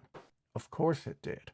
I imagine that it's a disaster if you have one of these bottles and you accidentally drink out of a different container, as then how will the bottle know how hydrated you are? Maybe that's what the app is for. You can hopefully let your bottle know that you cheated on it, and maybe then it'll glow in a different color to indicate its disappointment. I should really design these products. It seems like about 15 or 20 years ago that otherwise healthy people started saying that they felt hypoglycemic and dehydrated instead of hungry and thirsty. Now we have people charging bottles overnight and connecting them to their phones so that they no longer have to rely on their hypothalamus for basic physiological functions. I suppose I'll put an Amazon affiliate link to the Hydrate Spark bottle in the video description, but I will be disappointed if you actually buy it. Soylent is another tech bro invention thought up by a software engineer named Rob Reinhardt, who says that he used to view food as a time-consuming hassle. He says that he resolved to treat it as an engineering problem and came up with a meal replacement shake. That's how Rob invented Slim Fast, but for tech bros.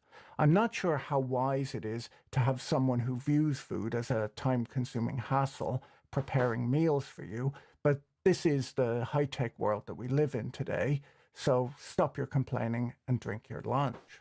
Rob wrote on his blog a few years ago about getting rid of his kitchen. This home manufacturing centre has been by far the most liberating to eliminate, he said. A New York Times review described Soylent as a punishingly boring, joyless product that causes flatulence as a side effect. So yeah, why not drink that at the office? Its inventor Rob responded saying that this side effect was likely to be temporary and was just the result of adjusting to the government recommended amount of dietary fiber. Once again, Amazon link in the description. One of the most amusing non-tech products in recent years was the Juicero, which Bloomberg described a few years ago as an unlikely investment for the top technology investors. Nonetheless, Juicero raised $120 million in venture capital funding from firms like Google Ventures and Kleiner Perkins. A reporter at Vox wrote that Juicero's business plan reads like a pitch-perfect parody of contemporary startup culture. Its inventor compared himself to Steve Jobs and explained that the Juicero squeezed juice with the force of 2 Teslas. I'm told that Teslas have now become the standards of weights and measures used in Silicon Valley. Each Juicero pouch contains 1 picotesla of chopped fruit. One investor told the press that they were drawn to the idea of an internet-connected device that transforms single-serving packets of chopped fruits and vegetables into a refreshing and healthy beverage. Another said that Juicero was building a platform for a new model of food delivery and that the subscription-based model is reminiscent of other food delivery startups like Blue Apron and NatureBox. A Bloomberg reporter noted that squeezing the fruit bags by hand yielded nearly the same amount of juice as the $400 device and was often quicker. Juicero responded that most people would prefer to use the machine because the process is more consistent and less messy. It turns out that people didn't want to use the machine and the company went bankrupt. The founder of Juicero was last seen promoting $40 jugs of what he calls raw water, which I believe is tech speak for dirty water that he found. He told a reporter that he will sometimes trespass across private property under the cover of night to collect this raw water. He has recently written a book on the mind-blowing nutritional benefit of sprouts, linked in the description. Now, T-Foria was another technology innovation from Mountain View, whose pitch was that their device elegantly blends the rich tradition of tea with technology to create the perfect modern tea experience. So yeah, it was a $1,500 teapot with an app. This internet-connected tea infuser used machine learning and advanced algorithms to produce the perfect cup of tea. Sadly, T-Foria is gone. You can't buy one anymore. But in a 5-star review, a fellow named Robert writes, "I love this machine." He goes on to say, "You don't need the pods because you have the app. You can throw any loose leaf tea in it." That sounds great. Wait till Robert learns that he doesn't need the app either. It'll blow his mind. Another fellow, Seth, it's always guys, isn't it, wrote a review having bought a T-Foria, hopefully at a discount, after the company had gone bankrupt. He only gave it a 4-star review. He seems to love the teapot, but then realized that no one was updating the app now that the company was bankrupt. And by the time he wrote his review, this seemed to be driving him over the edge. He writes in all caps, "You can't use the T-Foria if you don't have a smartphone." He goes on to say, "Yes, you can use the little cups without your phone." Yes, Seth, that's the great thing about cups. But he then says the true usability comes from the T-Foria app. He says on the surface, it's the best tea maker money can buy. And he says it's changing the way I drink and make tea for the better. But underneath is a ticking time bomb of uncertainty.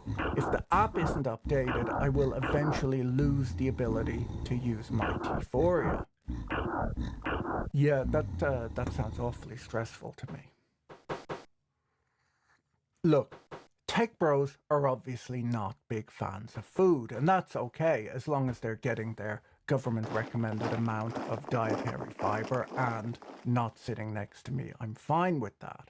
One of the giveaways that food isn't a big deal for tech workers came a few years ago when Myra, the chief people officer at the food delivery app Just Eat, posted on LinkedIn that Just Eat had invented the Power Hour. What's that, you might wonder? Well, it was an hour during the workday when you could take a break from meetings, go for a walk, even have lunch. She finished up her post by saying, another way we continue to brilliantly enhance the lives of Just Eaters everywhere. Yes, that's right. Mira had invented the lunch break. The LinkedIn post was quickly deleted after people cruelly made fun of it, and Just Eat told the press that the general public had humorously brought to their attention that they didn't do a very good job of explaining their intention to remind their staff to prioritize their own well-being and get away from their laptops. Another great invention was the Pause Pod, which was pitched as a private pop-up space free from stressful moments, designed by a team of inventors and advertisers based in Sweden. Here's a picture. That's a tent in your office. The inventor of the Pause Pod told the press that in the initial crowdfunding round, the team had set out to raise $10,000, but instead brought in over $100,000. With pre-orders, that amount grew to about $140,000, with nearly 2,000 Pause Pods ordered. He said, you'll get it if you're familiar with feeling stressed and doing meditation or mindfulness. After people made fun of it on Twitter, the founder said that he had never claimed that it wasn't a tent, which is true. I'll put a link to a tent in the video description if you need one of those. There's some really great gift ideas in this video, in truth. Tech bros in recent years have invented roommates, calling it the trend of co-living, where people live together, each having their own spaces, but with some shared rooms. With Bodega, they invented the vending machine, raising $2.5 million in funding for what was described as smart store kiosks powered by AI that you can operate using your phone. You don't even have to work in tech to come up with these ideas. Back in 2020, a Canadian reporter pitched her startup idea on Twitter: private backyards for people who don't have private backyards. She said, I would pay $5 to rent a fenced area for an hour so I could safely play fetch with my dog while doing an outdoor summer workout. If it works for bikes and office space, why not land? Lauren made the mistake of pitching this idea to the public on Twitter rather than to venture capitalists, and instead of raising money, people just made fun of her for inventing public parks. With the current excitement around AI, we're seeing a bunch of AI products that are just worse versions of things that we already have.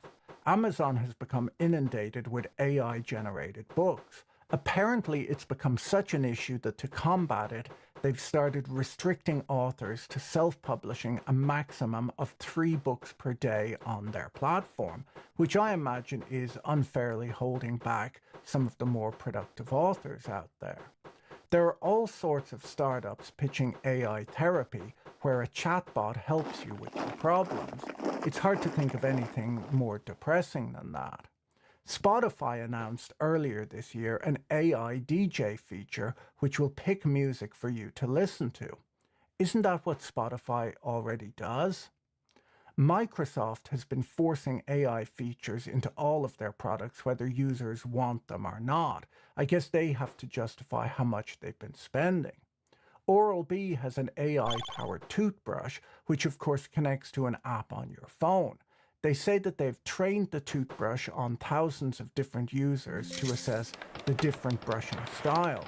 It seems you brush your teeth while looking at your phone, and the app tells you if you missed a spot. It doesn't actually learn from your toothbrushing.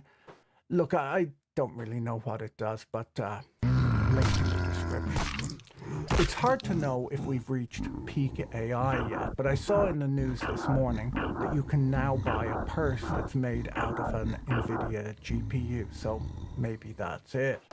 I've already made a whole video about Adam Newman, who pitched short-term office rentals as being technology, and I've talked about Peloton, who sold expensive exercise bikes with a $40 a month subscription fee.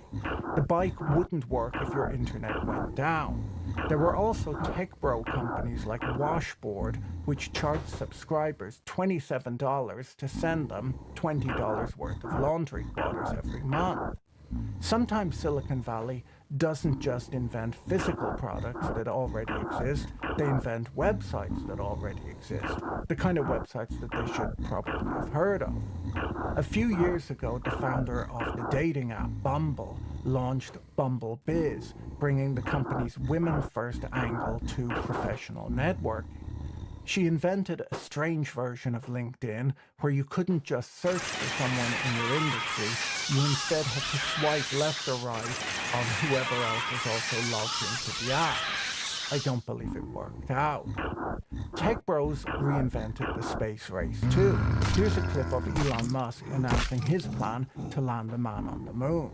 I believe that this nation should commit itself to achieving the goal before this decade is out of landing a man on the moon and returning him safely to the Earth. The tech bro space race really heated up during the pandemic, as all sorts of space businesses were taken public as SPACs. While listing as a SPAC provided a shortcut to the stock market without the rigors of the IPO process, these newly listed companies were still subject to the regulatory and public scrutiny that comes with being a publicly traded firm. It's only so surprising that a large number of space SPACs have since been delisted after stock price declines and missed regulatory filings. Over the last few years, according to Space News, nearly half of the space SPAC companies have announced significant workforce reductions. Many have since been sold off on the cheap, taken private, given up on space, or even shut down. There have been numerous failed launches, and the one bright spot on the horizon is that Elon Musk announced over the weekend that SpaceX will start flying Mars missions in just 2 years' time. So that will definitely happen. Tech bros have been busy in recent years disrupting the world of finance too. They've reinvented money and payments with cryptocurrencies and reinvented markets and financial transactions with Web3. They even reinvented the receipt with NFTs. Some of this reinvention made certain payments faster and cheaper by ignoring the law and industry best practices. Things like anti-money laundering regulations and know your customer rules can add significant costs for financial firms. Web3 was supposed to somehow make transactions free or extremely cheap while making large sums of money for the people who invested in it. And it's hard to understand how these goals could be achieved simultaneously. The conflict at the heart of fintech is that tech companies focus on product and user experience with the aim of reducing friction to ensure seamlessness. This focus often takes precedence over compliance. According to the ABA, 93% of fintechs struggle to meet compliance requirements, and over 60% of fintech companies paid at least $250,000 in compliance fines in 2023 alone, stemming from a lack of transaction monitoring, insufficient customer due diligence, and a failure to report suspicious actions. Traditional finance firms often manage to have compliance problems, but without a focus on user experience, which is also a thing that you can do. More and more, we're reading news about how people who used to love their smartphones now hate them. Some argue that the reason behind this is that in recent years, apps have been optimized not to make a user's life easier, but instead to maximize the time spent on the app and to maximize user engagement. Why does a water bottle, a teapot, or a toothbrush come with an app? No one was asking for this. Social media no longer shows a user the photos or tweets that their friends uploaded, instead showing them content created by total strangers that might anger them enough to respond, or to scroll through the responses looking for comments that agree with their point of view. This is how you keep an audience scrolling. We're seeing a strong push to ban smartphones at schools because of how they affect young children. Studies show a relationship between high smartphone use and mental health disorders, even amongst adults. To be clear, I'm not anti-tech. I love technology. Without it, my career in finance would not have been possible, and I wouldn't be able to make videos like these, which I love making. You'll probably have noticed that none of the products I've made fun of are really all that high-tech. They're mostly non-tech products pitched as if they were tech to achieve a higher valuation. It's no surprise that people like Elizabeth Holmes and Sam Bankman-Fried pitch their non-tech products to tech investors as specialists in their industries would have and did spot the flaws in what was being sold. I'm by no means saying that all new technology is junk. The tech industry has hugely improved the way that we live, but it's important not to be tricked by marketing. If you enjoyed this video, you should watch my video on The Line, a smart city being built in Saudi Arabia next. Don't forget to check out our sponsor, Delete Me, using the link in the description below. See you again in the next video. And yeah, I know that David Bowie wrote that riff. The cost of buying a home in the United States has increased sharply in recent years. While prices have gone up, the more dramatic shift in affordability has come from mortgage rates. This change has created a wealth divide between homeowners who locked in low rates in 2020 and 2021 and those entering the market today. Even a seemingly small increase in mortgage rates can sharply hike mortgage payments. On a $400,000 loan, a jump from 3% to 7% increases the monthly payment from $1,686 to $2,661. Buyers today not only have to finance $90,000 more on average than those who bought 5 years ago, but they have to do it at more than twice the interest rate. The result is a wealth divide between those with low interest rate mortgages locked in for decades and those who bought more recently at higher prices and higher interest rates. According to Redfin, Americans have started staying in their homes much longer than ever before, with many staying put because it makes no financial sense to trade their low-rate mortgage for a much more expensive one, which would happen if they moved house. We've seen bad consumer sentiment surveys for roughly 2 years now, with fears of unemployment and inflation expectations at levels last seen during the global financial crisis, meaning that Americans are quite worried about their financial futures. Household debt hit a record high this year, but despite all of this gloom, the American consumer appears to keep on spending. Home Depot reported a 5% rise in net sales this quarter, even as the number of transactions fell to an 8-year low. It would seem that economic anxiety is best treated with a trip to Home Depot and a new patio set. Walmart warned about inflation this week, but still raised its sales guidance for the year. American Express noted on an earnings call that our card members may say that they don't have any confidence in the economy, but they still continue to spend. If home buyers and borrowers are feeling squeezed, consumers are worried about inflation, and job losses and delinquencies on car loans and student debt are rising, why are Americans still spending? One factor is this divide in housing costs, where homeowners in identical properties with similar incomes who bought maybe just a year apart from each other might have dramatically different payments. A real estate agent that I spoke with last year described buyers stretching to afford their homes, banking on future rate cuts to refinance. It's the financial equivalent of buying a yacht and hoping that the marina fees go down over time. quite worrying if the expectation that 30-year rates will definitely come down has become part of buyers' expectations.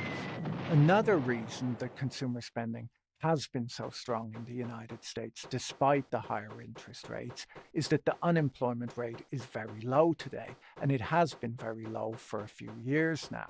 On top of that, asset prices are high, meaning that savers and investors have been seeing their wealth grow.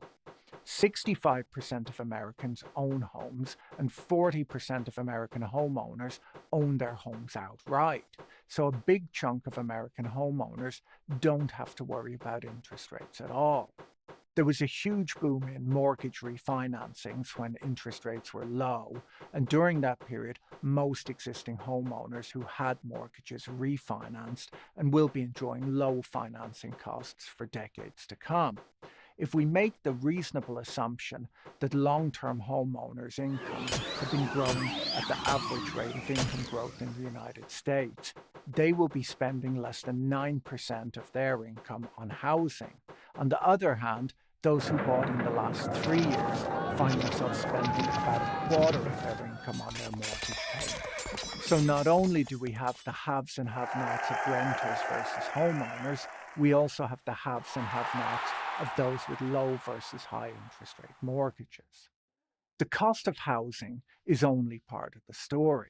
Let's look at how the mortgage divide is influencing consumer behavior, why regional housing markets are diverging, and how the lock-in effect is reshaping migration patterns in the United States.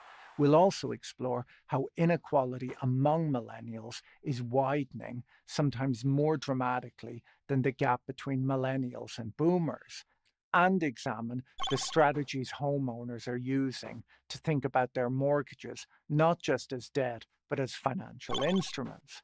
Before we dig into that, let me tell you about this week's video sponsor, Delete Me.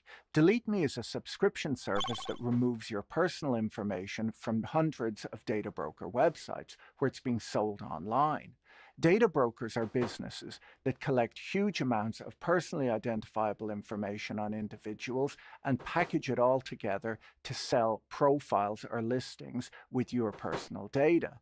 These profiles can include things like social security numbers, birthdays, past and recent addresses, information about your relatives, and much more. It's being sold online as cheaply as a penny per record. This information can be useful to scammers, stalkers, and identity thieves. You have the legal right to protect your privacy by asking data brokers to delete your data.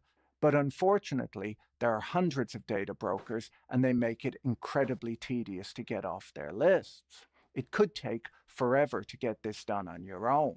I use Delete Me to reach out to the hundreds of data brokers on my behalf to request the deletion of my personal data and to deal with any objections. I got a full report back showing me where my data was removed from. With a yearly subscription, Delete Me keeps track of the data brokers to make sure that they don't re-add your data to their lists. Remove your personal information from the web using the QR code or the link in the description, and use the code BOILE for 20% off. The consumer balance sheet in the United States presents a bit of a mixed picture. On the surface, debt service ratios are quite low and spending is strong. But when you dig a bit deeper, some signs of strain are starting to show. Delinquencies in subprime auto loans have been rising steadily over the last 3 years, reaching a 15-year high this year. As of January, 6.6% of subprime borrowers were at least 60 days past due. This is the highest rate since Fitch began tracking that data in 1994. Unsecured credit card delinquencies have been rising too, with the sharpest increases among cards issued between 2021 and 2023. The financial pressure is concentrated amongst recent borrowers and lower-income households whose balance sheets are more exposed to rate hikes and inflation.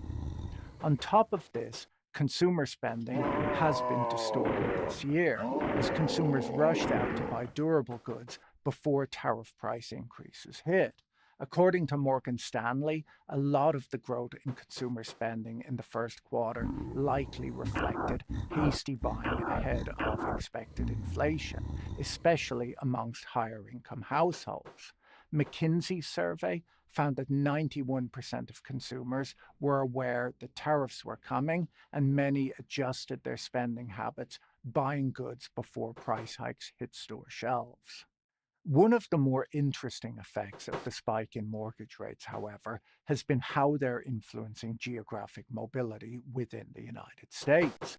Homeowners with low interest rate mortgages are extremely reluctant to move, even for better job opportunities. This behavior is reshaping migration patterns and contributing to regional imbalances in housing supply and demand. The migration from northern states to the Sun Belt, which started long before the pandemic, has been disrupted by higher interest rates and the lock-in effect, leaving colder regions, in particular in the Northeast, with unusually high inventory of homes available for sale.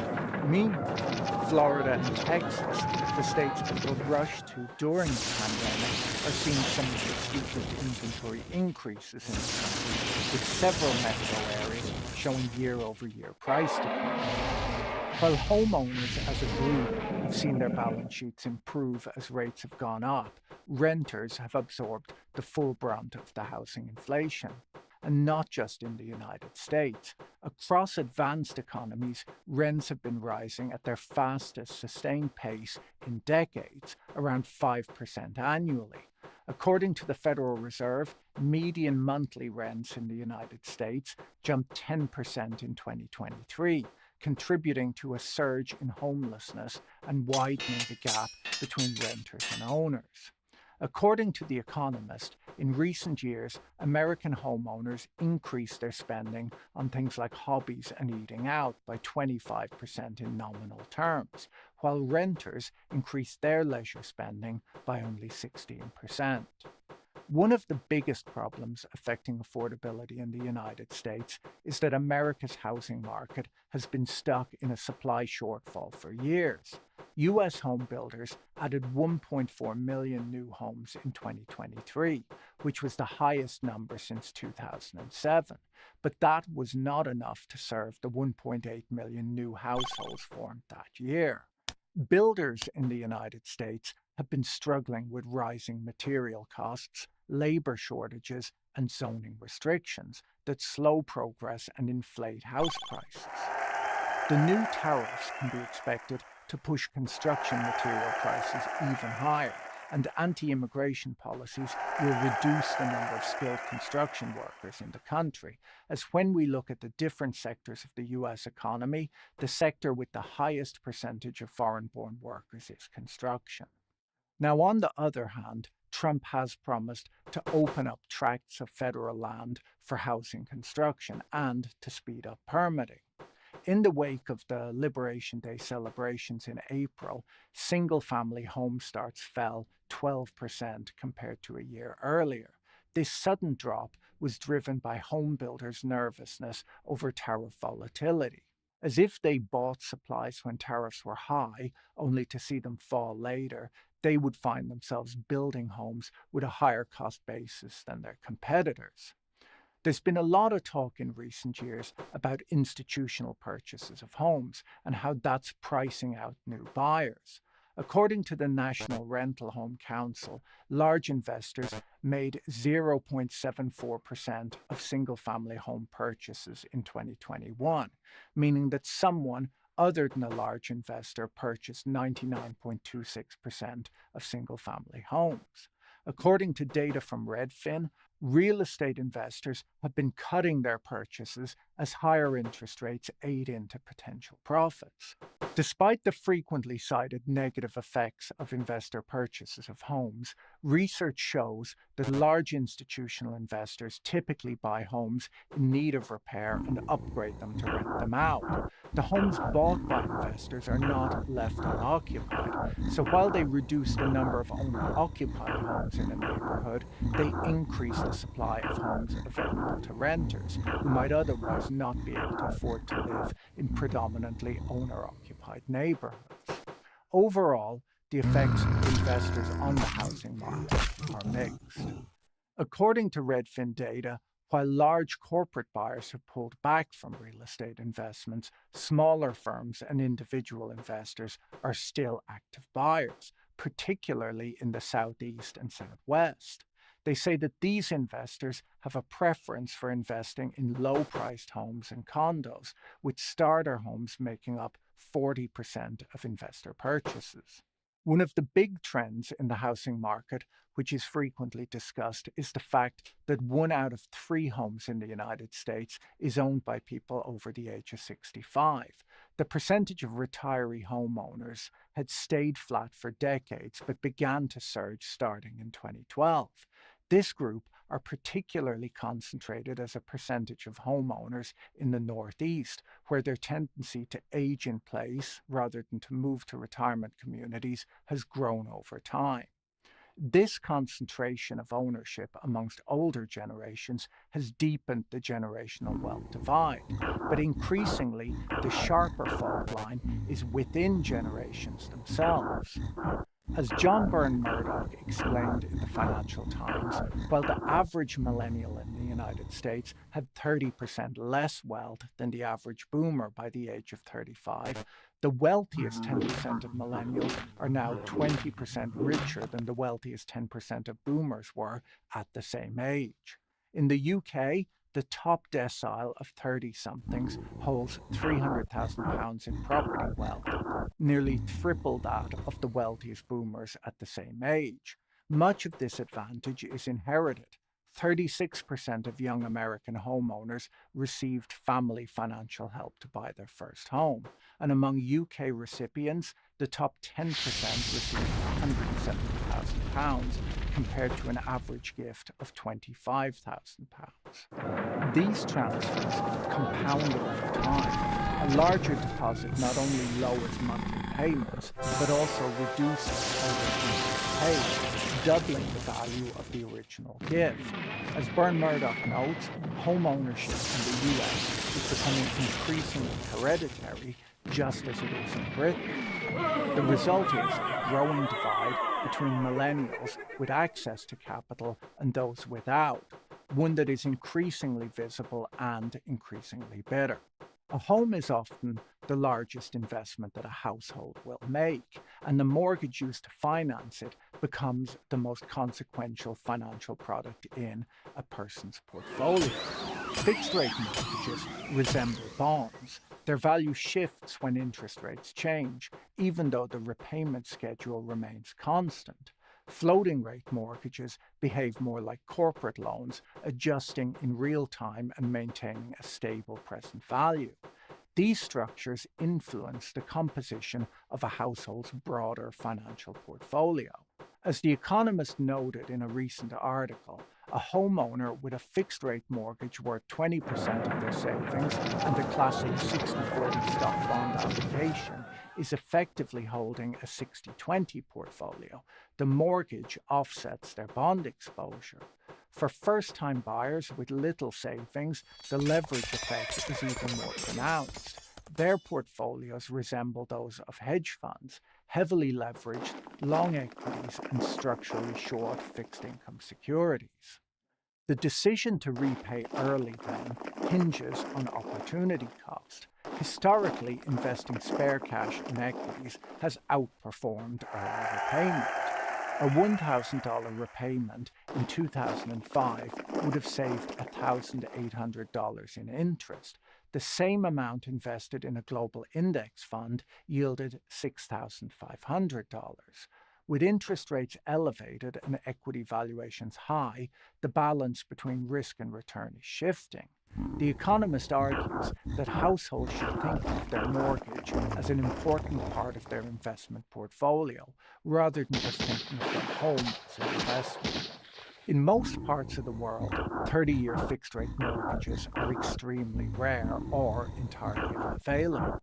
British and European borrowers can usually only fix their mortgage rate for 2 or 5 years, exposing them to frequent refinancing risk and rate shocks. The expiration of ultra-low rates in Europe has already triggered a wave of rising mortgage bills. In China, the structure is different again. Home ownership surged through state-led reforms in the 1990s, but the Chinese real estate market is now burdened by debt distress, unfinished developments, and falling prices.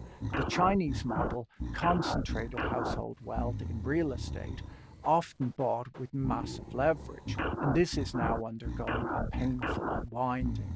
These contrasts reveal how deeply mortgage design influences broader financial behavior, wealth distribution, and economic resilience.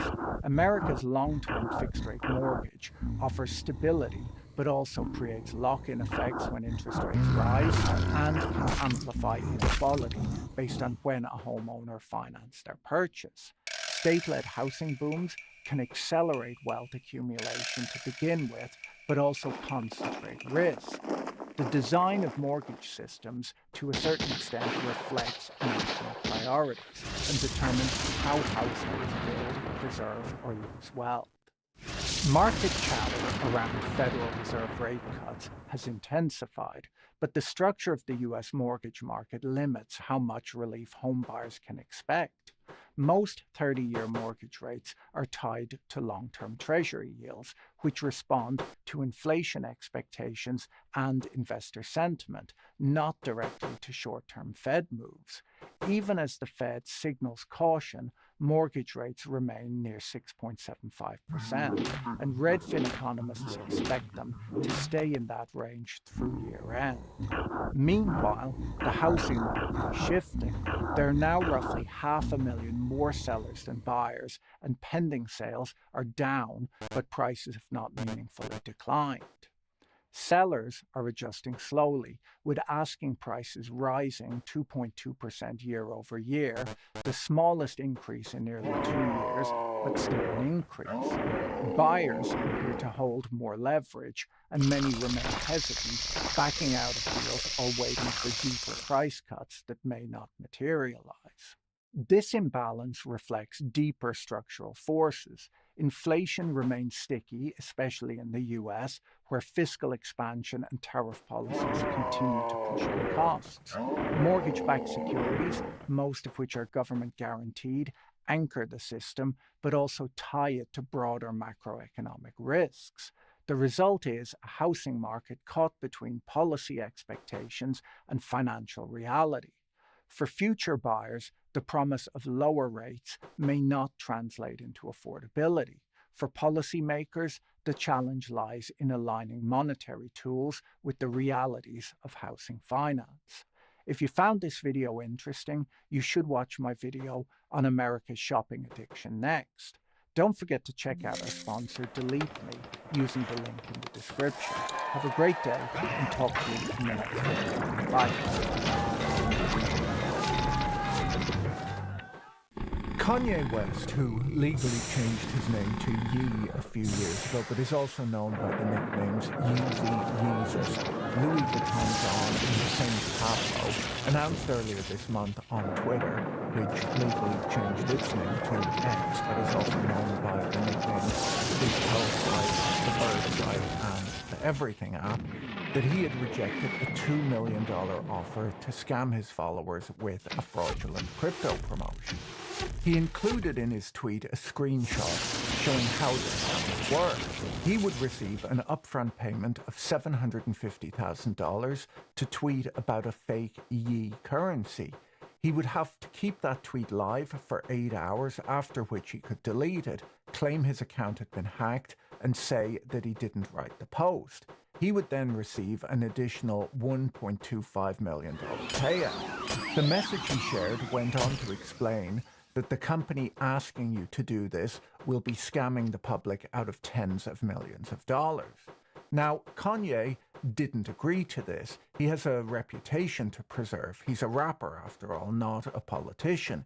He instead went on a bit of a Nazi rant before deleting his Everything app account.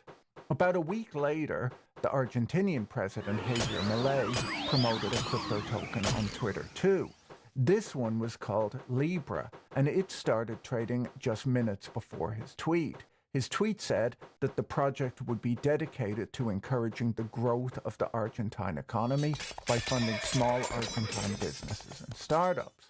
Over the next hour, more than 44,000 wallet addresses bought the token. The price spiked from around 22 cents to more than $5, pushing the token's overall market value to $4.5 billion before it collapsed in value as insiders began dumping their tokens. Concern quickly spread in Argentina that Milei's Everything app account had been hacked. A few hours later, he deleted his tweet saying that he had not been aware of the fine details of the project, and after becoming aware of it, he decided to stop spreading the word. By the time his tweet was deleted, the token had already fallen 97% from its peak value, and buyers were accusing the coin's creators of a rug pull, a type of crypto pump and dump scheme where the promoters draw in buyers only to stop trading activity and make off with the money raised from sales. On-chain analysts pinned the price collapse on insiders cashing out almost $100 million. Milei's political opponents filed dozens of lawsuits accusing him of ethics violations, while the main left-wing Peronist opposition bloc said that they would launch impeachment proceedings and accused him of participation in a crypto fraud. On Monday, Milei surprisingly retweeted a guide on how to purchase Libra tokens, causing the price to nearly double in minutes. Shortly afterwards, that retweet was deleted too. In a television interview later that Monday, Milei denied any wrongdoing, claiming that he didn't promote it, he just shared it. He said that he's a techno-optimist and that the coin was proposed to him as an instrument to help fund Argentine projects. He went on to say, "It's true that in trying to help out those Argentines, I took a slap in the face." He claimed that neither the state lost money nor did Argentinians, saying that the vast majority of investors were American and Chinese. Argentine lawyers have filed fraud complaints against Milei, and a judge will soon determine if the president should face criminal fraud charges. According to Reuters, 8 crypto wallets withdrew roughly $99 million from the token's liquidity pool, and analysis shows that the addresses that withdrew this money are closely related to the Libra creator team, as those addresses were funded directly from the Libra token creator account. So far, there's no evidence that Milei directly profited from the meme coin, but in a best-case scenario, the scandal still shows that he was foolish enough to allow a 26-year-old crypto bro to make $100 million off his name. One of the biggest scandals to come out from the Libra rug pull is that blockchain investigators have shown that the same wallets involved in the Libra scandal were also involved in the launch of Melania Trump's meme coin. Before I get to that, let me tell you about today's video sponsor, CookUnity, the first chef-to-you meal delivery service, made up of award-winning chefs who believe that great food should be for everyone. We're talking about chefs who are Food Network alums, James Beard Award winners, and acclaimed restaurateurs. Meals are delivered fully cooked so that all you have to do is heat them up and you're ready to eat. With CookUnity, it feels like you're eating in a different restaurant each night of the week, and the food is healthy and delicious. Each week, award-winning chefs craft hundreds of globally inspired meals, from vegetarian to paleo and everything in between. Meals are delivered fresh, never frozen, and the menu rotates every week, so there's always something new to try. Tonight I'm eating the grilled flank steak grain bowl by Chef Chris Riddell. I really like the Hungry Vaquero steak meal by Maribel Rivero too, and the Mexican-inspired beef chili by Chase Evans. The subscription is super flexible and you can pause, skip weeks, or cancel at any time. CookUnity chefs offer up a wide range of meals with over 7 different dietary preference filters, including vegan, paleo, and gluten-free options. Click on the link in the description now to try Cook Unity and get 50% off your first order of chef-made meals delivered fresh to your door. Thanks to Cook Unity for sponsoring this video. Okay, so first up, what is a meme coin? Well, the first cryptocurrency, Bitcoin, was unveiled about 16 years ago, and it was supposed to be a new technology for making online payments that didn't rely on the existing financial system. With Bitcoin, the ledger showing ownership would be decentralized and payments could be made pseudonymously. That never really worked out. For a variety of reasons, people don't use Bitcoin in the real world for much of anything other than to gamble on its price. They do use stable coins, an idea that came later, for transactions, and these are usually pegged to the US dollar and are supposed to be backed by real dollars. But they avoid the banking system, so are quite useful for illegal transactions. People don't use them for buying a book on Amazon, however, as they're still significantly less convenient than using a debit or credit card. Almost as soon as Bitcoin was created, people began making fun of it by coming up with joke coins like Dogecoin, which was probably the first meme coin, or at least the first one to get any traction.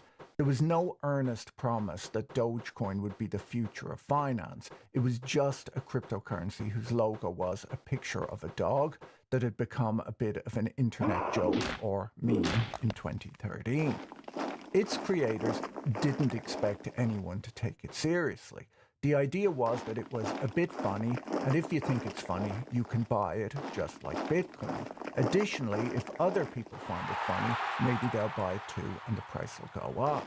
It's important to note that none of these meme coins are actually funny. I don't think that anyone other than maybe Elon Musk has ever actually laughed at them. People just come up with something that could theoretically be funny and hope that someone else will agree that someone else might find it funny and thus might actually buy it.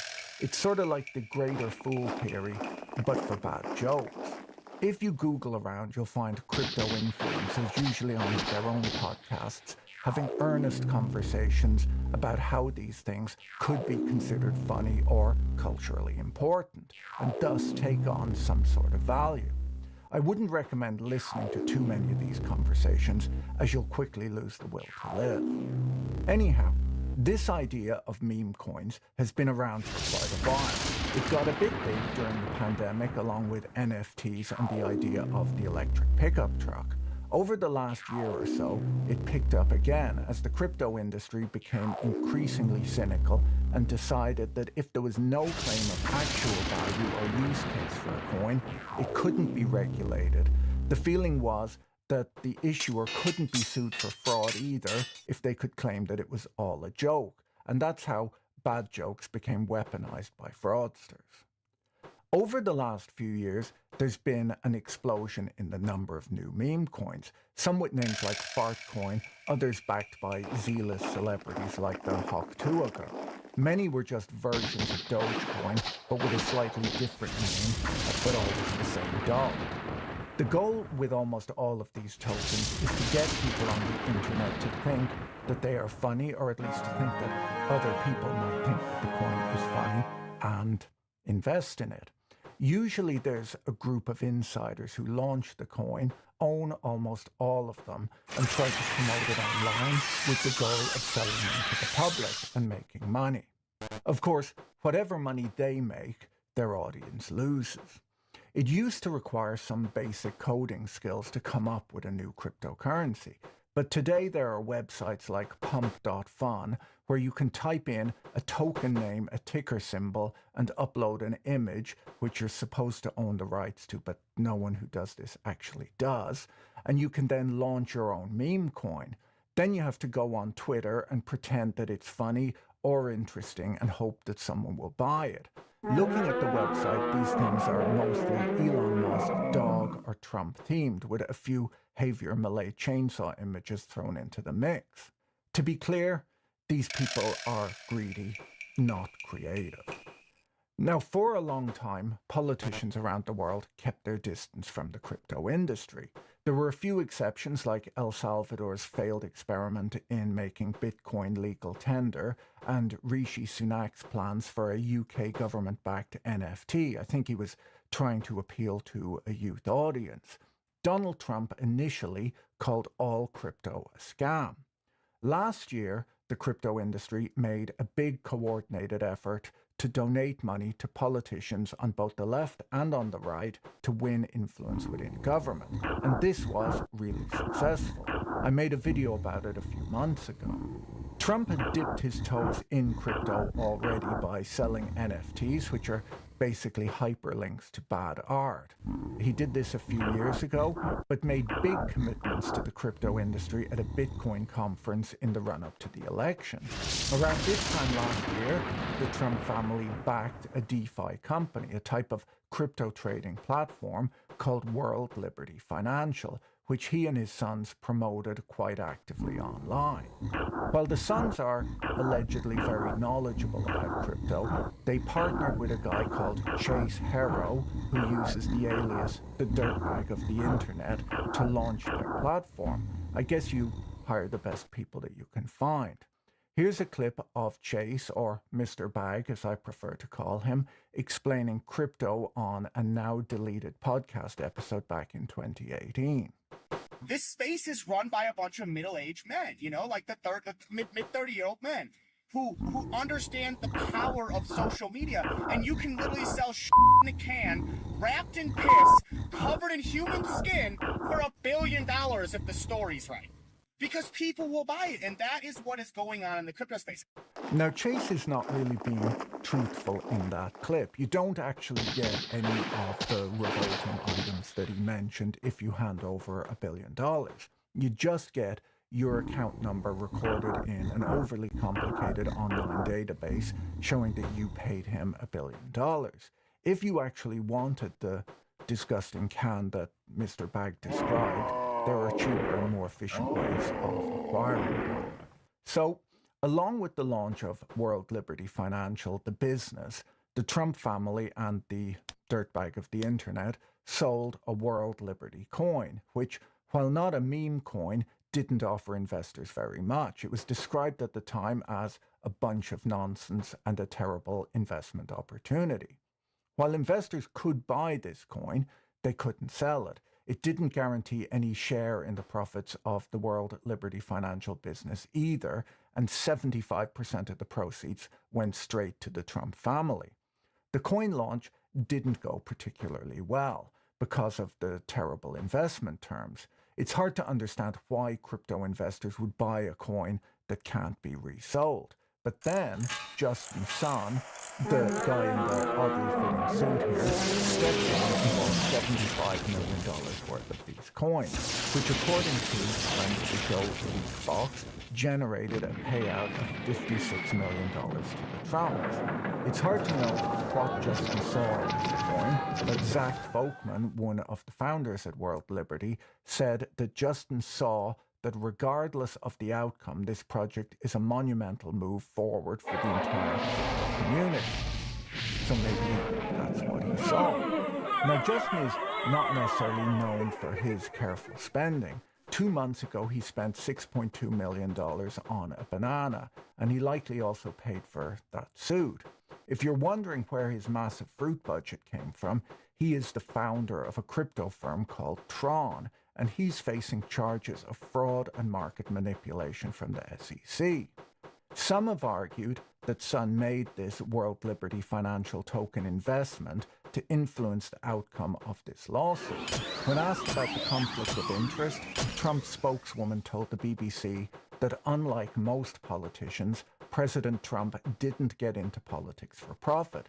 He's fighting because he loves the people of this country and wants to make America great again. I'll allow you, the viewer, to decide what to make of this, but hopefully you can see how a politician selling worthless tokens for tens of millions of dollars to people who are facing criminal charges could open them up to accusations of corruption.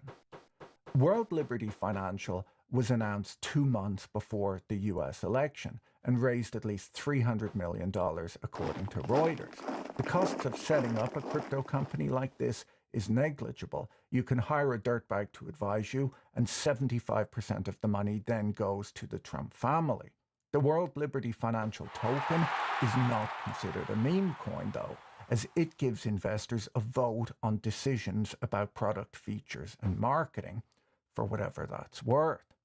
The crypto industry, you might be surprised to hear, are not uniformly delighted with Trump's forays into their space. Many had hoped that he would support the coins that they already owned rather than releasing his own ones and competing with them. They hoped that he might bring their industry legitimacy, but now worried that the Trump family's coins could instead harm the industry, as they just look like money grabs, and the fact that they've tanked in value further discredits the industry. On top of this, some worry that his involvement will make crypto partisan and tied to political affiliation. Meme coins, as I said earlier, are a little bit different to utility tokens. Not that there's much utility to many of these tokens, but a meme coin makes no promise of usefulness. They're just a new way for celebrities to monetize their brands, and a form of gambling which is entirely rigged in favor of whoever launched the coin, or whichever influencers they work with to publicize the launch. The issuer of the coin can make money in a few ways. The first is just by selling these tokens that cost nothing to create to investors. The second is from trading, as the creators of the meme coin often receive a share of the trading fees from the exchange they're listed on. Often when a coin is launched, the team will recruit crypto influencers, which they call KOLs, which stands for Key Opinion Leaders, who will be allocated a share of the coins, often for free. And their job is to build hype around the launch by tweeting about the coin or discussing it on their ghastly podcasts. Then, when the coin goes live, they are able to dump them into the price spike. To call all of this gambling would be to give gambling a bad name, as at least with games of chance, players have a chance of winning. In a recent interview on the CoffeeZilla YouTube channel, Hayden Davis, the man behind the Libra token launch and also the Melania Trump meme coin, described how retail have no chance of winning. To defend his actions in withdrawing $100 million from the Libra liquidity pool, he settled on the idea during the interview that he was like a bank owner who decided to rob his own bank to prevent other people from robbing it. If you get a chance, you should watch that interview. The admissions in it are quite wild. I'll put a link to it in the description. It used to be that Stephen had to investigate online scams, but now the perpetrators seem to come to him to confess. I don't get it. Why are they confessing? They're not confessing. They're bragging. There's a long list of celebrities who've launched meme coins or been involved in promoting them. I Googled for a list of them, but rather than read it out and get sued, I'll allow you to Google it for yourself. I haven't heard of most of them, but the ones I did know I wouldn't consider at all respectable. And that's really the whole problem for people like Haver Millet or any other politician who might be considering getting involved in this space. You might be able to convince yourself that you're experimenting in a new field of finance and that if people lose money, it's their own fault, but it takes a lifetime to build a good reputation and just moments to destroy it. If you don't understand how something works, or if the people you're dealing with don't seem trustworthy, you probably shouldn't lend your name to it. Trump didn't just issue the World Liberty Financial Token. Days before his inauguration, he launched his own meme coin too, which spiked in value and then cratered just like the token Millet had promoted did too. A big difference is that Trump clearly profited from this token, as 80% of the Trump token supply is owned by Fight, Fight, Fight and CIC Digital, an affiliate of the Trump organization. Reports show that at least 50 of the largest investors in the coin, who received allocations before the coin was hyped, made profits in excess of $10 million each, while 200,000 crypto wallets, most with small holdings, lost money on the coin. This is just the way these things work. On top of this, the creators of the Trump meme coin receive a share of the trading fees from the exchange on which it was listed, which according to Reuters came to between $86 million and $100 million in trading fees in January alone. On Inauguration Day, Melania Trump announced that she was releasing her own Hamburglar-themed meme coin. Both of these Trump family-linked coins are down about 80% from their launch day highs. Hayden Davis, the 26-year-old crypto developer who helped launch the Libra token, admitted that he was also involved in the launch of the Melania meme coin. He made some claims in the CoffeeZilla interview that there had been a private event in Washington, D.C. too, where people were given special access to buying the Trump meme coin before its launch. It's difficult to know if any of that is true. In recent years, a lot of the crypto hype has been coming from Silicon Valley VC firms, whose websites tell you that crypto is so much more than a financial innovation. It's a social, cultural, and technological innovation too. If all of these tokens are useless, why are VCs so excited about them? My friend James Jani argued in a video 2 years ago that VC firms used to invest in startup firms where most fail, but some succeed and make a lot of money. He pointed out that this process can take years, in some cases decades, before they finally get to cash out. With crypto, the VCs worked out that they can invest in the startup stage of crypto or Web3 projects, hype them up by talking about their huge potential, and cash out in weeks by dumping the tokens on retail as soon as they're made publicly available. This is all unregulated, and despite all of the claims of innovation, almost none of the projects ever come to anything. The VCs then get to boast about how much money they made on their podcasts. Zeke Fox points out in his book, Number Go Up, that crypto has been around for 16 years now, and despite all of the claims that it's a technological breakthrough equivalent to the internet, no real use case has been found for it other than gambling, illegal activity, and monkey JPEGs masquerading as art.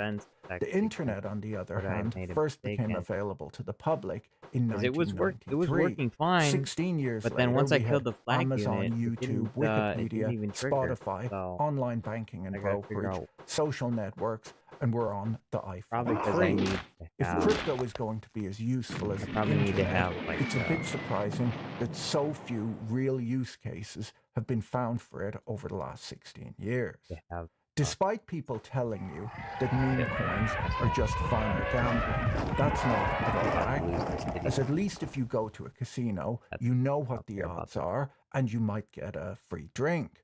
Meme coins are set up where the people hyping the projects have all of the coins, and when retail come in to buy them, they are dumped. You have no chance of winning unless you are allocated tokens before the official launch. A few months ago, the Hoktua girl got all sorts of abuse for launching a meme coin where her audience lost all of their money. And as rotten as what she did was, the only difference between her meme coin and all of the others is that there was an actual meme at the heart of it. To be clear, I'm not saying that what she did was acceptable. She should be condemned. Her behavior was entirely presidential. One of the side scandals of the Malay-linked meme coin was that a well-known crypto influencer and pizza reviewer bought in with his own money and lost $5 million. He then complained and seems to have been reimbursed by Hayden, the guy who pulled $100 million out. If you invest, though, don't waste your time complaining, as you won't be reimbursed. I would argue that one of the reasons crypto got so out of control over the last few years, where Ponzi schemes were being run in full public view with no repercussions, is that the SEC were asleep at the wheel, where Gary Gensler watched all of this madness and felt it made sense to wait until new laws were passed for crypto. Amusingly, the crypto industry felt that he was way too hard on them, so now pro-crypto executives have been nominated to lead both the SEC and the Commerce Department. David Sachs, a VC investor and podcaster, has been appointed as the crypto czar, whatever that is. I'm not really sure that the US government should be handing out Russian royal titles anyhow, but this is the world we live in. The reign of terror against crypto is over. A big problem with political leaders launching crypto tokens is not only does it look like they're scamming the public, but it also presents massive conflicts of interest. Right now, Trump's new appointees at the SEC are supposed to be working out what kind of rules should be applied to cryptocurrencies. It seems somewhat unlikely that they'll come up with rules that make Trump's meme coins illegal. You would hope that they will formulate rules based on what they think best protects investors, rather than which cryptocurrency projects various politicians are already involved in. And I guess we'll have to wait and see how that works out. In researching this video, I was surprised by how little coverage these scandals are getting in the mainstream press. It's possible that journalists view this as a small-scale problem and not worth their time, or that they don't want to dig into it because crypto sounds more complicated and high-tech than it actually is.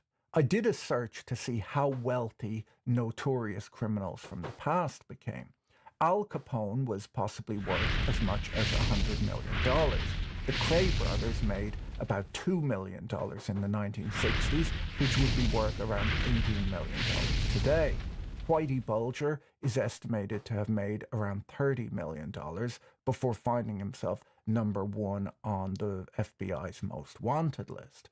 Al Capone managed over 1,000 employees and killed 200 people to make the kind of money that was pulled out of the Libra token in just one day. The scale of crypto fraud is huge, and because of their massive political donations, these people now have representation in government. Yeah. Hayden Davis, the co-creator of Libra, is alleged to have bragged in text messages that he bought influence over Javier Milei by sending money to his sister. I've no way of knowing if this is true or not, as this guy's not exactly trustworthy. If it was true, Davis would possibly be called to account under the Foreign Corrupt Practices Act, which prohibits companies and individuals from bribing foreign government officials to obtain or retain business.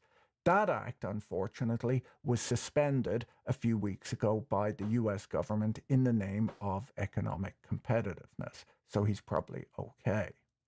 Cryptogate, which is what the press in Argentina are calling the Libra token scandal, represents the first big scandal of Milei's presidency. As I said earlier, there's no evidence that Milei or his family profited from this token. He was quite likely tricked and didn't understand how things work. I made 2 videos about Milei, one before his election and a second reporting on his first year in office. He's made remarkable progress so far, but my last video concluded that the most difficult days lie ahead for Argentina, and the Argentinian people need to have faith in Milei if they're going to stick with the path that he has chosen, which may be the best plan Argentina has had in decades, but involves extreme austerity. Milei rose to prominence as an iconoclast who said that he could tame Argentina's sky-high inflation and eliminate corruption among the political elite. I've been telling myself that for the This scandal damages Milei's image both at home and amongst foreign investors at a critical time when the Argentine government is hoping to ease currency controls and negotiate a loan with the IMF. In my opinion, it's a mistake for any politician to get involved in cryptocurrency schemes, which have a 16-year history of promising innovation without delivering anything useful.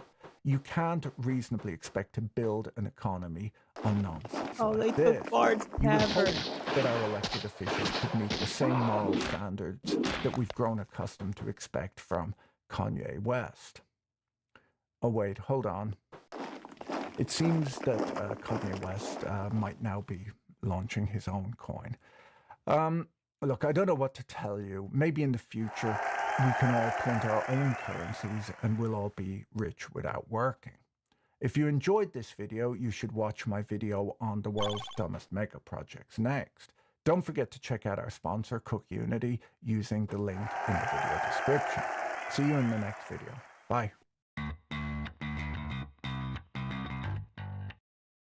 The Great Depression was the worst and deepest peacetime economic shock in the history of the industrialized world. It changed how economists thought about financial systems, giving birth to macroeconomics as a distinct field of study. It brought about profound social change around the world and was a significant factor in the drift towards the Second World War. The depth of suffering during the Depression years is hard for many of us to imagine today. According to a 1932 study by the New York City Health Department, more than 1 in 5 children in the city were suffering from malnutrition, and the Great Depression was only getting going at that point. It lasted 7 more years.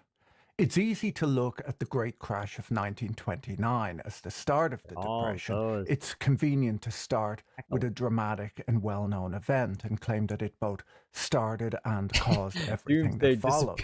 But of course, the real world is a bit more complicated than that. Ben Bernanke, a scholar of the Great Depression, famously said that to understand the Great Depression is the holy grail of macroeconomics. To this day, economists and historians disagree about the cause of both the crash and the depression that followed. But the roots of these problems can be traced to the events at the end of the First World War. When Germany signed the armistice in 1918, ending hostilities, its leaders at first thought that they were accepting a peace without victory, as was outlined by Woodrow Wilson in his famous 14 points. By the time the Allied leaders and representatives from Germany gathered in the Hall of Mirrors in Versailles to sign the final treaty, the mood had changed significantly. Germany had been denied a seat at the negotiation table, and the blame for inciting the war was placed squarely on its shoulders. It was forced to accept responsibility for the losses and damages suffered by the Allied nations and to pay several billion in reparations to rebuild the destroyed economies of Europe. Before the First World War, Europe had been the center of global power, with empires that stretched across the planet, and it had been easy for goods and people to cross international borders. When war broke out, capital, instead of being used for growth, was being spent on destruction. Over the 5-year period, the great empires were severely diminished, with some being essentially wiped out. International trade, which had only grown in the past, was now shrinking. The destruction that had occurred in Europe transferred financial power to New York as Europe had to turn to American banks for loans to rebuild their infrastructure and repay their debt. The reparations and war debts fueled international tension and weakened not just the domestic economies of some European nations, but also the international economic structure. European countries were now debtors rather than creditors of the United States. The First World War had brought unprecedented prosperity to American farmers, as with Europe unable to grow crops, the demand for American agricultural exports exploded, leading to rising crop prices and rising incomes. American farmers expanded production to meet this demand by moving onto marginal farmland and buying machinery like tractors, plows, and threshers. The debt of American farmers grew over this period as they borrowed to invest in both land and machinery. When the war they tried to use 3 fireballs against the city and failed all 3 times. Faster than many expected, and Europe no longer needed to buy America's surplus farm production. This led to a short depression in 1920 when American farm prices collapsed and the consumer price index fell by 11.3%. Despite this downturn at the start of the decade, America's economy was growing healthily in the 1920s. The war had brought new inventions and innovations in mass production. When people think of the 1920s today, certain images come to mind. Speakeasies, flappers, the Charleston, bathtub gin, Duesenberg and Auburn cars. The 20s have been described as an era when America withdrew from the world and went into an orgy of self-indulgence. The decade's been given many names like the Jazz Age, the Prosperity Decade, the New Era, the Era of Excess, the Ballyhoo Years, and the Dry Decade. The good times all unfortunately ended with the 1929 crash, not just in the United States, but all over the world. So why did events on Wall Street reverberate around the world, and why did the Depression last so long? And how did America and the rest of the world eventually dig itself out of the financial hole? Before we dig into that, let me tell you about this week's video sponsor, Exter, who make high-quality wallets, bags, cases, and other accessories. Okay, it didn't I wear trigger. suits most of the time for Yeah, work, and somewhere I don't along want the my way, pockets the bulging, so I need a slim wallet. They sent me got 2 to try out, and I'm freaked still out. deciding. One is premium leather and the other aluminum. There are other options too, like carbon fiber and forged carbon. With Christmas coming up, these would make amazing gifts, but I'll probably hang on to them for myself, as I really love the Finder cards that come as accessories. I mean, you it can works keep them in that your time, wallet but if you often misplace it, or put it in your luggage when you travel. already This one the is rechargeable too, unlike flag was other already brands, messed and up. once I charged, gotta it can figure out a last way up to to 6 make it months. work. They're available in lots of colors, block RFID, and hold up to 14 cards. They're both stylish and functional. The Card Holder Pro even comes with a lifetime warranty. Exter is on a mission to upgrade all of your carry essentials. Get up to 50% off in their Black Friday sale. Click the link in my description and use code BOILE at checkout to unlock further savings. Between 1920 and 1929, the American economy was growing rapidly. Worker productivity soared by 63%. Henry Ford had perfected his assembly line to the point where a new Model T was being built every 10 seconds. Airplanes in the 1920s were becoming more widely used for commercial purposes, and the decade is known as the golden age of aviation. By 1929, there was 1 car to every 5 Americans, That should have been the end and of a the game third right of there, American but it homes didn't even had a trigger. radio. This new invention, which would have sounded like Oh, magic okay. a It triggered decade this. It earlier, triggered was now after. being Okay. seen as essential. From a tiny base in 1922, sales of radios had increased by 1,400% by 1929. There was a similar, if not quite so spectacular, explosion in the sales of household appliances, like vacuum cleaners, electric irons, refrigerators, and washing machines. All of these new industries explained the economic boom of the decade. The way people spent their leisure time was changing too. Recreational activities like traveling, going to the movies, and professional sports became major businesses. If the economy was to keep growing, someone, of course, had to buy all of these products, and a culture of consumerism grew as more goods reached more people than ever before. Despite the booming economy, many bought the new goods on credit, leading to a significant increase in I need to household find debt some by way the to end of the separate it. decade. So the flag There was a unit will mild continue recession to in spawn. 1924 and another in 1927, which is blamed on Ford closing all of its production lines for 6 months to retool for the new Model A. That gives you an idea of how important the automobile industry was at the time. Not everyone shared in the benefits of America's rapid industrialization. In 1810, 81% of Americans had worked in agriculture. By 1920, agricultural employment had declined to 22%, as farming became more mechanized and people moved to the cities to work in factories. In 1920, the farmers that made up 22% of the population received 15% of the national income. 8 years later, in 1928, farm families accounted for just 9% of national income as the price of farm produce was falling. By 1929, the annual income of a farm worker was 36% of what was being earned by the average American.